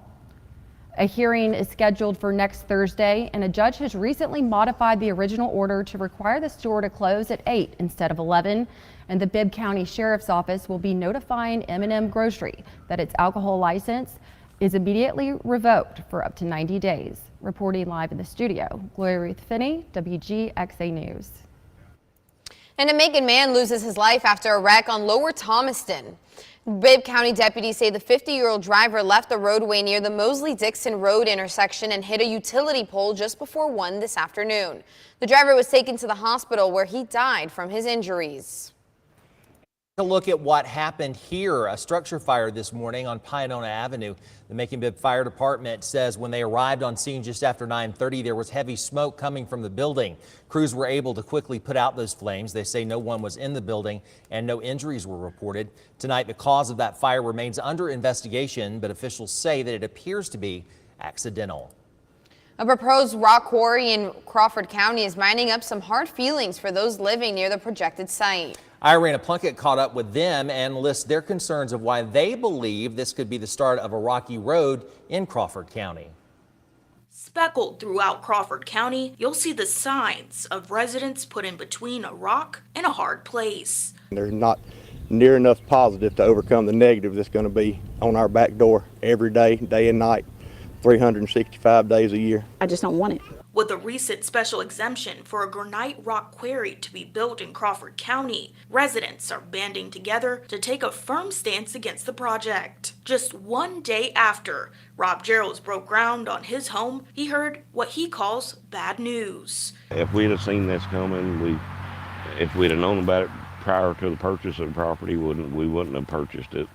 Gerald says with his experience living close to a quarry in Dawson County, he's already familiar with the drawbacks that could come if a rock quarry is approved. Heard a lot about a lot of people with health problems and breathing issues and noise issues and a lot of unexpected explosions from them using, I guess, dynamite. It's those concerns that drew dozens to resist the proposal, like Monica Miller and Brent Yearwood, to a citizen town hall meeting. The residents have been complaining for years in Juliet about the property values going down, the items being shaken off their walls. They joke about it now. One thing they talk about is the rock quarry in Juliet was there first. So if I live near it, it's my fault.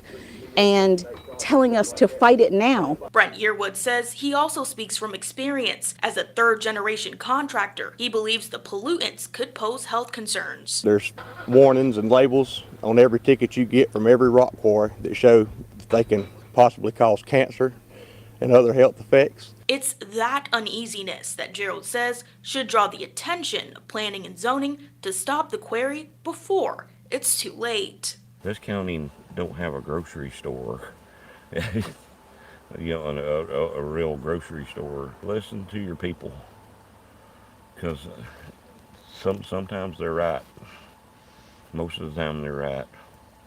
I'm sure they would a lot rather have the county try and pull in something like a grocery store or small businesses than something like this.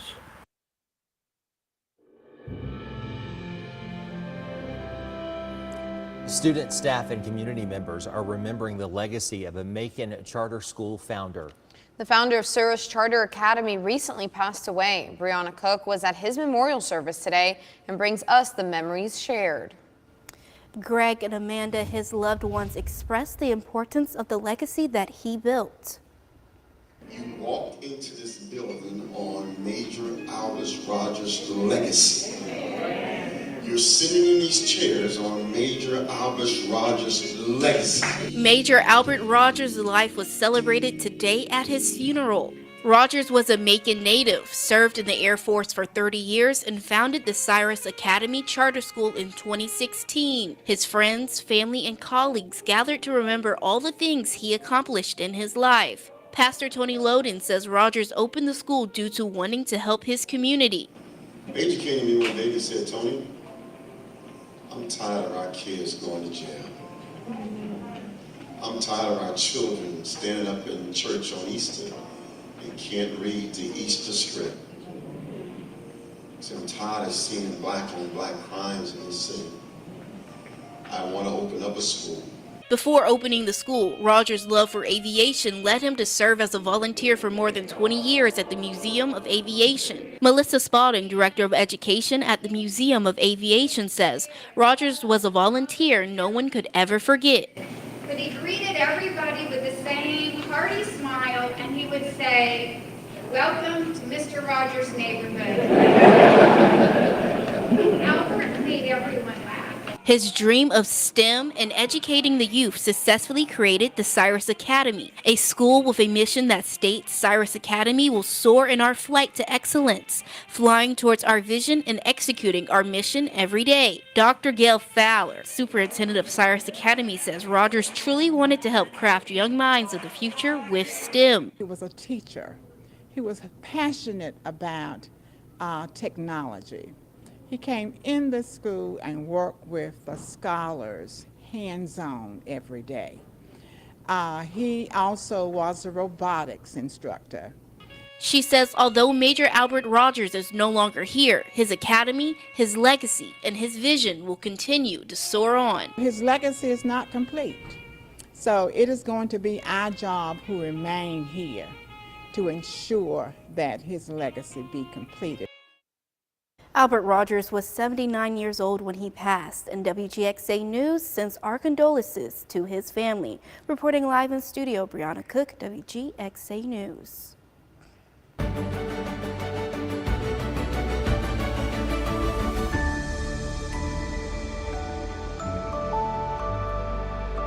One brother's love continues to bring two families together despite tragedy. Now in this week's Making the Grade, WGXA sat down with a teen who created a memorial garden for his sister's late best friend that is leaving a lifelong impact on those who loved her.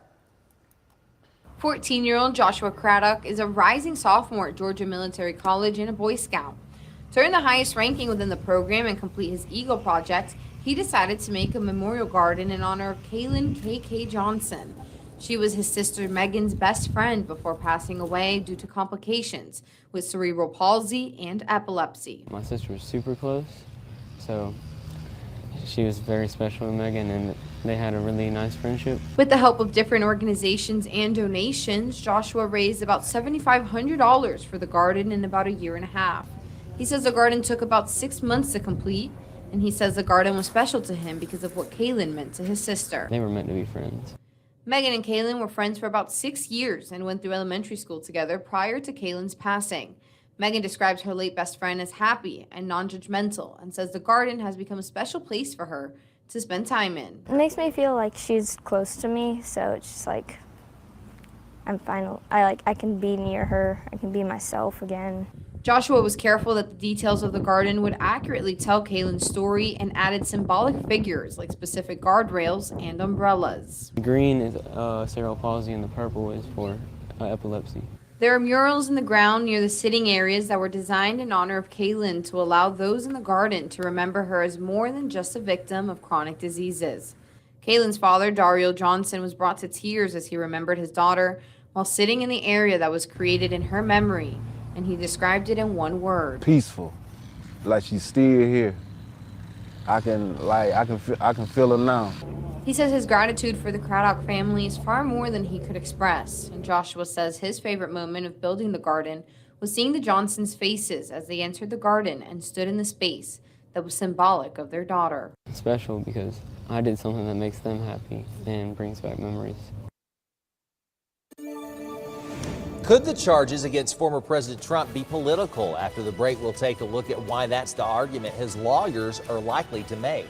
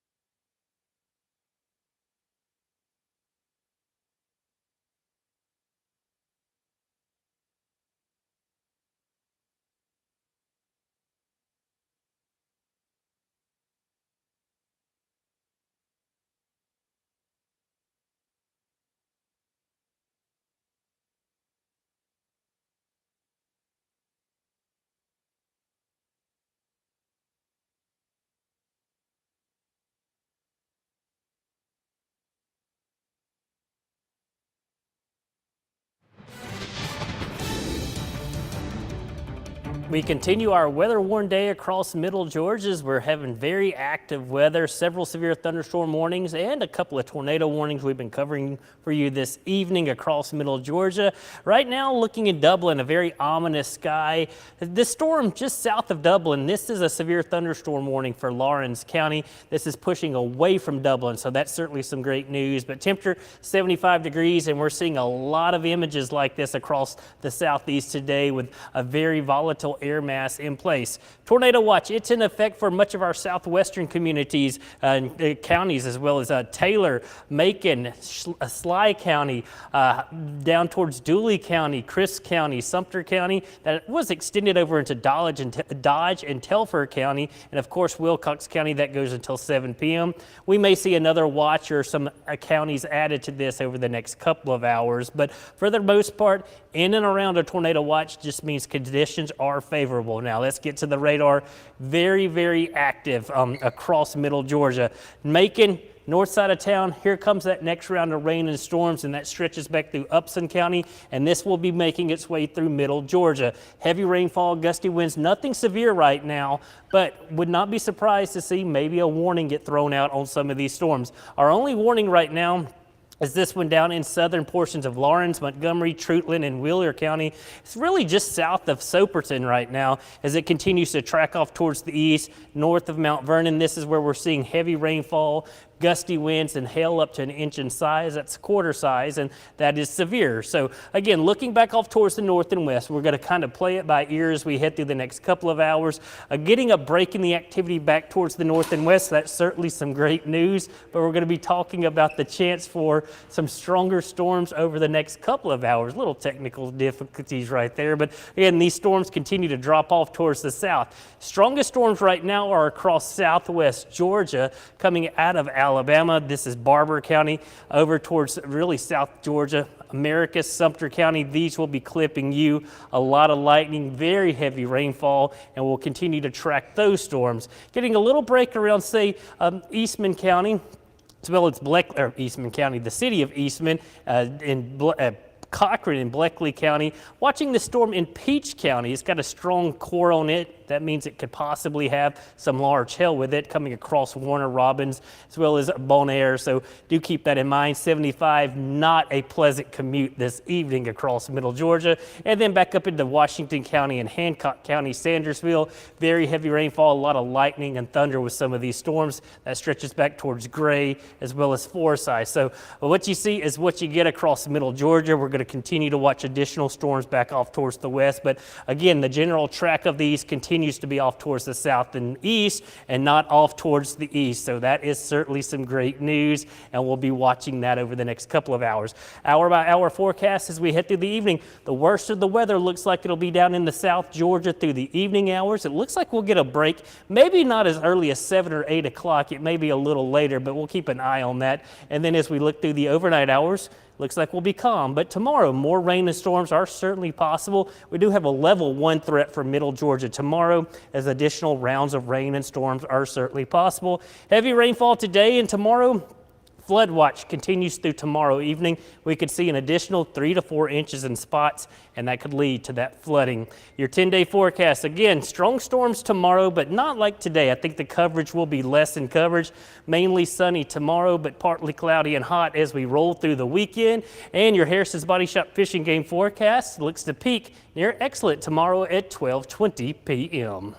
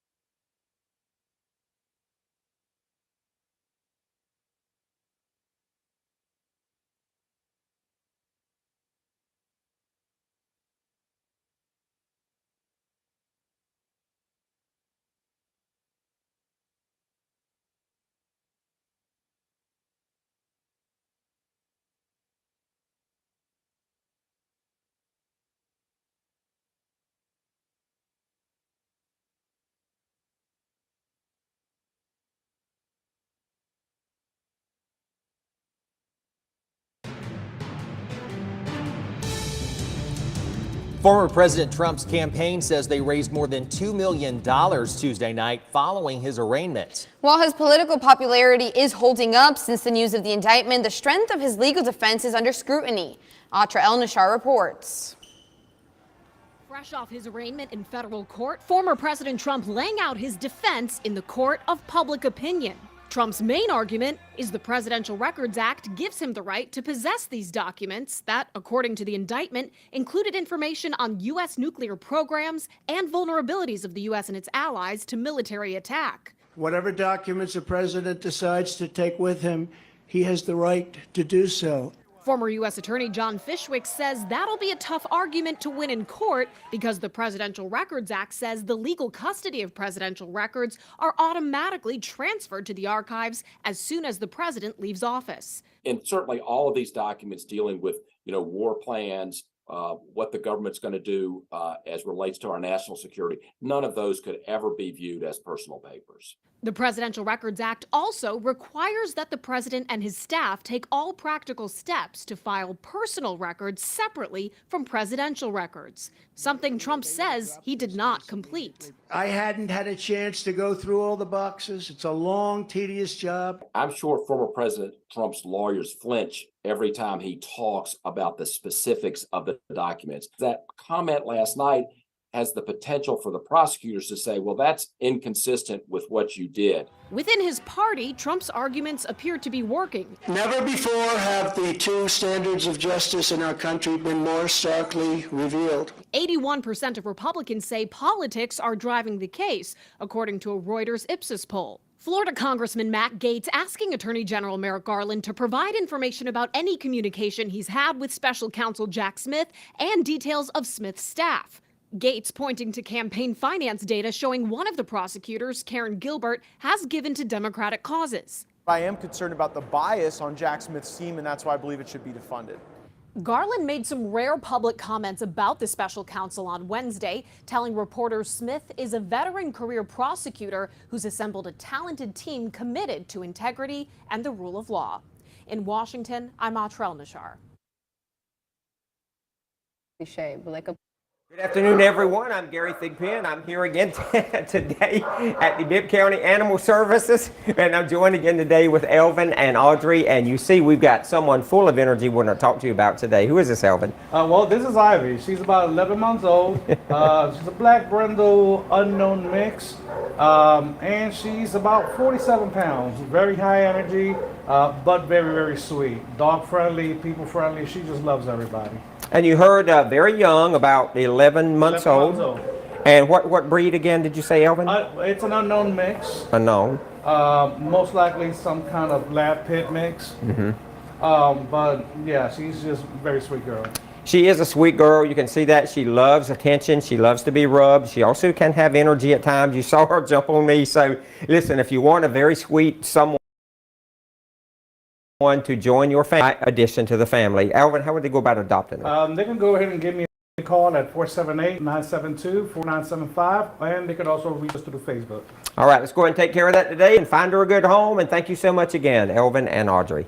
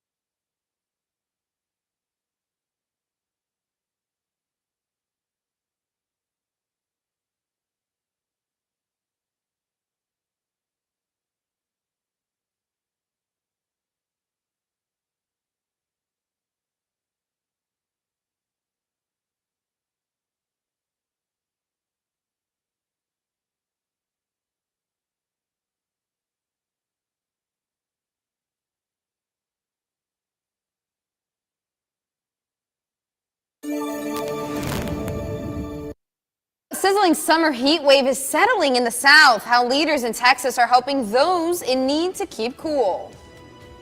Plus, House Republicans are looking to impeach Homeland Security Secretary Alejandro Mayorkas, why they say his policies are putting national security at risk. Catch all of these stories and more at 5:30 with Middle Georgia's only live newscast on YouTube. You can join us every weekday at 5:30. Just scan this QR code and join us in just a few minutes. We're taking a live look now at the Capitol Theater, where folks are waiting to hear the sound of 200 years of Macon. The Macon 200 Bicentennial Campaign releasing an anthem today to celebrate 2 centuries of incorporation. The song was recorded at the historic Capricorn Studios and also helps to celebrate Juneteenth and Black Music Month for the city where soul lives. Always got something wonderful going on in Macon, and an exciting time to be here. 200 years of Macon. I know, and I'm like, I know, it's so exciting. I've being only been new here to the 3 months. area, Yeah. I am finding like, oh my gosh, I love this. So. Yeah, and I love music, so I'm here for this. Well, you were in the right city then, because we have such rich musical legacy I love in the Macon. Allman and Brothers, it's and I'm great. so glad they're from here. So. Yeah, absolutely. I can't with you. We have so many things, so many tributes, and of course the 200-year celebration is going to be going on throughout this year, this bicentennial year of Macon, and every month we've been seeing special events popping up, and I'm sure that more and more are going to be coming, as the year unfolds. Can we expect to see you at one of the music events? Absolutely. I wanted to go out tonight for the tiki crawl or whatever it was, but were you gonna tiki or were you gonna crawl? yes, but duty calls. So that's right. You've been a busy man today. I You know. and Mr. Miranda. Like, where's the rest of the day Yeah. been? So absolutely. Well, that's going to do it for WGXA News at 5. We invite you to join us right now on YouTube. We'll see you in just a few minutes. Stay safe, Middle Georgia.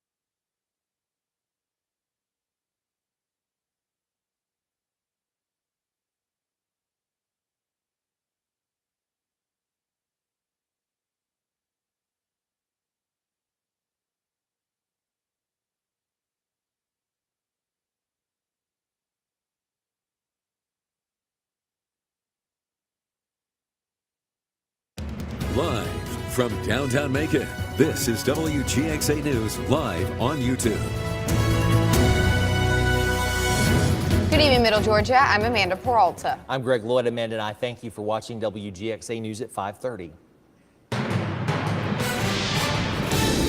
Weather warning day issued today across the mid-state for strong and severe thunderstorms. And the SkyWatch weather team has been tracking those storms all day. Let's go to meteorologist Ryan Miranda with an update. Ryan?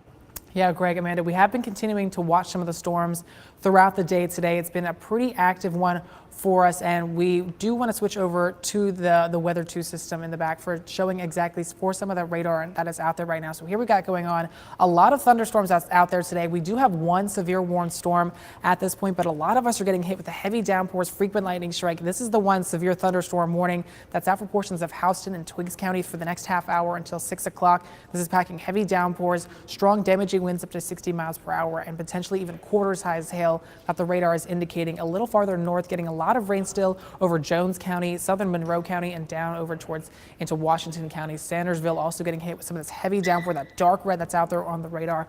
Really the big thing to take away from tonight is we still do have a tornado watch for the next hour and a half for the areas shaded here. This means that the conditions are favorable for tornado development, and this is when you really want to have a plan in place in case of a warning does get issued. That means the conditions are favorable when you're going to want to take action on that plan and get into a safe place. So for the rest of tonight, by around 7 o'clock, the storms continue to fire off. But again, as you're heading out the door tomorrow morning, there could be some more storms firing up. So don't let your guard down yet. Stay weather aware for the rest of tonight, and even heading out the door tomorrow, the storms could still pack damaging winds or some large hail. And again, we could get a few storms tomorrow morning. I'll talk more about that coming up in your full forecast. Greg, Amanda. Thank you so much, Ryan. Are you seeing severe weather? Well, if it's safe to do so, take photos and videos and send them to us. We'd love to see what's going on in your area. Just head to WGXA.tv/chime in to send them our way.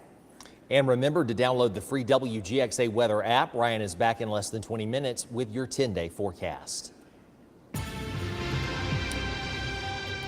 Macon-Bibb County has filed an emergency motion in Superior Court to shut down one local convenience store after seeing a spike in crime around the area. Our Gloria Ruth Finney is live in the studio. WGXA Today asked Mayor Miller for more about who's responsible for the crime there. Gloria Ruth? That's right, Greg and Amanda. Mayor Miller is calling M&M Grocery on Montpelier Avenue a thorn in the side of the community. Now he wants to see it closed for good. The mayor says the store owners are in violation of conditions of a 2022 court order after being said to be a threat to public safety. He says for a while the crime rate around the store dropped, but since this past March, orders haven't been followed and the crime is back. Since 2016, more than 894 emergency 911 calls were placed from the convenience store. Been a lot of shootings there, other types of drug crimes. And it became necessary for the county to get involved last year to file an action with the court. The place was shut down for a while. Crime went down dramatically. It reopened under restrictions, and while the restrictions were in place and they were followed properly, crime continued to decrease, and we didn't have a lot of shootings going on there. In the last several months, the order has not been followed. Don't worry about it. I just won't say it.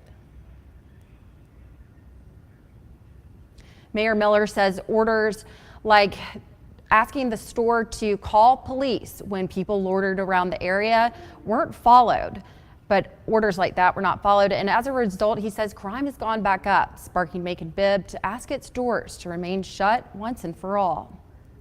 A hearing is scheduled for next Thursday, and a judge has recently modified the original order to require the store to close at 8 instead of 11. The Bibb County Sheriff's Office will be notifying M&M Grocery that its alcohol license will immediately be revoked for up to 90 days.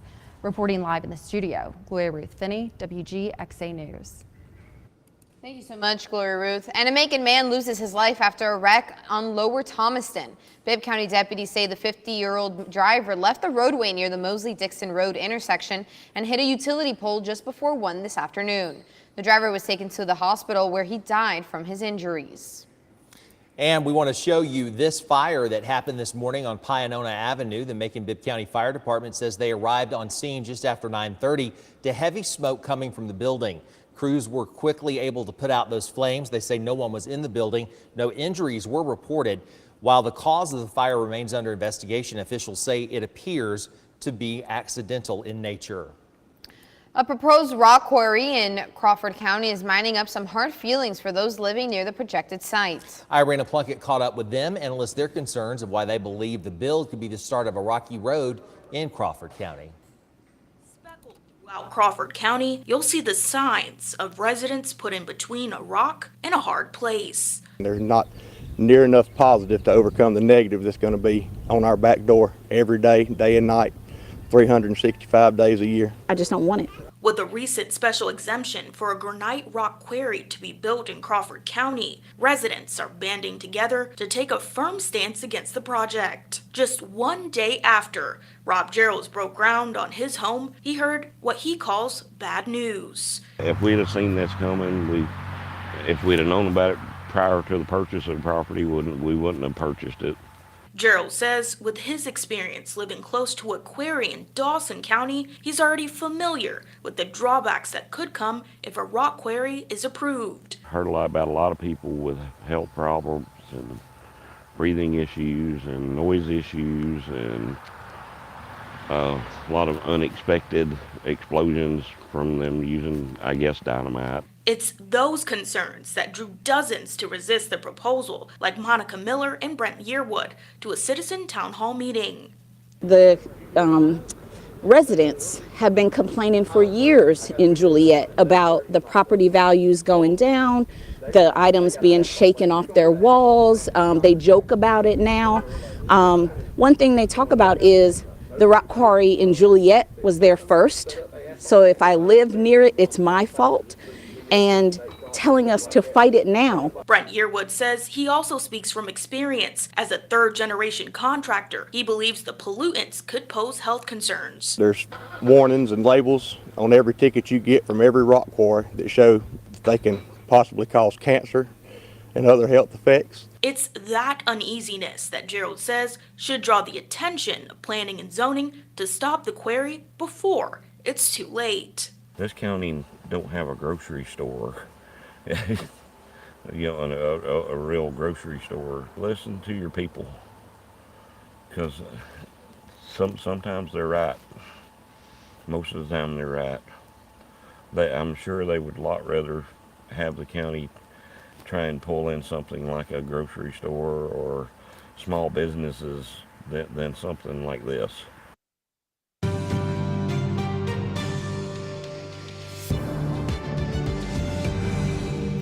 Parents of students in Monroe County say the Constitution and rights of students have been denied by school administration. Now parents want to see changes. Our Gloria Ruth Finney was at the school board meeting yesterday and tells us what has parents so up in arms. Yeah, part of the research side is on due process. Dana Lumley is a parent of 3 children attending Monroe County schools. He says recent disciplinary action within the school system inspired him to take a look at their student handbooks. Tonight, he formally presented the school board with suggestions for changes after some students' constitutional rights may have been ignored. Some students have been suspended without due process. They didn't get the right to defend themselves or to tell their side of the story, which is due process, which the Constitution, the Supreme Court rulings, Georgia court rulings, Georgia law, and the Georgia education rulebook says you get. He says a clear description of due process for students is lacking regarding the rules and regulations in Monroe County schools, despite a constitutional right to due process guaranteed in the 14th Amendment and reinforced by the Supreme Court and Georgia law for students suspended for 10 days or less. I wanted to see if there's anything in the manual that could contribute to either administrator or parents' misunderstanding of due process. And I found 2 that I would like changed to help mistakes like has happened in the past from happening again. He says currently the handbook implies students may only be allowed to share their side of the story concerning matters in which they are suspended over 10 days, leaving parents without the ability to question or challenge disciplinary actions. The Georgia education rules tell you what rights you do have, so you do have the right to question disciplinary actions. I think incorrect decisions, things like that could be solved ahead of time by having the manual more accurately state parents' rights and the due process rights.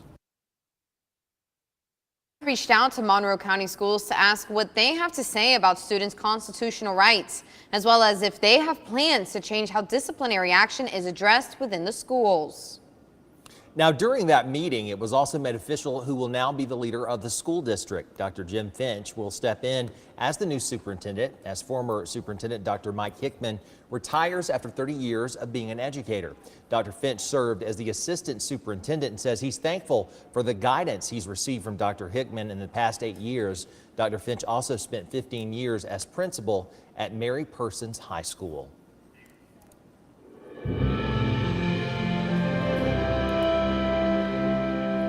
Students, staff, and community members are remembering the legacy of a Macon charter school founder. The founder of Cyrus Charter Academy recently passed away. Brianna Cook was at his memorial service today and brings us the memories shared.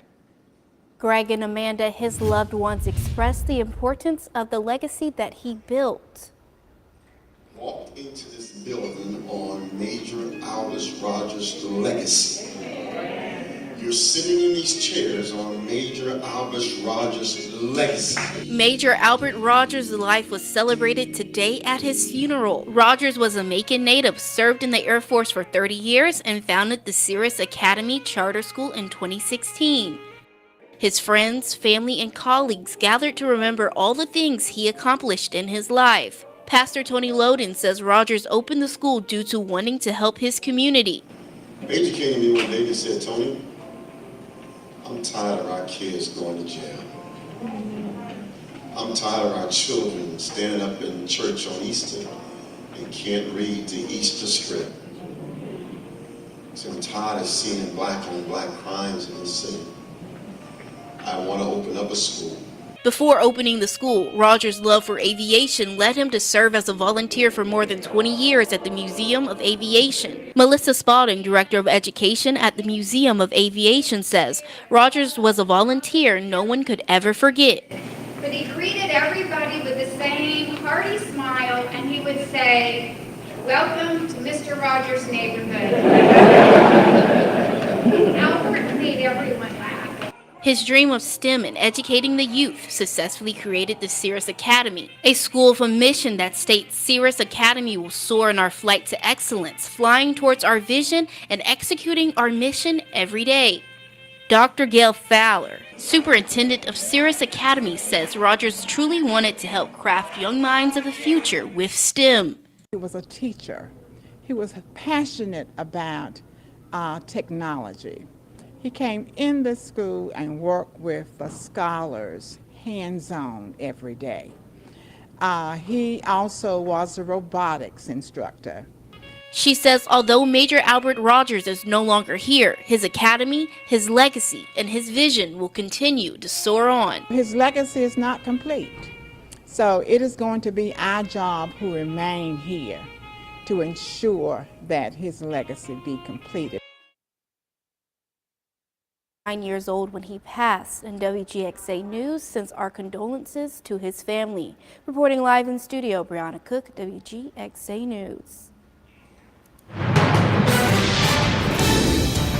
Our day issued for today with the threat of strong to severe storms really we've had throughout most of the day. The good news right now with the storms that are moving through, they're moving very quickly. If you look farther out to the west and northwest of Macon, it's starting to quiet down, but we still do have one severe storm right now, severe warning storm in portions of Houston County and down over into Twiggs County as well. This is for the radar indicating damaging winds up to 60 miles per hour or even quarter-sized hail. Heavy downpours right now just along I-16, frequent lightning strikes also moving down towards Danville just south of Jeffersonville, but a lot of us are dealing with some of the rain a little bit more further over towards Sandersville and Washington County, over towards Wrightsville, still getting the heavy downpours as well just south of Gray. Northern Twiggs County getting some of the heavy downpours, but a lot of lightning strikes right now just west of Sumter County, so this could form into another severe warning storm. Most of the other warnings right now are out of our viewing area, but Americus getting hit with some of the lightning, heavy downpours right now, and all this lightning out here to the west as we'll continue to push eastward towards Americus here over the next half hour or so. And a lot of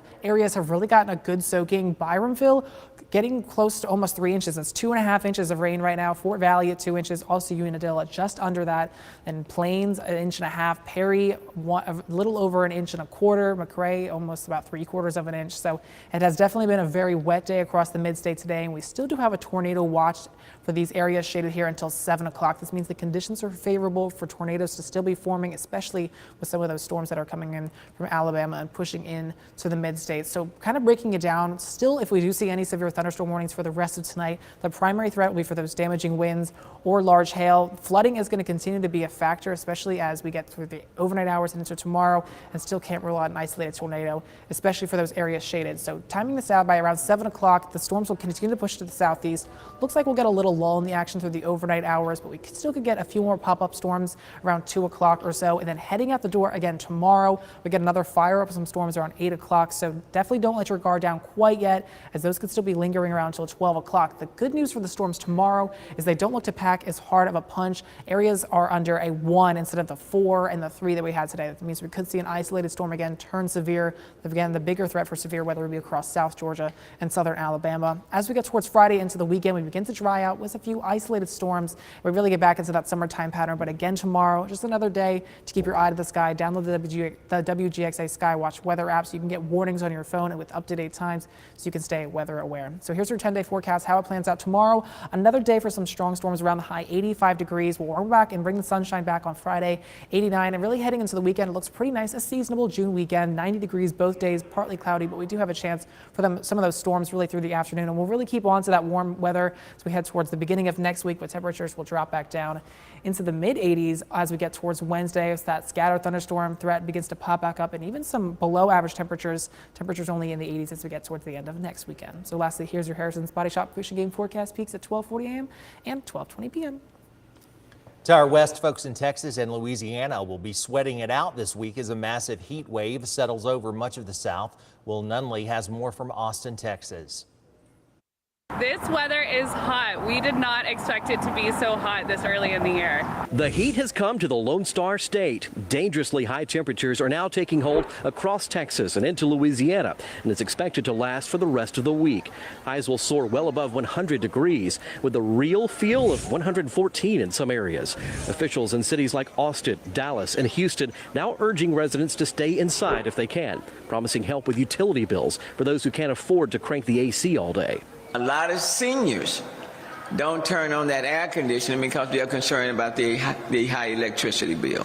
Turn on the air and we'll try to work everything else out. Cooling centers are also opening up as doctors and health officials warn folks to be aware of issues like dehydration and heat exhaustion. But that won't help travelers at Houston's George Bush Airport, which is running on partial AC after an electrical problem over the weekend. Very uncomfortable, especially if we're trying to get things together. So I'm not sure what the issue is, but if they can fix it, that would be great. At least a dozen records are expected to fall through Saturday, and heat alerts have now been issued across most of Texas. But some are taking the high temperatures in stride, calling it a good opportunity to relax and beat the heat. My family, we all like to swim and have a good day barbecuing by the pool and keeping cool. And we're also tracking a severe storm system in the south expected to bring heavy winds and rain. In Austin, Texas, Will Nunley, Fox Weather. House Republicans say they have proof that Homeland Secretary of Security Secretary Alexandro Mayorkas violated his oath of office in handling of the southern border. They want him impeached. This committee has gathered proves that Alejandro Mayorkas has been derelict in his duty as the Secretary of the Department of Homeland Security. The GOP says reversing border policies under the Trump administration, like remain in Mexico and border wall construction, has resulted in record illegal border crossings, putting the nation's security at risk. Republicans released a preliminary report today ahead of the hearing with testimony from Trump border officials. Democrats call this hearing and the effort to impeach Mayorkas a sham. Secretary, because you don't like their policies, and you certainly don't impeach a cabinet secretary to appease extreme members of your political party. Secretary Mayorkas is fulfilling his duty under the law and to the American people. Democrats point to data showing a 70% decrease in unlawful entries at the border since Title 42 ended last month. They also call Trump-era border policies inhumane. Good afternoon, everyone. I'm Gary Thigpen. I'm here again today at the Bibb County Animal Services, and I'm joined again today with Elvin and Audrey. And you see, we've got someone full of energy we want to talk to you about today. Who is this, Elvin? Well, this is Ivy. She's about 11 months old. She's a black brindle unknown mix, and she's about 47 pounds. Very high energy, but very, very sweet. Dog friendly, people friendly. She just loves everybody. And you heard very young, about 11 months old. And what breed again did you say, Elvin? It's an unknown mix. Unknown. Most likely some kind of lab pit mix. But yeah, she's just a very sweet girl. She is a sweet girl. You can see that. She loves attention. She loves to be rubbed. She also can have energy at times. You saw her jump on me. So listen, if you want a very sweet someone to join your family, this could be your addition to the family. Alvin, how would they go about adopting them? They can go ahead and give me a call at 478-972-4975, and they could also reach us through Facebook. All right, let's go ahead and take care of that today and find her a good home. And thank you so much again, Elvin and Audrey. Calling all pickle lovers, this new hard seltzer flavor is taking the pickle obsession one step further. Grillo's Pickles and Two Robbers Seltzer Company are teaming up for their new pickle hard seltzer. The drink features Grillo's Pickles' 100-year-old pickle brine recipe. It's only selling this summer for a limited time. The Grillo's Pickle Hard Seltzer is about $12 at select retailers, including Whole Foods, Giants, and Wegmans. I'm a huge fan of seltzers. It's probably like my preferred drink when I go out, when I don't really, right. feel too much like, and I want to make it to work the next day. You want to make it to work, okay.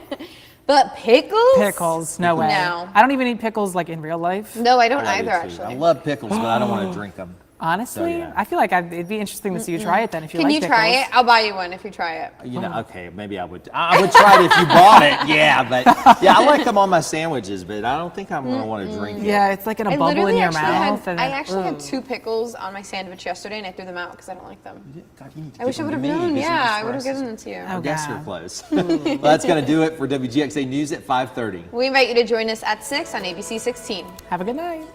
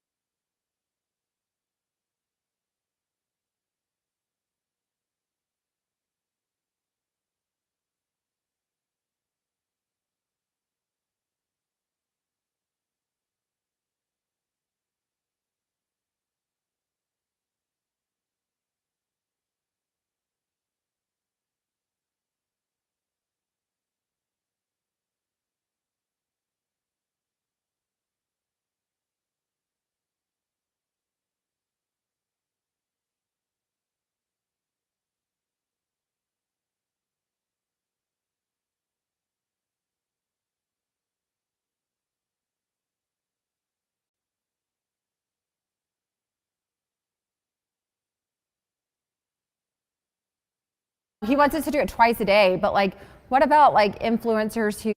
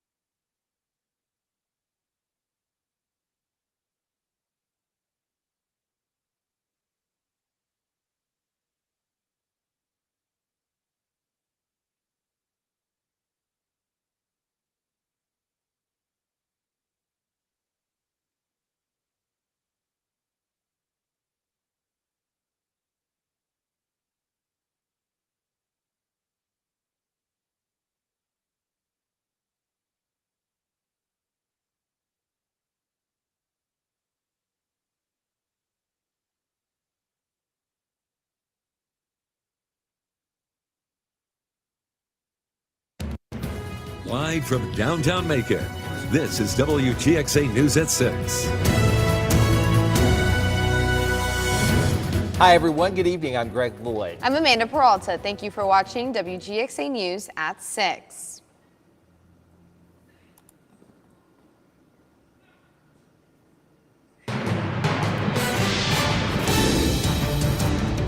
Parts of Middle Georgia remain under tornado watch as we come on the air tonight. Chief Meteorologist Ryan Stennett says that the radar is staying pretty active right now. Hey, Ryan. Hey, Greg and Amanda, you're exactly right. Still got that tornado watch in effect for portions of Middle Georgia until 7 p.m. Good news is they're starting to trim away some of the counties in the northwestern part of it. So we'll keep an eye on it, but the radar remains very active. But the good news is Macon off towards the north, the weather is quieting down. Still some lingering showers across Monroe County and up into, say, Butts County. But for Macon and off towards the north, quieter conditions. Still got these strong storms across Middle Georgia. Now, this severe thunderstorm warning has been allowed to expire at 6 o'clock, so that's certainly some good news. That storm has weakened, but heavy rainfall across Peach County, Houston County, over into Twiggs County, backing out towards the north and west. Crawford County getting, or should I say, Taylor County getting some very heavy rainfall with that storm dropping towards the south. South Georgia, this is where the worst of the weather has been today. Numerous tornado reports, large hail being reported,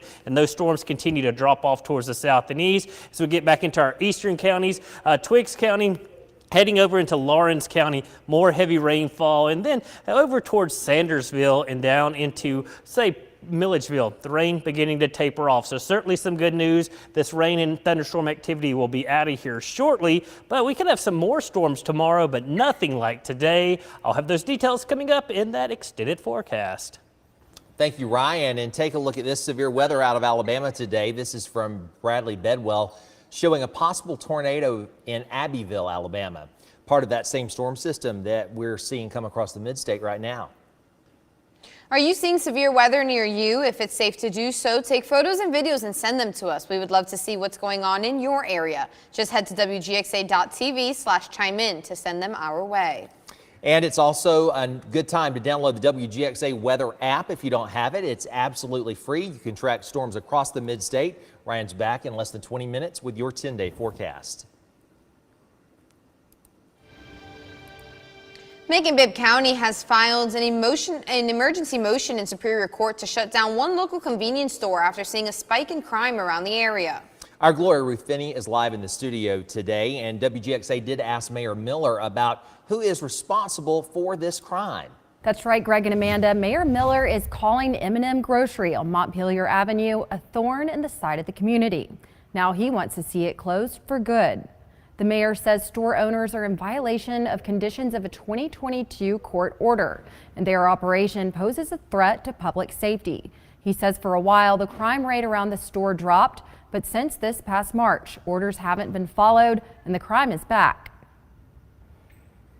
Been a lot of shootings there, other types of drug crimes, and it became necessary for the county to get involved last year to file an action with the court.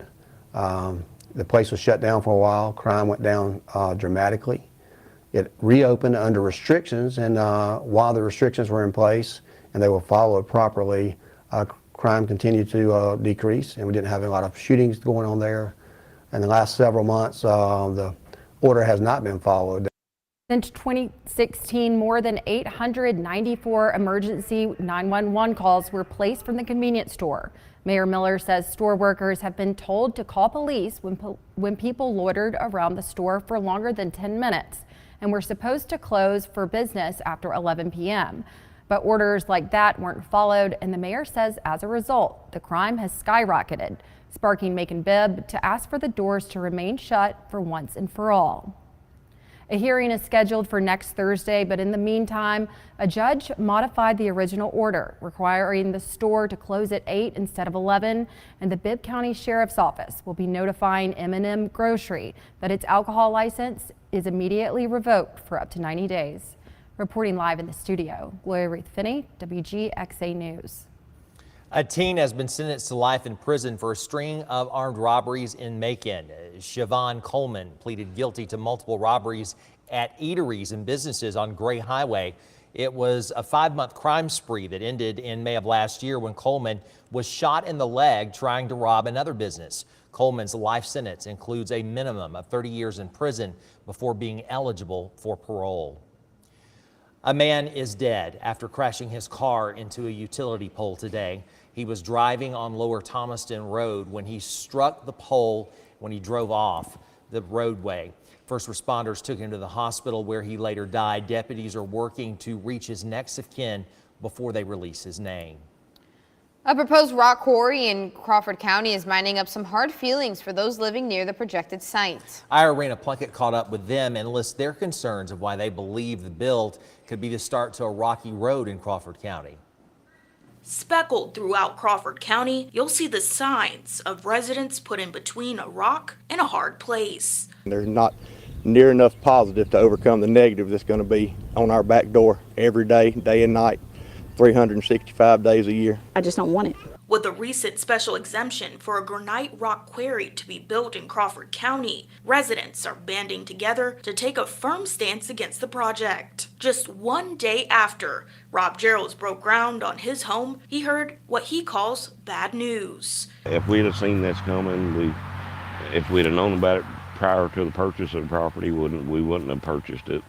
Gerald says with his experience living close to a quarry in Dawson County, he's already familiar with the drawbacks that could come if a rock quarry is approved. Heard a lot about a lot of people with health problems and breathing issues and noise issues and a lot of unexpected explosions from them using, I guess, dynamite. It's those concerns that drew dozens to resist the proposal, like Monica Miller and Brent Yearwood, to a citizen town hall meeting.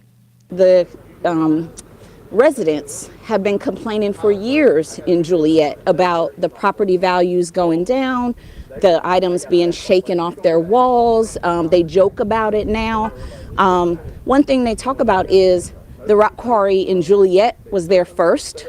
So if I live near it, it's my fault. And telling us to fight it now. Brent Yearwood says he also speaks from experience. As a third-generation contractor, he believes the pollutants could pose health concerns. There's warnings and labels on every ticket you get from every rock quarry that show that they can possibly cause cancer and other health effects. It's that uneasiness that Gerald says should draw the attention of planning and zoning to stop the quarry before it's too late. This county don't have a grocery store, a real grocery store. Listen to your people, because Sometimes they're right. Most of the time they're right. I'm sure they would a lot rather have the county try and pull in something like a grocery store or small businesses than something like this. After yesterday's unprecedented arraignment and not guilty plea to more than 36 federal criminal charges in Miami, former President Donald Trump got back to campaigning. The Republican frontrunner holding a defiant rally at his Bedminster, New Jersey estate. Trump's political opponents, after first defending him and blasting the Justice Department, now becoming more critical after reading the indictment. Lindsay Watts has the latest from Washington. They will fail and we will win bigger and better than ever before. Twice impeached and now twice indicted, Donald Trump was upbeat and defiant after pleading not guilty to 37 federal charges. The former president rallying supporters at his Bedminster, New Jersey golf club, once again declaring his innocence and threatening to prosecute President Biden if he is elected. I will never be moving. Hours earlier, Trump was arrested and fingerprinted before his court appearance. The former president never spoke in court, seeming to understand the gravity of the charges he's facing. Prosecutors allege Trump illegally kept classified documents, including some of the nation's most sensitive nuclear weapons and national defense secrets, at his Mar-a-Lago club. They also say Trump didn't fully comply with a subpoena, then repeatedly tried to obstruct the FBI's efforts to retrieve the documents, even allegedly suggesting that his attorney hide or destroy documents. Attorney General Merrick Garland speaking about the indictment for the first time. My role is completely consistent with the regulations that set forth the responsibilities of the Attorney General under the special counsel regulations. Most of Trump's opponents for the Republican nomination initially defended him and blasted the DOJ, despite not having read the indictment. Now that they have, their statements are more critical. If this indictment is true, if what it says is actually the case, President Trump was incredibly reckless with our national security. The handling of classified materials is a very serious matter, and this indictment contains serious charges, and I cannot defend what is alleged. At the end of the day, though, I can't believe that politics didn't play some role here. A Reuters Ipsos poll shows more than 2 in 5 Republicans still support Trump for the nomination, and 3/4 say the criminal charges will have no impact or make it even more likely they'll support him. Lindsay Watts, ABC News, Washington.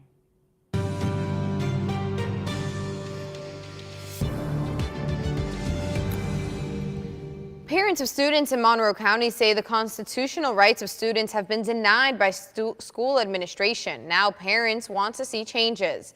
Dana Lumley is the parent of a child in the school system. He says the school system's recent disciplinary action of other children inspired him to take a look at their student handbook. Last night, he formally presented the school board with suggestions for changes after he said some students' constitutional rights for due process may have been ignored. Some students have been suspended without due process. They didn't get the right to defend themselves or to tell their side of the story, which is due process, which the Constitution, the Supreme Court rulings, Georgia court rulings, Georgia law, and the Georgia Education Rulebook says you get. WGXA has reached out to the school board for how they recognize students' rights when it comes to discipline. We have yet to hear back.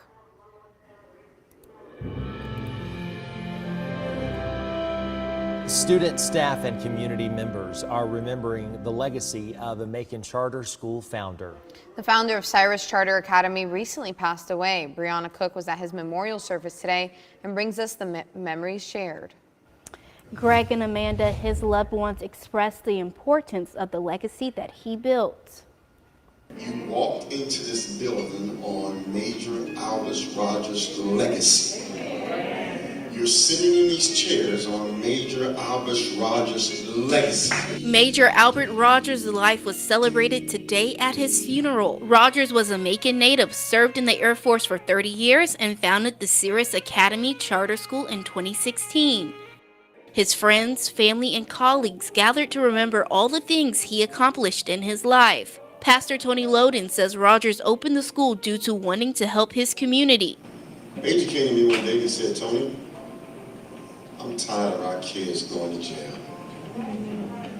I'm tired of our children standing up in church on Easter and can't read the Easter script.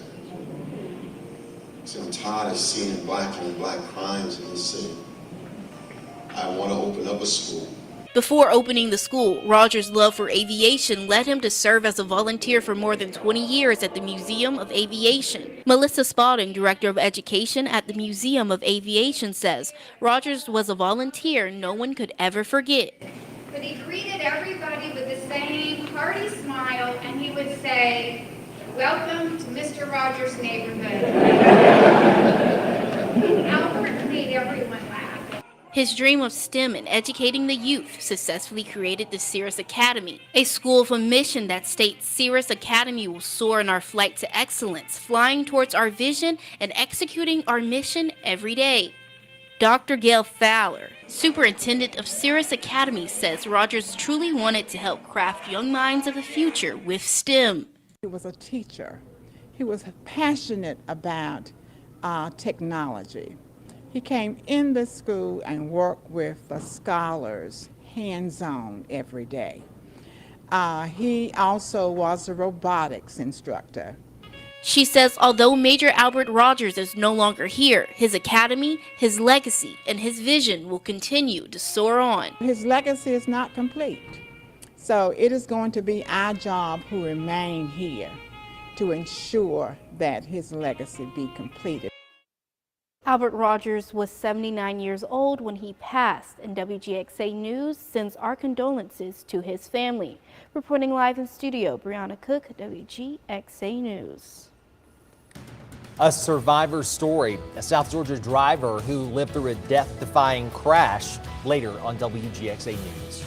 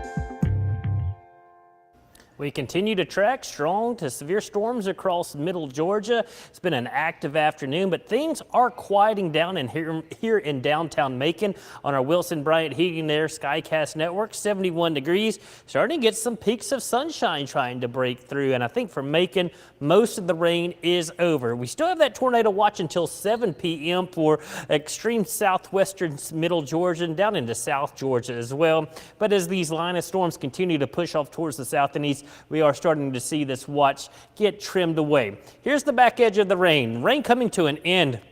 Say from Monroe County up into Butts County over into Jasper County. This band of rain and thunderstorms continues to slide off towards the south and east, making light to moderate rainfall. The heaviest rainfall down in Peach County as well as Houston County and over into Twiggs County. Nothing severe. We did have a severe thunderstorm warning earlier, but a lot of heavy rainfall, lightning, gusty winds, maybe even some small hail with some of these storms. We got this storm coming out of Taylor County that's going to be dropping down into Macon County. And then as we look down into South southwest Georgia, just south and west of Americus down in Sumter County. These have been very prolific thunderstorms. Widespread damage down across southwest Georgia this afternoon with tornadoes. You're seeing all the lightning right now, getting flash flood warnings as these storms continue to track over the same locations. Back into middle Georgia, we are watching storms coming into Lawrence County once again. Dublin, heavy rainfall that's heading over towards Soperton, Wrightsville up in Johnson County. Overall heavy rainfall, a lot of lightning. And then continuing off towards the north, Hancock County, back towards Baldwin County and Putnam County, the rain beginning to taper off. So making off towards the north, things begin to improve, and we'll continue to see the rain and thunderstorm activity come to an end as we head from northwest to southeast across middle Georgia the next couple of hours. Next few hours, I think most of the activity down towards the south, and it looks like we'll get several hours of quiet weather. Overall, overnight tonight, we could get a few thunderstorms redeveloping. We'll keep an eye on these, but the atmosphere really been worked over today, so hopefully we don't have to deal with severe storms. But even tonight and into early tomorrow morning, another round of rain and storms, so our Thursday could start off wet and stormy, but nothing like we've dealt with today with the widespread rain and thunderstorms. Do want to note that tomorrow, Thursday, we do have a threat for some strong to severe storms across middle Georgia. It's that level 1 threat, not the level 4 and level 3 threats we've been dealing with. Heavy rainfall today, many locations. These totals continue to climb, and we could easily see an additional 3 to 4 inches. That's why we have that flood watch in effect for much of central Georgia through at least tomorrow evening, as we could see isolated flash flooding. 10-day forecast, strong storms that remain in the forecast tomorrow, but again, not the coverage we saw today. 80s and 90s over the weekend as we start to dry out. Your Harris's Body Shop fishing game forecast has multiple peaks, one near 12:40 a.m., another one at 12:20 p.m. tomorrow afternoon. Weather Window, presented by the National Weather Desk. That's the sound of tennis ball-sized hail falling north of Little Rock early this morning. It's part of a storm system expected to bring even more severe weather into this evening. The system also produced lots of lightning. There was so much here in Alabama that it appeared to go non-stop. No severe weather in Reno, Nevada, just this beautiful purple shaded sunrise. For more content like this, follow the National Weather Desk on Instagram.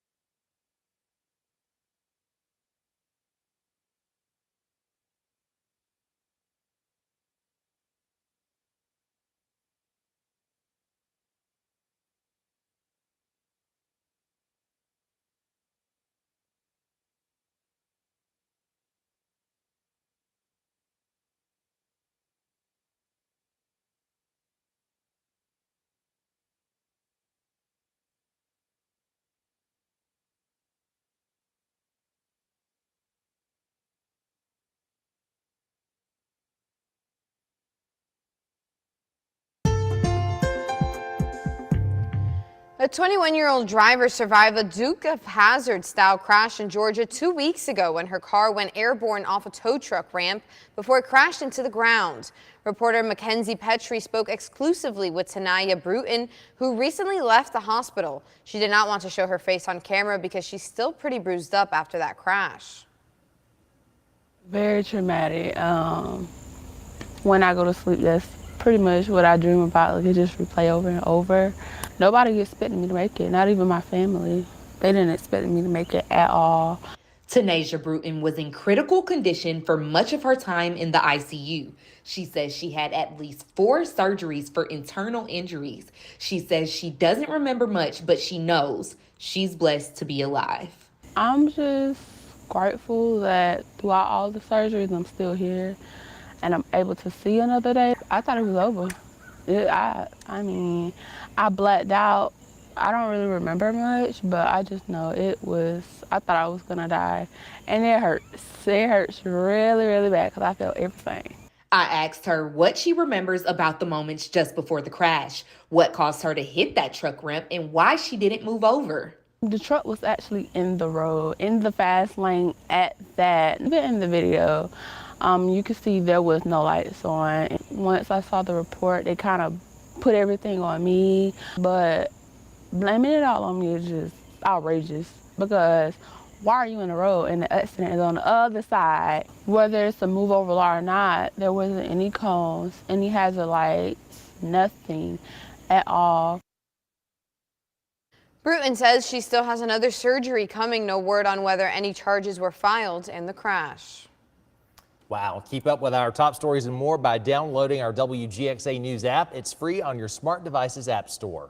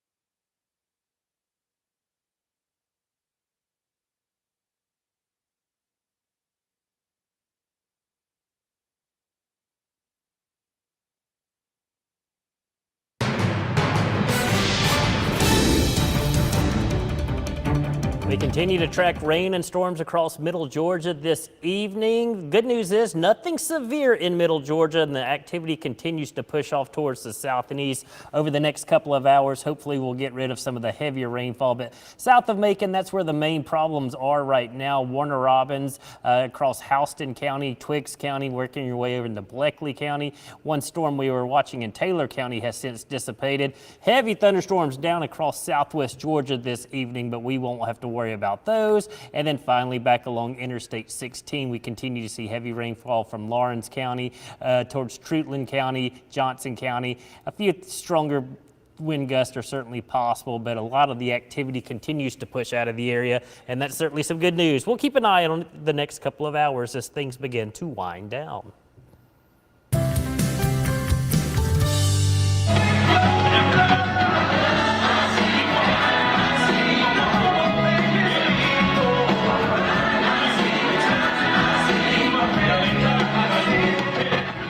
That's the sound of 200 years of Macon, the Macon 200 Bicentennial Campaign, releasing this anthem today to celebrate 2 centuries of incorporation.